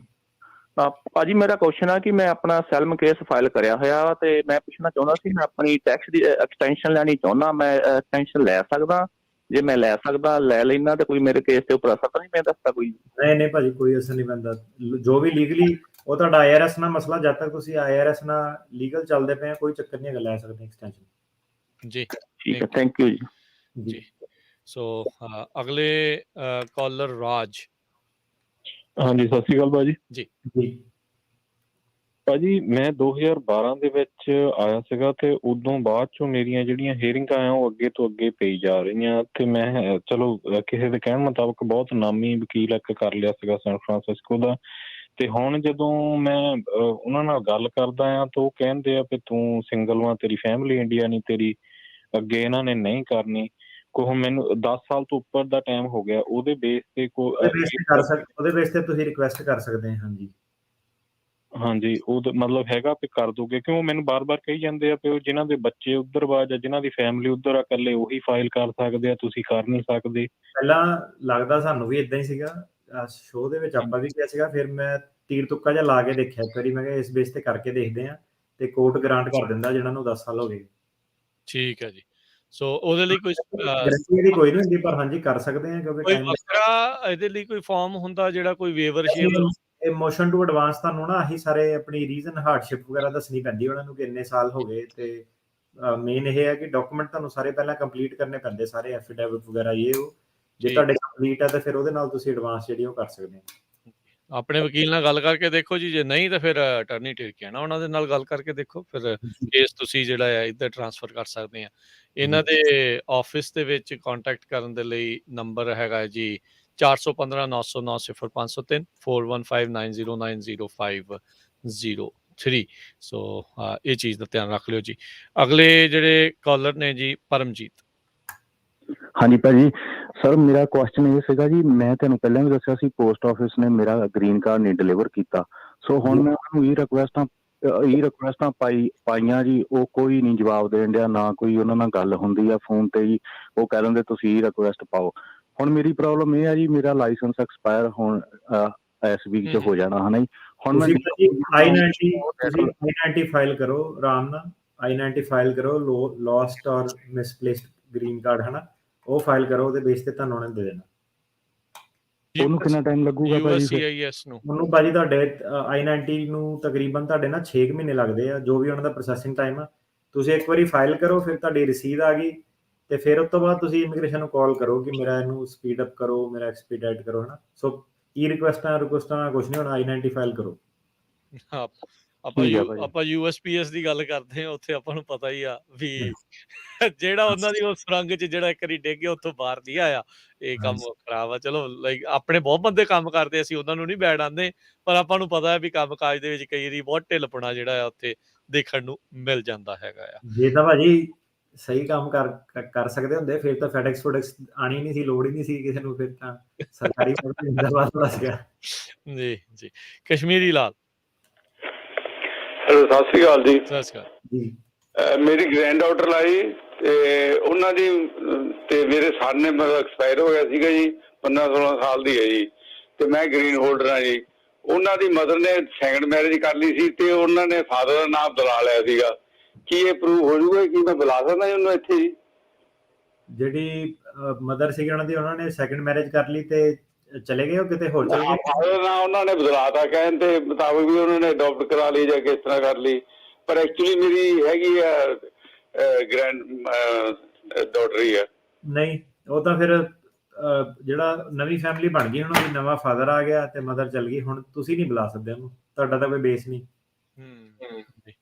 ਉਹਨਾਂ ਨੇ ਉਧਰ ਅਡਾਪਟ ਕਰ ਲਿਆ। ਕਰਨੈਲ। ਸਤਿ ਸ਼੍ਰੀ ਅਕਾਲ ਜੀ। ਸਤਿ ਸ਼੍ਰੀ ਅਕਾਲ ਜੀ। ਭਾਜੀ ਮੈਂ ਸਾਡਾ ਸੀਰੀਆ ਦਾ ਸੀਗਾ ਜੀ, ਉਹ ਦੋਨੇ ਟੈਸਟਾਂ ਨੂੰ ਫੇਲ ਹੋ ਗਿਆ ਜੀ। ਹੁਣ ਚਿੱਠੀ ਪਾਈ ਹੈ ਜੀ, ਦੁਬਾਰਾ ਦੇ ਸਕਦੇ ਆ ਜੀ, N4 ਫਾਰਮ ਭਰ ਕੇ ਜੀ। ਉਹਦਾ ਸਿਟੀਜ਼ਨਸ਼ਿਪ ਜੇ ਡਿਨਾਈ ਹੋਈ, ਕਿਹੜੇ ਰੀਜ਼ਨ ਕਰਕੇ ਡਿਨਾਈ ਹੋਈ? ਨਹੀਂ ਜੀ, ਜਿੱਦਾਂ ਉਹ ਫੇਲ ਕਰਤਾ ਜੀ, ਦੋਨੇ ਟੈਸਟ ਦਿੱਤੇ ਸੀਗੇ ਜੀ, ਫੇਲ ਹੋ ਗਿਆ ਉਹਨਾਂ ਚੋਂ। ਅੱਛਾ, ਇੰਗਲਿਸ਼ ਤੇ ਸਿਵਿਕ ਟੈਸਟ ਦੋਨਾਂ ਚੋਂ ਫੇਲ ਹੋ ਗਿਆ? ਨਹੀਂ, ਪਹਿਲਾਂ ਤਾਂ ਇੱਕ ਚੋਂ ਇੰਗਲਿਸ਼ ਦਾ ਪਾਸ ਹੋ ਗਿਆ ਸੀ, ਦੂਜਾ ਜਿਹੜਾ ਐਪਲੀਕੇਸ਼ਨ ਵਾਲਾ ਹੁੰਦਾ ਜੀ, ਉਹ ਚੋਂ ਕੱਢਤਾ ਜੀ ਉਹਨੇ ਦੂਜੀ ਵਾਰ। ਤੇ ਉਹਦਾ ਇਦਾਂ ਹੀ ਆ, ਦੁਬਾਰਾ ਤੁਸੀਂ ਫਾਈਲ ਕਰੋ ਤੇ ਟੈਸਟ ਉਸ ਤੇ ਯਾਦ ਕਰਕੇ ਜਾਓ, ਤੇ ਕੋਈ ਪ੍ਰੋਬਲਮ ਨਹੀਂ, ਦੁਬਾਰਾ ਅਪਲਾਈ ਕਰ ਦਿਓ। 100 ਸਵਾਲ ਆ, 100 ਸਵਾਲ ਜੀ ਜੀ ਬਿਲਕੁਲ। ਹਾਂਜੀ, ਦੁਬਾਰਾ ਵਕੀਲ ਕਰਨਾ ਪੈਂਦਾ ਉਦਾਂ ਜੀ? ਨਹੀਂ, ਇਹਦਾ ਵਕੀਲ ਦੀ ਤਾਂ ਤੁਹਾਨੂੰ ਨਹੀਂ ਇਹਦੇ ਵਿੱਚ ਹੈਲਪ ਹੋਣੀ, ਜਿਹੜੇ ਸਵਾਲ ਆ ਉਹ ਰੱਟਾ ਹੀ ਮਾਰਨਾ ਪੈਣਾ ਜੀ ਜੀ। 100 ਸਵਾਲ ਨੇ ਜੀ, ਹੁਣ ਯਾਦ ਕਰਨ। ਸੋ ਕੁਛ ਤਾਂ ਪੱਕੇ ਹੀ ਹੁੰਦੇ ਆ ਵੀ ਆਹ 2-4 ਤਾਂ ਉਹਨਾਂ ਨੇ ਪੁੱਛਣੇ ਹੁੰਦੇ ਆ। ਸੋ ਉਸ ਹਿਸਾਬ ਦੇ ਨਾਲ ਜਿਹੜਾ ਕਿਰਪਾ ਕਰਕੇ। ਹਾਂਜੀ, ਉਹ ਤਾਂ ਸਵਾਲ ਤਾਂ ਇਹ ਤਾਂ ਦੇਖੋ, ਇਹੀ ਵਕੀਲ ਨੇ ਜਿਹੜੇ ਤੁਹਾਨੂੰ ਕਹਿ ਦਿੰਦੇ ਆ ਤੁਹਾਨੂੰ ਫਾਇਦਾ ਨਹੀਂ, ਜੇ ਕੋਈ ਹੋਰ ਹੁੰਦਾ ਤਾਂ ਕਹਿਣਾ ਜ਼ਰੂਰ ਕਰਾਓ ਜੀ, ਆਪਾਂ ਤੁਹਾਨੂੰ ਹੁਣੇ ਦੱਸਦੇ ਆ, ਆਹ ਦਿਓ ਜੀ ਪੈਸੇ, ਆਹ ਲਓ ਜੀ। ਇਹ ਕਹਿੰਦੇ ਵੀ ਨਹੀਂ, ਤੁਹਾਨੂੰ ਫਾਇਦਾ ਨਹੀਂ ਹੋਣਾ ਉਸ ਚੀਜ਼ ਦੇ ਨਾਲ, ਕਿਉਂਕਿ ਸਵਾਲਾਂ ਦੇ ਜਵਾਬ ਤੁਹਾਨੂੰ ਆਪ ਹੀ ਦੇਣੇ ਪੈਣੇ ਆ ਉੱਥੇ। ਤਾਂ ਇੱਕ ਗੱਲ ਦੱਸਦਾ ਹਾਸੇ ਵਾਲੀ, ਚਲੋ ਵਕੀਲ ਦਾ ਨਾਂ ਨਹੀਂ ਲੈ ਸਕਦਾ, ਪਤਾ ਲੱਗਿਆ ਕਿਸੇ ਤੋਂ ਕਲਾਇੰਟ ਤੋਂ ਨਾ, ਮੈਂ ਕਿੱਦਾਂ ਡਿਨਾਈ ਕਿਉਂ ਹੋਇਆ। ਵਕੀਲ ਆ ਕਹਿੰਦਾ ਇੱਥੇ ਬੇਰੀਆ ਚ ਨਾ ਕਹਿੰਦਾ ਬਿਜ਼ੀ ਬੜਾ, ਤੇ ਕਹਿੰਦਾ ਅਸਾਲਮ ਵਾਲੇ ਬੰਦੇ ਬੁਲਾਏ, ਕਹਿੰਦਾ 6-7 ਜਾਣੇ, ਕਹਿੰਦਾ ਇਕੱਠਿਆਂ ਦੀ ਕਲਾਸ ਲਵਾਈ ਜਾਵੇ ਲੰਮਸਮ ਦੇ ਵਿੱਚ ਹੀ ਕਿ ਏਦਾਂ ਕਹਿੰਦਾ 6-7 ਜਾਣੇ, ਕਹਿੰਦਾ ਇੰਨਾ ਕੁ ਟਾਈਮ ਆ, 6-7 ਜਾਣਿਆਂ ਦੀ ਕਹਿੰਦਾ ਇਕੱਠੇ ਕਲਾਸ ਹੀ ਲਵਾਈ ਜਾਵੇ। ਮੈਂ ਕਿਹਾ ਦੇਖ ਲੈ ਟ੍ਰੇਨਿੰਗ ਸਕੂਲ ਹੀ ਚੱਲੀ ਜਾਂਦਾ ਸਾਰਿਆਂ ਦੀ ਇਹਦਾ ਮਤਲਬ ਕਹਾਣੀ ਸੇਮ ਹੀ ਆ। ਜਿਹੜਾ ਪੋਰਟਲੈਂਡ ਵਾਲਾ ਮੈਂ ਪੋਰਟਲੈਂਡ ਦੇ ਕੇਸ ਫੜਦਾ ਨਹੀਂ ਸੀਗਾ, ਹੁਣ ਮੇਰੇ ਕੋਲ ਜਦੋਂ ਪੋਰਟਲੈਂਡ ਵਾਲੇ ਕੇਸ ਆਣੇ ਸ਼ੁਰੂ ਹੋਏ ਆ, ਪੋਰਟਲੈਂਡ ਦੀ ਗੱਲ ਦੱਸੀਏ ਤੇ ਸੇਮ ਗੱਲ ਆਪਾਂ ਸ਼ੋਅ 'ਚ ਕਿੰਨੀ ਵਾਰੀ ਕੀਤੀ ਕਿ ਹਾਕੀ ਸਟਿੱਕਾਂ, ਪੋਸਟਰ ਤੇ ਕੁੱਟ, ਜਿਹੜਾ ਪੋਰਟਲੈਂਡ ਦਾ ਉਹ ਜਿਹੜਾ ਸੀਗਾ ਨਾ ਸਰਕਾਰੀ ਵਕੀਲ, ਉਹ ਨਾ ਪਹਿਲਾਂ ਹੀ ਕਹਿੰਦਾ ਜਿਹੜਾ ਤੁਸੀਂ ਕਲਾਇੰਟ ਲਿਆ ਨਾ, ਕਹਿੰਦਾ ਇਹਦਾ ਕੇਸ ਕਹਿੰਦਾ ਫਰਾਡ ਆ। ਤੇ ਮੈਂ ਪਹਿਲਾਂ ਬੜਾ ਵੱਟ ਜਾ ਜਿਹੜਾ, ਮੈਂ ਕਿਹਾ ਲੈ ਤੂੰ, ਮੈਂ ਕਿਹਾ ਗਿਆ ਨਹੀਂ, ਪਹਿਲਾਂ ਹੀ ਤੂੰ ਫਰਾਡ ਕਰੀ ਜਾਂਦਾ ਹੈ ਨਾ, ਮੈਂ ਕਿਹਾ ਸ਼ਾਇਦ ਰੇਸਿਸਟ ਹੈਗੇ ਆ। ਤੇ ਟ੍ਰਾਂਸਫਰ ਵੈਨਿਊ ਚੇਂਜ ਦੀਆਂ ਮੋਸ਼ਨ ਬਾਈ ਇਹ ਮੋਸ਼ਨ ਉਹ ਅਪਰੂਵ ਨਾ ਕਰਨ। ਇਹ ਵਾਲਾ ਨਾ ਭਾਜੀ ਕੱਟ ਕੇ ਇੱਕ ਲੱਗ ਜਾਵੇ ਕਲਿੱਪ ਬਣਾਇਓ, ਜਿਹੜੇ ਪੋਰਟਲੈਂਡ ਵਾਲੇ ਆ ਸੁਣਨ ਸਾਰੇ ਜਾਣੇ ਜੀ, ਤੇ ਜਿਹੜੇ ਬਾਕੀ ਆ ਉਹ ਵੀ ਸੁਣਨ ਸਾਰੇ, ਕਿ ਹਾਕੀ ਸਟਿੱਕਾਂ, ਪੋਸਟਰ ਹੈ ਨਾ, ਜਿਹੜੇ ਬਾਰ-ਬਾਰ ਕਹਿੰਦੇ ਕੀ ਆ ਕਿ ਇਹਨਾਂ ਨੇ ਢਾਂਚਾ ਲੱਭਿਆ ਵਕੀਲਾਂ ਨੇ ਸੌਖਾ ਪੁਰਾਣਾ, ਕਿ ਆਹੀ 2 ਵਾਰੀ ਕੁੱਟ ਪਵਾਤੀ, 2 ਵਾਰੀ ਉਹ ਕਰਤਾ। ਉਹ ਜਿਹੜਾ ਪੋਰਟਲੈਂਡ ਵਾਲੇ ਨਾ, ਉਹਨਾਂ ਨੇ ਨਾ ਡੇਟਾ ਇਕੱਠਾ ਕਰ ਲਿਆ ਸਾਰਾ ਇਹਨਾਂ ਦਾ। ਠੀਕ ਆ, ਡੇਟਾ ਇਕੱਠਾ ਕਰ ਲਿਆ। ਉਹ ਬੇਸਿਕਲੀ ਜਿਹੜਾ ਡਿਸਟ੍ਰਿਕਟ ਜਿਹੜਾ ਟ੍ਰਾਇਲ ਅਟਰਨੀ ਹੈ ਨਾ, ਉਹ ਕਹਿੰਦਾ ਕਿ ਸਾਰਿਆਂ ਨੂੰ ਕਹਿੰਦਾ 2 ਵਾਰੀ ਕੁੱਟ ਪਈ ਹੈ, ਸਾਰਿਆਂ ਦਾ ਕਹਿੰਦਾ ਇਹ ਆ, ਕਹਿੰਦਾ ਇਹ ਸਾਰੇ ਕੇਸ ਨਕਲੀ, ਇਹਨੂੰ ਆਪਾਂ ਫਰਾਡ ਮੰਨਦੇ। ਉਹਨੇ ਪੂਰੀ ਡਾਕੂਮੈਂਟੇਸ਼ਨ ਜਿਹੜੀ ਉਹ ਤਿਆਰ ਕੀਤੀ ਹੋਈ ਆ। ਅੱਛਾ, ਮੋਸ਼ਨ ਪਾਈ ਹੈ change of venue to San Francisco, ਕਹਿੰਦਾ ਜਾਣ ਨਹੀਂ ਦੇਣਾ ਕਹਿੰਦਾ ਕੇਸ। ਨਾਲ ਉਹਨੇ ਜੱਜ ਨੇ ਲਿਖਤਾ ਕਿ ਕਹਿੰਦਾ ਕੋਰਟ ਬੜੀ ਕਹਿੰਦਾ ਨੋਟੋਰੀਅਸ ਆ, ਕਹਿੰਦਾ ਡਿਲੇ ਬਹੁਤ, ਬੈਕਲੌਗ ਬੜੇ ਆ, ਕਹਿੰਦਾ ਇੱਥੇ ਕੇਸ ਲੜਨਾ ਭਾਵੇਂ ਵੈਬਐਕਸ ਤੇ ਲੜੋ ਜਾਂ ਜੋ ਕਰੋ। ਫਿਰ ਦੱਸਿਆ ਕਿ ਜੀ ਕੇਸ ਦਾ ਇੱਕ ਵਿਟਨੈਸ ਇੱਥੇ ਆ ਆਪਣਾ ਏਰੀਏ 'ਚ, ਵਿਟਨੈਸ ਨਹੀਂ ਜਾ ਸਕਦਾ ਹੈ ਨਾ, ਤੇ ਮੁੰਡੇ ਦੇ ਪਿੰਡ ਦੇ ਬੰਦਾ ਸੀਗਾ, ਉਹ ਕਹਿੰਦਾ ਕੋਈ ਨਹੀਂ, ਕਹਿੰਦਾ ਜੋ ਮਰਜ਼ੀ, ਕਹਿੰਦਾ ਕੇਸ ਇੱਥੇ ਹੀ ਲੜਨਾ। ਫਿਰ ਉਹਨਾਂ ਤੋਂ ਮੁੰਡੇ ਤੋਂ ਸਲਾਹ ਲਈ ਕਿੱਦਾਂ, ਉਹ ਕਹਿੰਦਾ ਕਿ ਸਾਡੇ ਜਿਹੜੇ 15-17 ਜਿਹੜੇ ਕੇਸ ਸੀਗੇ ਸਾਰਿਆਂ ਦੇ ਕਹਿੰਦਾ ਕੇਸ ਫੇਲ ਕਰਤੇ, ਇੱਕ ਬੰਦੇ ਦਾ ਕੇਸ ਅਪਰੂਵ ਕੀਤਾ ਸੀਗਾ, ਉਹਨੂੰ ਬੁਲਾ ਕੇ ਉਹਦਾ ਕੇਸ ਕਹਿੰਦਾ ਫੇਲ ਕਰਤਾ। ਅੱਛਾ, ਸਰਕਾਰੀ ਵਕੀਲ ਜਾਣ ਤੋਂ ਪਹਿਲਾਂ ਹੀ ਕਹੀ ਜਾਂਦਾ ਕਿ ਇਹ ਸਾਰੇ ਨਕਲੀ ਆ। ਕਹਿੰਦਾ ਫਿਰ ਮੈਂ ਉਹਨਾਂ ਗੱਲ ਜੀ ਕਰਾਂ, ਮੈਂ ਕਿੱਦਾਂ ਕੀ ਹਿਸਾਬ ਦਾ ਵਾ, ਕਹਿੰਦਾ ਆਪਾਂ ਕਹਿੰਦਾ ਆ ਦੇਖ, ਕਹਿੰਦਾ ਸਾਰਿਆਂ ਦੇ ਕਹਿੰਦਾ 2 ਹਮਲੇ ਆ, ਸਾਰਿਆਂ ਦੇ ਉਹ ਕਹਿੰਦਾ ਬਸ ਡੇਟਾ ਜਿਹੀਆਂ ਚੇਂਜ ਕਰਕੇ ਕਹਿੰਦਾ ਫਾਈਲ ਫੁੱਲ ਕਰ ਦਿੰਦੇ ਆ, ਕਾਪੀ ਪੇਸਟ। ਹਾਂ, ਕਾਪੀ ਪੇਸਟ ਉਹ ਆ। ਤੇ ਉਹ ਜਿਹੜੇ ਹੈਗੇ ਆ, ਉਹਨਾਂ ਪ੍ਰੋਬਲਮ ਇਹ ਹੈ ਕਿ ਜਿਹਨੇ ਪੂਰੀ ਉਹ ਡਿਟੇਲਡ ਟੂਲ ਸਟੋਰੀ ਵੀ ਜਿਹਨੇ ਦਿੱਤੀ ਆ, ਉਹਨੂੰ ਵੀ ਫਿਰ ਪ੍ਰੋਬਲਮ ਹੋ ਜਾਂਦੀ ਹੈ ਨਾ। ਫਿਰ ਉਹਨਾਂ ਦਾ ਰਵੱਈਆ ਹੀ ਹੋਵੇ ਕਿ ਸਾਰੇ ਹੀ ਤੁਸੀਂ ਸੇਮ ਹੀ ਜਿਹੜੇ 2-2 ਵਾਰ ਉਹ ਤੇ ਮਤਲਬ ਇਹ ਹੈ ਕਿ ਵਕੀਲਾਂ ਨੂੰ ਸਵਾਲ ਇਹ ਹੈ ਕਿ ਯਾਰ ਤੁਸੀਂ 20 ਸਾਲ 15 ਸਾਲ ਤੁਹਾਨੂੰ ਕੰਮ ਕਰਦੇ ਹੋਗੇ, ਤੁਸੀਂ ਮੈਂ ਕਿਹਾ ਆਪਣਾ ਦਿਮਾਗ ਲਾ ਕੇ ਗੱਲ ਸੋਚੀ ਨਹੀਂ ਕਦੀ ਕਿ ਇਦਾਂ ਇੱਕ ਦਿਨ ਇਦਾਂ ਵੀ ਆਊਗਾ ਕਿ ਇਮੀਗ੍ਰੇਸ਼ਨ ਨੂੰ ਕਿ ਪੋਸਟਰ ਲਵਾਤੇ, ਕੁੱਟ ਪਵਾਤੀ 2 ਵਾਰੀ। ਤੇ ਹੁਣ ਉਹ ਜਿਹੜਾ ਪੋਰਟਲੈਂਡ ਵਾਲਾ ਕੋਰਟ ਹੈਗਾ, ਉਹ ਕਿਸੇ ਦਾ ਜਿਹੜਾ ਹੈਗਾ ਮਾਨ ਪਾਰਟੀ ਦਾ ਜਿਹੜਾ ਕੇਸ ਆ ਪਾਸ ਨਹੀਂ ਕਰ ਰਿਹਾ। ਸੋ ਉੱਥੇ ਇਹ ਕੰਮ ਦੇਖੋ ਜੀ ਬੜਾ ਗੰਭੀਰ ਜਿਹੜਾ ਇਹ ਬਣਿਆ ਆ। ਇੱਕ ਵਕੀਲ ਜਿਹੜਾ ਉੱਥੇ ਟਰਾਇਲ ਵਾਲਾ ਜੇ ਉਹ ਇਦਾਂ ਕਰ ਰਿਹਾ ਆ, ਉਹ ਗਾਂ ਦੂਜੇ ਡਿਸਟ੍ਰਿਕਟ ਅਟਰਨੀਜ਼ ਆ ਉਹਨਾਂ ਦੇ ਨਾਲ ਕਰਦਾ, ਦੂਜੇ ਥਾਵਾਂ ਦੇ ਉੱਤੇ ਗੱਲਾਂ ਜਿਹੜੀਆਂ ਉਹ ਕਰਦਾ ਆ। ਇਹ ਤਾਂ ਫਿਰ ਸਾਰੇ ਪਾਸੇ ਗੱਲ ਫੈਲੂਗੀ। ਆਪਾਂ ਨਿਊਯਾਰਕ ਦੇ ਵਿੱਚ ਵੀ ਕੁਝ ਸਮਾਂ ਪਹਿਲਾਂ ਇਦਾਂ ਦੀ ਜਿਹੜੀ ਉਹ ਗੱਲ ਦੇਖੀ ਸੀ, ਰੀਲੋਕੇਸ਼ਨ ਦੇ ਮੁੱਦੇ ਨੂੰ ਜਿਹੜਾ ਉਹ ਲੈ ਕੇ। ਸੋ ਜਦੋਂ ਤੁਸੀਂ ਕੇਸ ਢਿੱਲਾ ਮੱਠਾ ਲਾਉਂਦੇ ਆ ਵੀ ਹਾਂ ਚੱਲ ਅਸੀਂ ਸਮਝਦੇ ਹਾਂ ਵੀ ਸ਼ੁਰੂਆਤ ਦੇ ਵਿੱਚ ਬੰਦੇ ਨੂੰ ਪੈਸੇ ਦੀ ਤੰਗੀ ਜਿਹੜੀ ਉਹ ਹੋ ਸਕਦੀ ਆ, ਪਰ ਭਾਈ ਉਸ ਹਿਸਾਬ ਦੇ ਨਾਲ ਬੰਦਾ ਕਰੇ ਜਿੱਥੇ ਤੁਹਾਨੂੰ ਪਤਾ ਹੈ ਵੀ ਵਕੀਲ ਸੱਜੇ ਢੰਗ ਦੇ ਨਾਲ ਤੁਹਾਡੇ ਕੇਸ ਲੜਦਾ ਆ। ਹੁਣ ਗਰੁੱਪ ਸੈਸ਼ਨ ਜਿਹੜਾ ਅਸਾਈਲਮ ਦੇ ਕੇਸਾਂ ਦੀ ਤਿਆਰੀ ਕਰਾਉਣ ਦੇ ਲਈ ਲੱਗ ਰਿਹਾ ਆ, ਤੇ ਉੱਥੇ ਦਾ ਵਕੀਲ ਇੰਨਾ ਤੱਤਾ ਆ ਵੀ ਨਾ ਉਹ ਟਰਾਂਸਫਰ ਹੋਣ ਦਿੰਦਾ ਆ, ਕਹਿੰਦਾ ਲੜਨਾ ਤੇ ਲੜਨਾ ਵੀ ਇੱਥੇ ਆ, ਫਿਰ ਕੰਮ ਤਾਂ ਖਰਾਬ ਹੋਊਗਾ ਹੀ ਹੋਊਗਾ। ਭਾਈ ਧਿਆਨ ਦੇ ਨਾਲ ਦੇਖ ਕੇ ਚੱਲੋ ਕਿਹੜੀ ਬੇੜੀ 'ਚ ਪੈਰ ਰੱਖਣਾ ਜੋ ਤੁਸੀਂ। 2 ਚੀਜ਼ਾਂ ਬੇ ਏਰੀਏ ਦਾ ਹੀ ਸੀਗਾ ਇਹ ਵਕੀਲ, ਕਹਿੰਦੇ ਗਰੁੱਪ ਸੈਸ਼ਨ ਕਹਿੰਦਾ ਕਿ ਸਾਰੇ ਕਹਿੰਦਾ ਸੇਮ ਜਿਹਾ ਹੀ ਆ, ਤੇ ਆਫਿਸ ਬੁਲਾ ਕੇ ਕਹਿੰਦਾ ਸਾਰੇ ਇਕੱਠੇ ਭੁਗਤਾ ਦੇਣੇ ਕਿ ਇਕੱਠੇ ਹੀ ਇੰਟਰਵਿਊ ਜਿੱਦਾਂ ਉਹਨਾਂ ਨੂੰ ਨਾ ਤਿਆਰੀ ਕਰਾ ਦੇਣੀ। ਤੇ ਜਿਹੜਾ ਰੀਲੋਕੇਸ਼ਨ ਵਾਲਾ ਹੁਣ ਕੀ ਆ ਕਿ ਪ੍ਰੋਬਲਮ ਹੁਣ ਕੀ ਹੋ ਜਾਣੀ ਆ ਕਿ ਜਿਹੜੀ ਲਾਅ ਆ ਉਹ ਬੜਾ ਇਵੋਲਵ ਹੋ ਗਿਆ ਹੈ ਨਾ, ਇਹ 1990s ਨਹੀਂ ਚੱਲ ਰਿਹਾ। ਉਹ ਘਿਸੀ-ਪਿਟੀ ਕੈਸਟ ਜਿਹੜੀ ਸੀਗੀ ਉਹਦਾ ਜਿਹੜੀ ਮਿਆਦ ਆ ਹੁਣ ਮੁੱਕ ਜਾਣੀ ਆ। ਹੁਣ ਕੀ ਆ ਕਿ ਰੀਲੋਕੇਸ਼ਨ ਦੇ ਆਪਾਂ ਗੱਲ ਕਰ ਰਹੇ ਹਾਂ ਸਾਲ 1.5 ਸਾਲ ਦੀ, ਪਹਿਲਾਂ ਲੋਕਾਂ ਨੂੰ ਸਮਝ ਨਹੀਂ ਆਈ। ਹੁਣ ਕੀ ਹੈ ਕਿ ਮਹੀਨੇ ਪਹਿਲਾਂ ਕੋਈ ਹਾਇਰ ਕਰ ਰਿਹਾ, ਕੋਈ 15 ਦਿਨ ਪਹਿਲਾਂ ਹਾਇਰ ਕਰ ਰਿਹਾ, ਕਿ ਜਿਹੜਾ ਨਹੀਂ ਹਾਇਰ ਕਰ ਰਿਹਾ ਉਹ ਕਿਉਂ ਡਿਨਾਈ ਕੀਤਾ ਰੀਲੋਕੇਸ਼ਨ, ਕਿਉਂ ਡਿਨਾਈ ਕੀਤਾ ਰੀਲੋਕੇਸ਼ਨ। ਪ੍ਰੋਬਲਮ ਹੁਣ ਵਕੀਲ ਜਾ ਕੇ ਪੜ੍ਹੇ ਤਾਂ ਸਹੀ ਅੱਗੋਂ ਦੀ ਕਿ ਸਿੰਘ ਵਰਸਸ ਗਾਰਲੈਂਡ ਕੀ ਕਹਿੰਦਾ, ਸਿੰਘ ਵਰਸਸ ਵਿਟੇਕਰ ਕੀ ਕਹਿੰਦਾ, ਤੇ ਰੀਲੋਕੇਸ਼ਨ ਦਾ ਉਹਦੇ ਵਿੱਚ ਕਾਫੀ ਜਿਹੜਾ ਉਹਨਾਂ ਨੇ ਕ੍ਰਾਈਟੀਰੀਆ ਜੇ ਉਹ ਮੀਟ ਨਹੀਂ ਹੁੰਦਾ ਤਾਂ ਨਿਊਯਾਰਕ ਦੇ ਉਹਨਾਂ ਨੇ ਕੇਸ ਜਿਹੜੇ ਜਾਣ ਨਹੀਂ ਦੇਣੇ, ਕਿਉਂਕਿ ਸੇਮ ਜੇ ਤੁਸੀਂ ਪੁਰਾਣਾ ਦੱਸੋਗੇ ਤਾਂ ਉਹ ਨਹੀਂ ਤੁਹਾਡਾ ਜਿਹੜਾ ਚੱਲਣਾ। ਉਹ ਬੇਸਿਕਲੀ ਇਹੀ ਕਹਿ ਰਿਹਾ ਕਿ ਹੋਰ ਕਿਸੇ ਸਟੇਟ ਦੇ ਵਿੱਚ ਰੀਲੋਕੇਟ ਕਿਉਂ ਨਹੀਂ ਹੋ ਸਕਦੇ ਹੋ, ਤੇ ਲੋਕੀ ਕਹਿੰਦੇ ਆ ਕਿ ਆਧਾਰ ਕਾਰਡ ਪੈਨ ਕਾਰਡ, ਉਹ ਕਹਿੰਦੇ ਆ library of Congress the report ਆ, ਕੋਈ ਇਹਦੇ ਵਿੱਚ ਏਦਾਂ ਨਹੀਂ ਲਿਖਿਆ ਕਿ ਜਿਹੜੀ ਸਰਕਾਰ ਆ ਉਹ ਆਧਾਰ ਕਾਰਡ ਪੈਨ ਕਾਰਡ ਦੇ ਬੇਸ ਤੇ ਟਰੈਕ ਕਰਦੀ ਆ। ਤੇ ਉਹਨਾਂ ਨੇ ਕਿਹਾ ਕਿ ਕੋਈ ਏਦਾਂ ਦੀ ਇਨਫੋਰਮੇਸ਼ਨ ਨਹੀਂ ਹੈਗੀ ਕਿ ਜਦੋਂ ਇੱਕ ਸਟੇਟ ਤੋਂ ਦੂਜੀ ਸਟੇਟ ਦੇ ਵਿੱਚ ਕੋਈ ਬੰਦਾ ਰੀਲੋਕੇਟ ਕਰਦਾ ਤੇ ਕੋਈ ਪੁਲਿਸ ਦਾ ਚੈੱਕ ਪੁਆਇੰਟ ਆ ਜਾਂ ਨਾਕਾ, ਤੇ ਉਹਨਾਂ ਨੇ ਆਲਰੇਡੀ ਡੇਟਾ ਇਕੱਠਾ ਕੀਤਾ ਹੋਇਆ ਕਿ ਇੰਨੇ ਮਿਲੀਅਨ ਜਿਹੜੇ ਸਿੱਖ ਆ ਉਹ ਪੂਰੇ ਇੰਡੀਆ ਦੇ ਵਿੱਚ ਹਰ ਕਿਤੇ ਰਹਿ ਰਹੇ ਆ ਤੇ ਜਿਨ੍ਹਾਂ ਨੂੰ ਕੋਈ ਖਤਰਾ ਨਹੀਂ ਹੈਗਾ। ਤੇ ਲੋਕੀ ਫਿਰ ਵੀ ਜਾ ਕੇ ਇਹ ਆਧਾਰ ਕਾਰਡ ਪੈਨ ਕਾਰਡ, ਤੁਸੀਂ ਹਾਂ ਜੋ ਮਰਜ਼ੀ ਕਹੀ ਜਾਓ, ਪਰ ਇਦਾਂ ਕਿ ਜੱਜ ਨੇ ਫਿਰ ਸਿੰਘ ਵਰਸਸ ਗਾਰਲੈਂਡ ਜਦ ਤੱਕ ਨਹੀਂ ਉਹ ਕੋਰਟ ਦੇ ਵਿੱਚ ਬੈਠਾ ਹੋਇਆ ਤੇ ਤੁਹਾਡੀ ਜਿਹੜੀ ਆਧਾਰ ਕਾਰਡ ਪੈਨ ਕਾਰਡ ਵਾਲੀ ਜਿਹੜੀ ਆਰਗੂਮੈਂਟ ਆ ਇਹ ਚੱਲ ਨਹੀਂ ਸਕਦੀ। ਜੀ ਗੁਰਜਿੰਦਰ ਹਾਂਜੀ, ਸਤਿ ਸ਼੍ਰੀ ਅਕਾਲ ਭਾਜੀ ਜੀ। ਹਾਂਜੀ, ਮੈਂ ਨਾ 2020 ਦੇ ਵਿੱਚ ਅਸਾਈਲਮ ਮੇਰਾ ਹੋ ਗਿਆ ਸੀਗਾ ਗ੍ਰਾਂਟ, ਤੇ ਪਿਛਲੇ ਸਾਲ ਜਨਵਰੀ ਦੇ ਵਿੱਚ ਆਪਣੀ ਫੈਮਿਲੀ ਤੇ ਮਤਲਬ ਬੱਚਿਆਂ ਦਾ, ਵਾਈਫ ਦਾ ਅਪਲਾਈ ਕੀਤਾ ਸੀਗਾ। ਤੇ ਉਹਦਾ ਮੈਂ ਪੁੱਛਣਾ ਸੀ ਕਿੰਨਾ ਕੁ ਚਿਰ ਲੱਗ ਸਕਦਾ? ਉਹਨਾਂ ਦੇ ਜੀ ਤਕਰੀਬਨ ਜਿਹੜੀ 730 ਪ੍ਰੋਸੈਸ ਆ 3 ਸਾਲ ਜਿਹੜਾ ਹੈਗਾ ਉਹ ਸ਼ੋ ਹੋ ਰਿਹਾ ਇਸ ਵੇਲੇ। 3 ਸਾਲ ਦਾ ਘੱਟੋ ਘੱਟ ਜਿਹੜਾ ਪ੍ਰੋਸੈਸ ਆ ਤੁਹਾਡਾ, 3 ਸਾਲ ਕਿਤੇ ਨਹੀਂ ਗਏ। ਠੀਕ ਹੈ ਜੀ। 2 ਵਾਰੀ ਲੈਟਰ ਆ ਗਈ ਸੀਗੀ, ਜਿੱਦਾਂ ਪਹਿਲੀ ਵਾਰੀ ਉਹਨਾਂ ਨੇ ਕਿ ਤੁਹਾਡੇ ਪੇਪਰ ਮਿਲ ਗਿਆ, ਦੂਜੀ ਵਾਰੀ ਵੀ ਫਰਦਰ ਜਿਹੜਾ ਅਪਰੂਵਲ ਵਾਸਤੇ ਰੈਫਰ ਕਰ ਦਿੱਤਾ ਆ। ਹਾਂਜੀ, ਵੇਟ ਹੀ ਕਰਨੀ ਪੈਣੀ ਜੀ। ਹੁਣ ਤਾਂ ਜਿਹੜੇ ਗ੍ਰੀਨ ਕਾਰਡ ਹੋਲਡਰ ਆ ਉਹਨਾਂ ਦੇ ਵੀ ਸਪਾਊਸ ਵਗੈਰਾ ਨਹੀਂ ਆ ਰਹੇ, ਤੇ ਵੇਟ ਇਹਦੇ ਵਿੱਚ ਜਿਹੜੀ ਕਰਨੀ ਪੈ ਸਕਦੀ ਆ। ਤੁਸੀਂ ਜੇ ਆਲਰੇਡੀ ਗ੍ਰੀਨ ਕਾਰਡ ਹੋ ਗਏ ਆ ਤੇ ਤੁਸੀਂ ਇੱਕ ਉਹ ਚੀਜ਼ ਆ ਕਿ ਤੁਸੀਂ 130 ਜਿਹੜਾ ਪ੍ਰੋਸੈਸ ਆ ਉਹਦੇ ਥਰੂ ਵੀ ਆਪਣਾ ਜਿਹੜਾ ਕੇਸ ਆ ਉਹ ਲਾ ਸਕਦੇ ਆ ਜੀ। ਥੈਂਕ ਯੂ ਜੀ। ਸੁਖਵਿੰਦਰ ਜੀ।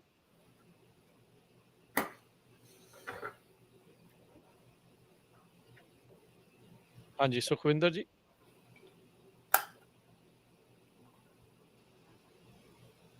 ਆਵਾਜ਼ ਆ ਰਹੀ ਹੈ ਸੁਖਵਿੰਦਰ ਜੀ?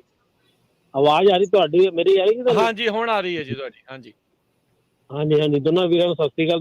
ਪਹਿਲਾਂ ਤਾਂ ਸਤਿ ਸ਼੍ਰੀ ਅਕਾਲ। ਤੁਹਾਡੀ ਜਿਹੜੀ ਇਨਫੋਰਮੇਸ਼ਨ ਦਿੰਦੇ ਬਹੁਤ ਵਧੀਆ ਦਿੰਦੇ ਆ, ਫ੍ਰੀ ਚ ਇਨਫੋਰਮੇਸ਼ਨ ਦੇ ਰਹੇ ਆ ਜੀ। ਬਹੁਤ ਬਹੁਤ ਥੈਂਕ ਯੂ ਤੁਹਾਡਾ ਪਹਿਲਾਂ ਜੀ। ਦੂਜਾ ਮੈਂ ਪੁੱਛਣਾ ਕਿ ਮੈਂ ਤੇਕੇਨਾ ਸਾਹਿਬ ਨਾਲ ਗੱਲ ਕਰਨੀ ਸੀ ਕਿ ਇਹਨਾਂ ਨੂੰ ਥੋੜਾ ਟਾਈਮ ਲੈਣਾ ਸੀਗਾ ਅਪਾਇੰਟਮੈਂਟ ਦਾ। ਇਹ ਫਿਜ਼ੀਕਲੀ ਅਪਾਇੰਟਮੈਂਟ ਹੁੰਦੀ ਹੈ ਜਾਂ ਫੋਨ ਤੇ ਹੋ ਰਹੀ ਤੁਹਾਡੀ? ਅੱਜ ਕੱਲ ਭਾਜੀ ਫੋਨ ਤੇ ਹੀ ਹੋ ਰਹੀ ਆ, ਥੋੜਾ ਜਿਹਾ ਬਿਜ਼ੀ ਚੱਲ ਰਹੇ ਆ, ਕਾਲਾਂ ਜ਼ਿਆਦਾ ਥੋੜੀਆਂ, ਤੇ ਅੱਜ ਕੱਲ ਫੋਨ ਤੇ ਹੀ ਆ। ਕਦੋਂ ਤੱਕ ਹੋ ਸਕਦੀ ਫਿਜ਼ੀਕਲੀ? 15-20 ਮਹੀਨਾ? ਤੁਸੀਂ ਭਾਜੀ ਮੇਰੇ ਸਟਾਫ ਨੂੰ ਕੰਟੈਕਟ ਕਰ ਲਓ, ਆਹੀ ਜਿਹੜਾ ਨੰਬਰ ਲਿਖਿਆ ਨਾ ਮੈਸੇਜ ਛੱਡ ਦਿਓ ਉੱਤੇ, ਤੇ ਉਹਨਾਂ ਨੂੰ ਕਹਿ ਦਿਓ ਕਿ ਫਿਜ਼ੀਕਲ ਚਾਹੀਦੀ ਆ, ਉਹ ਆਪੇ ਫਿਰ ਤੁਹਾਨੂੰ ਕਿਊ ਚ ਪਾ ਦੂਗੇ, ਦੱਸ ਦੂਗੇ ਕਿ ਕਦੋਂ ਜੀ। ਸੋ ਇਹਨਾਂ ਦਾ ਫੋਨ ਨੰਬਰ ਮੈਂ ਇੱਕ ਵਾਰੀ ਬੋਲ ਵੀ ਦਿੰਦਾ ਹੈ, 4159090503 415-909-0503।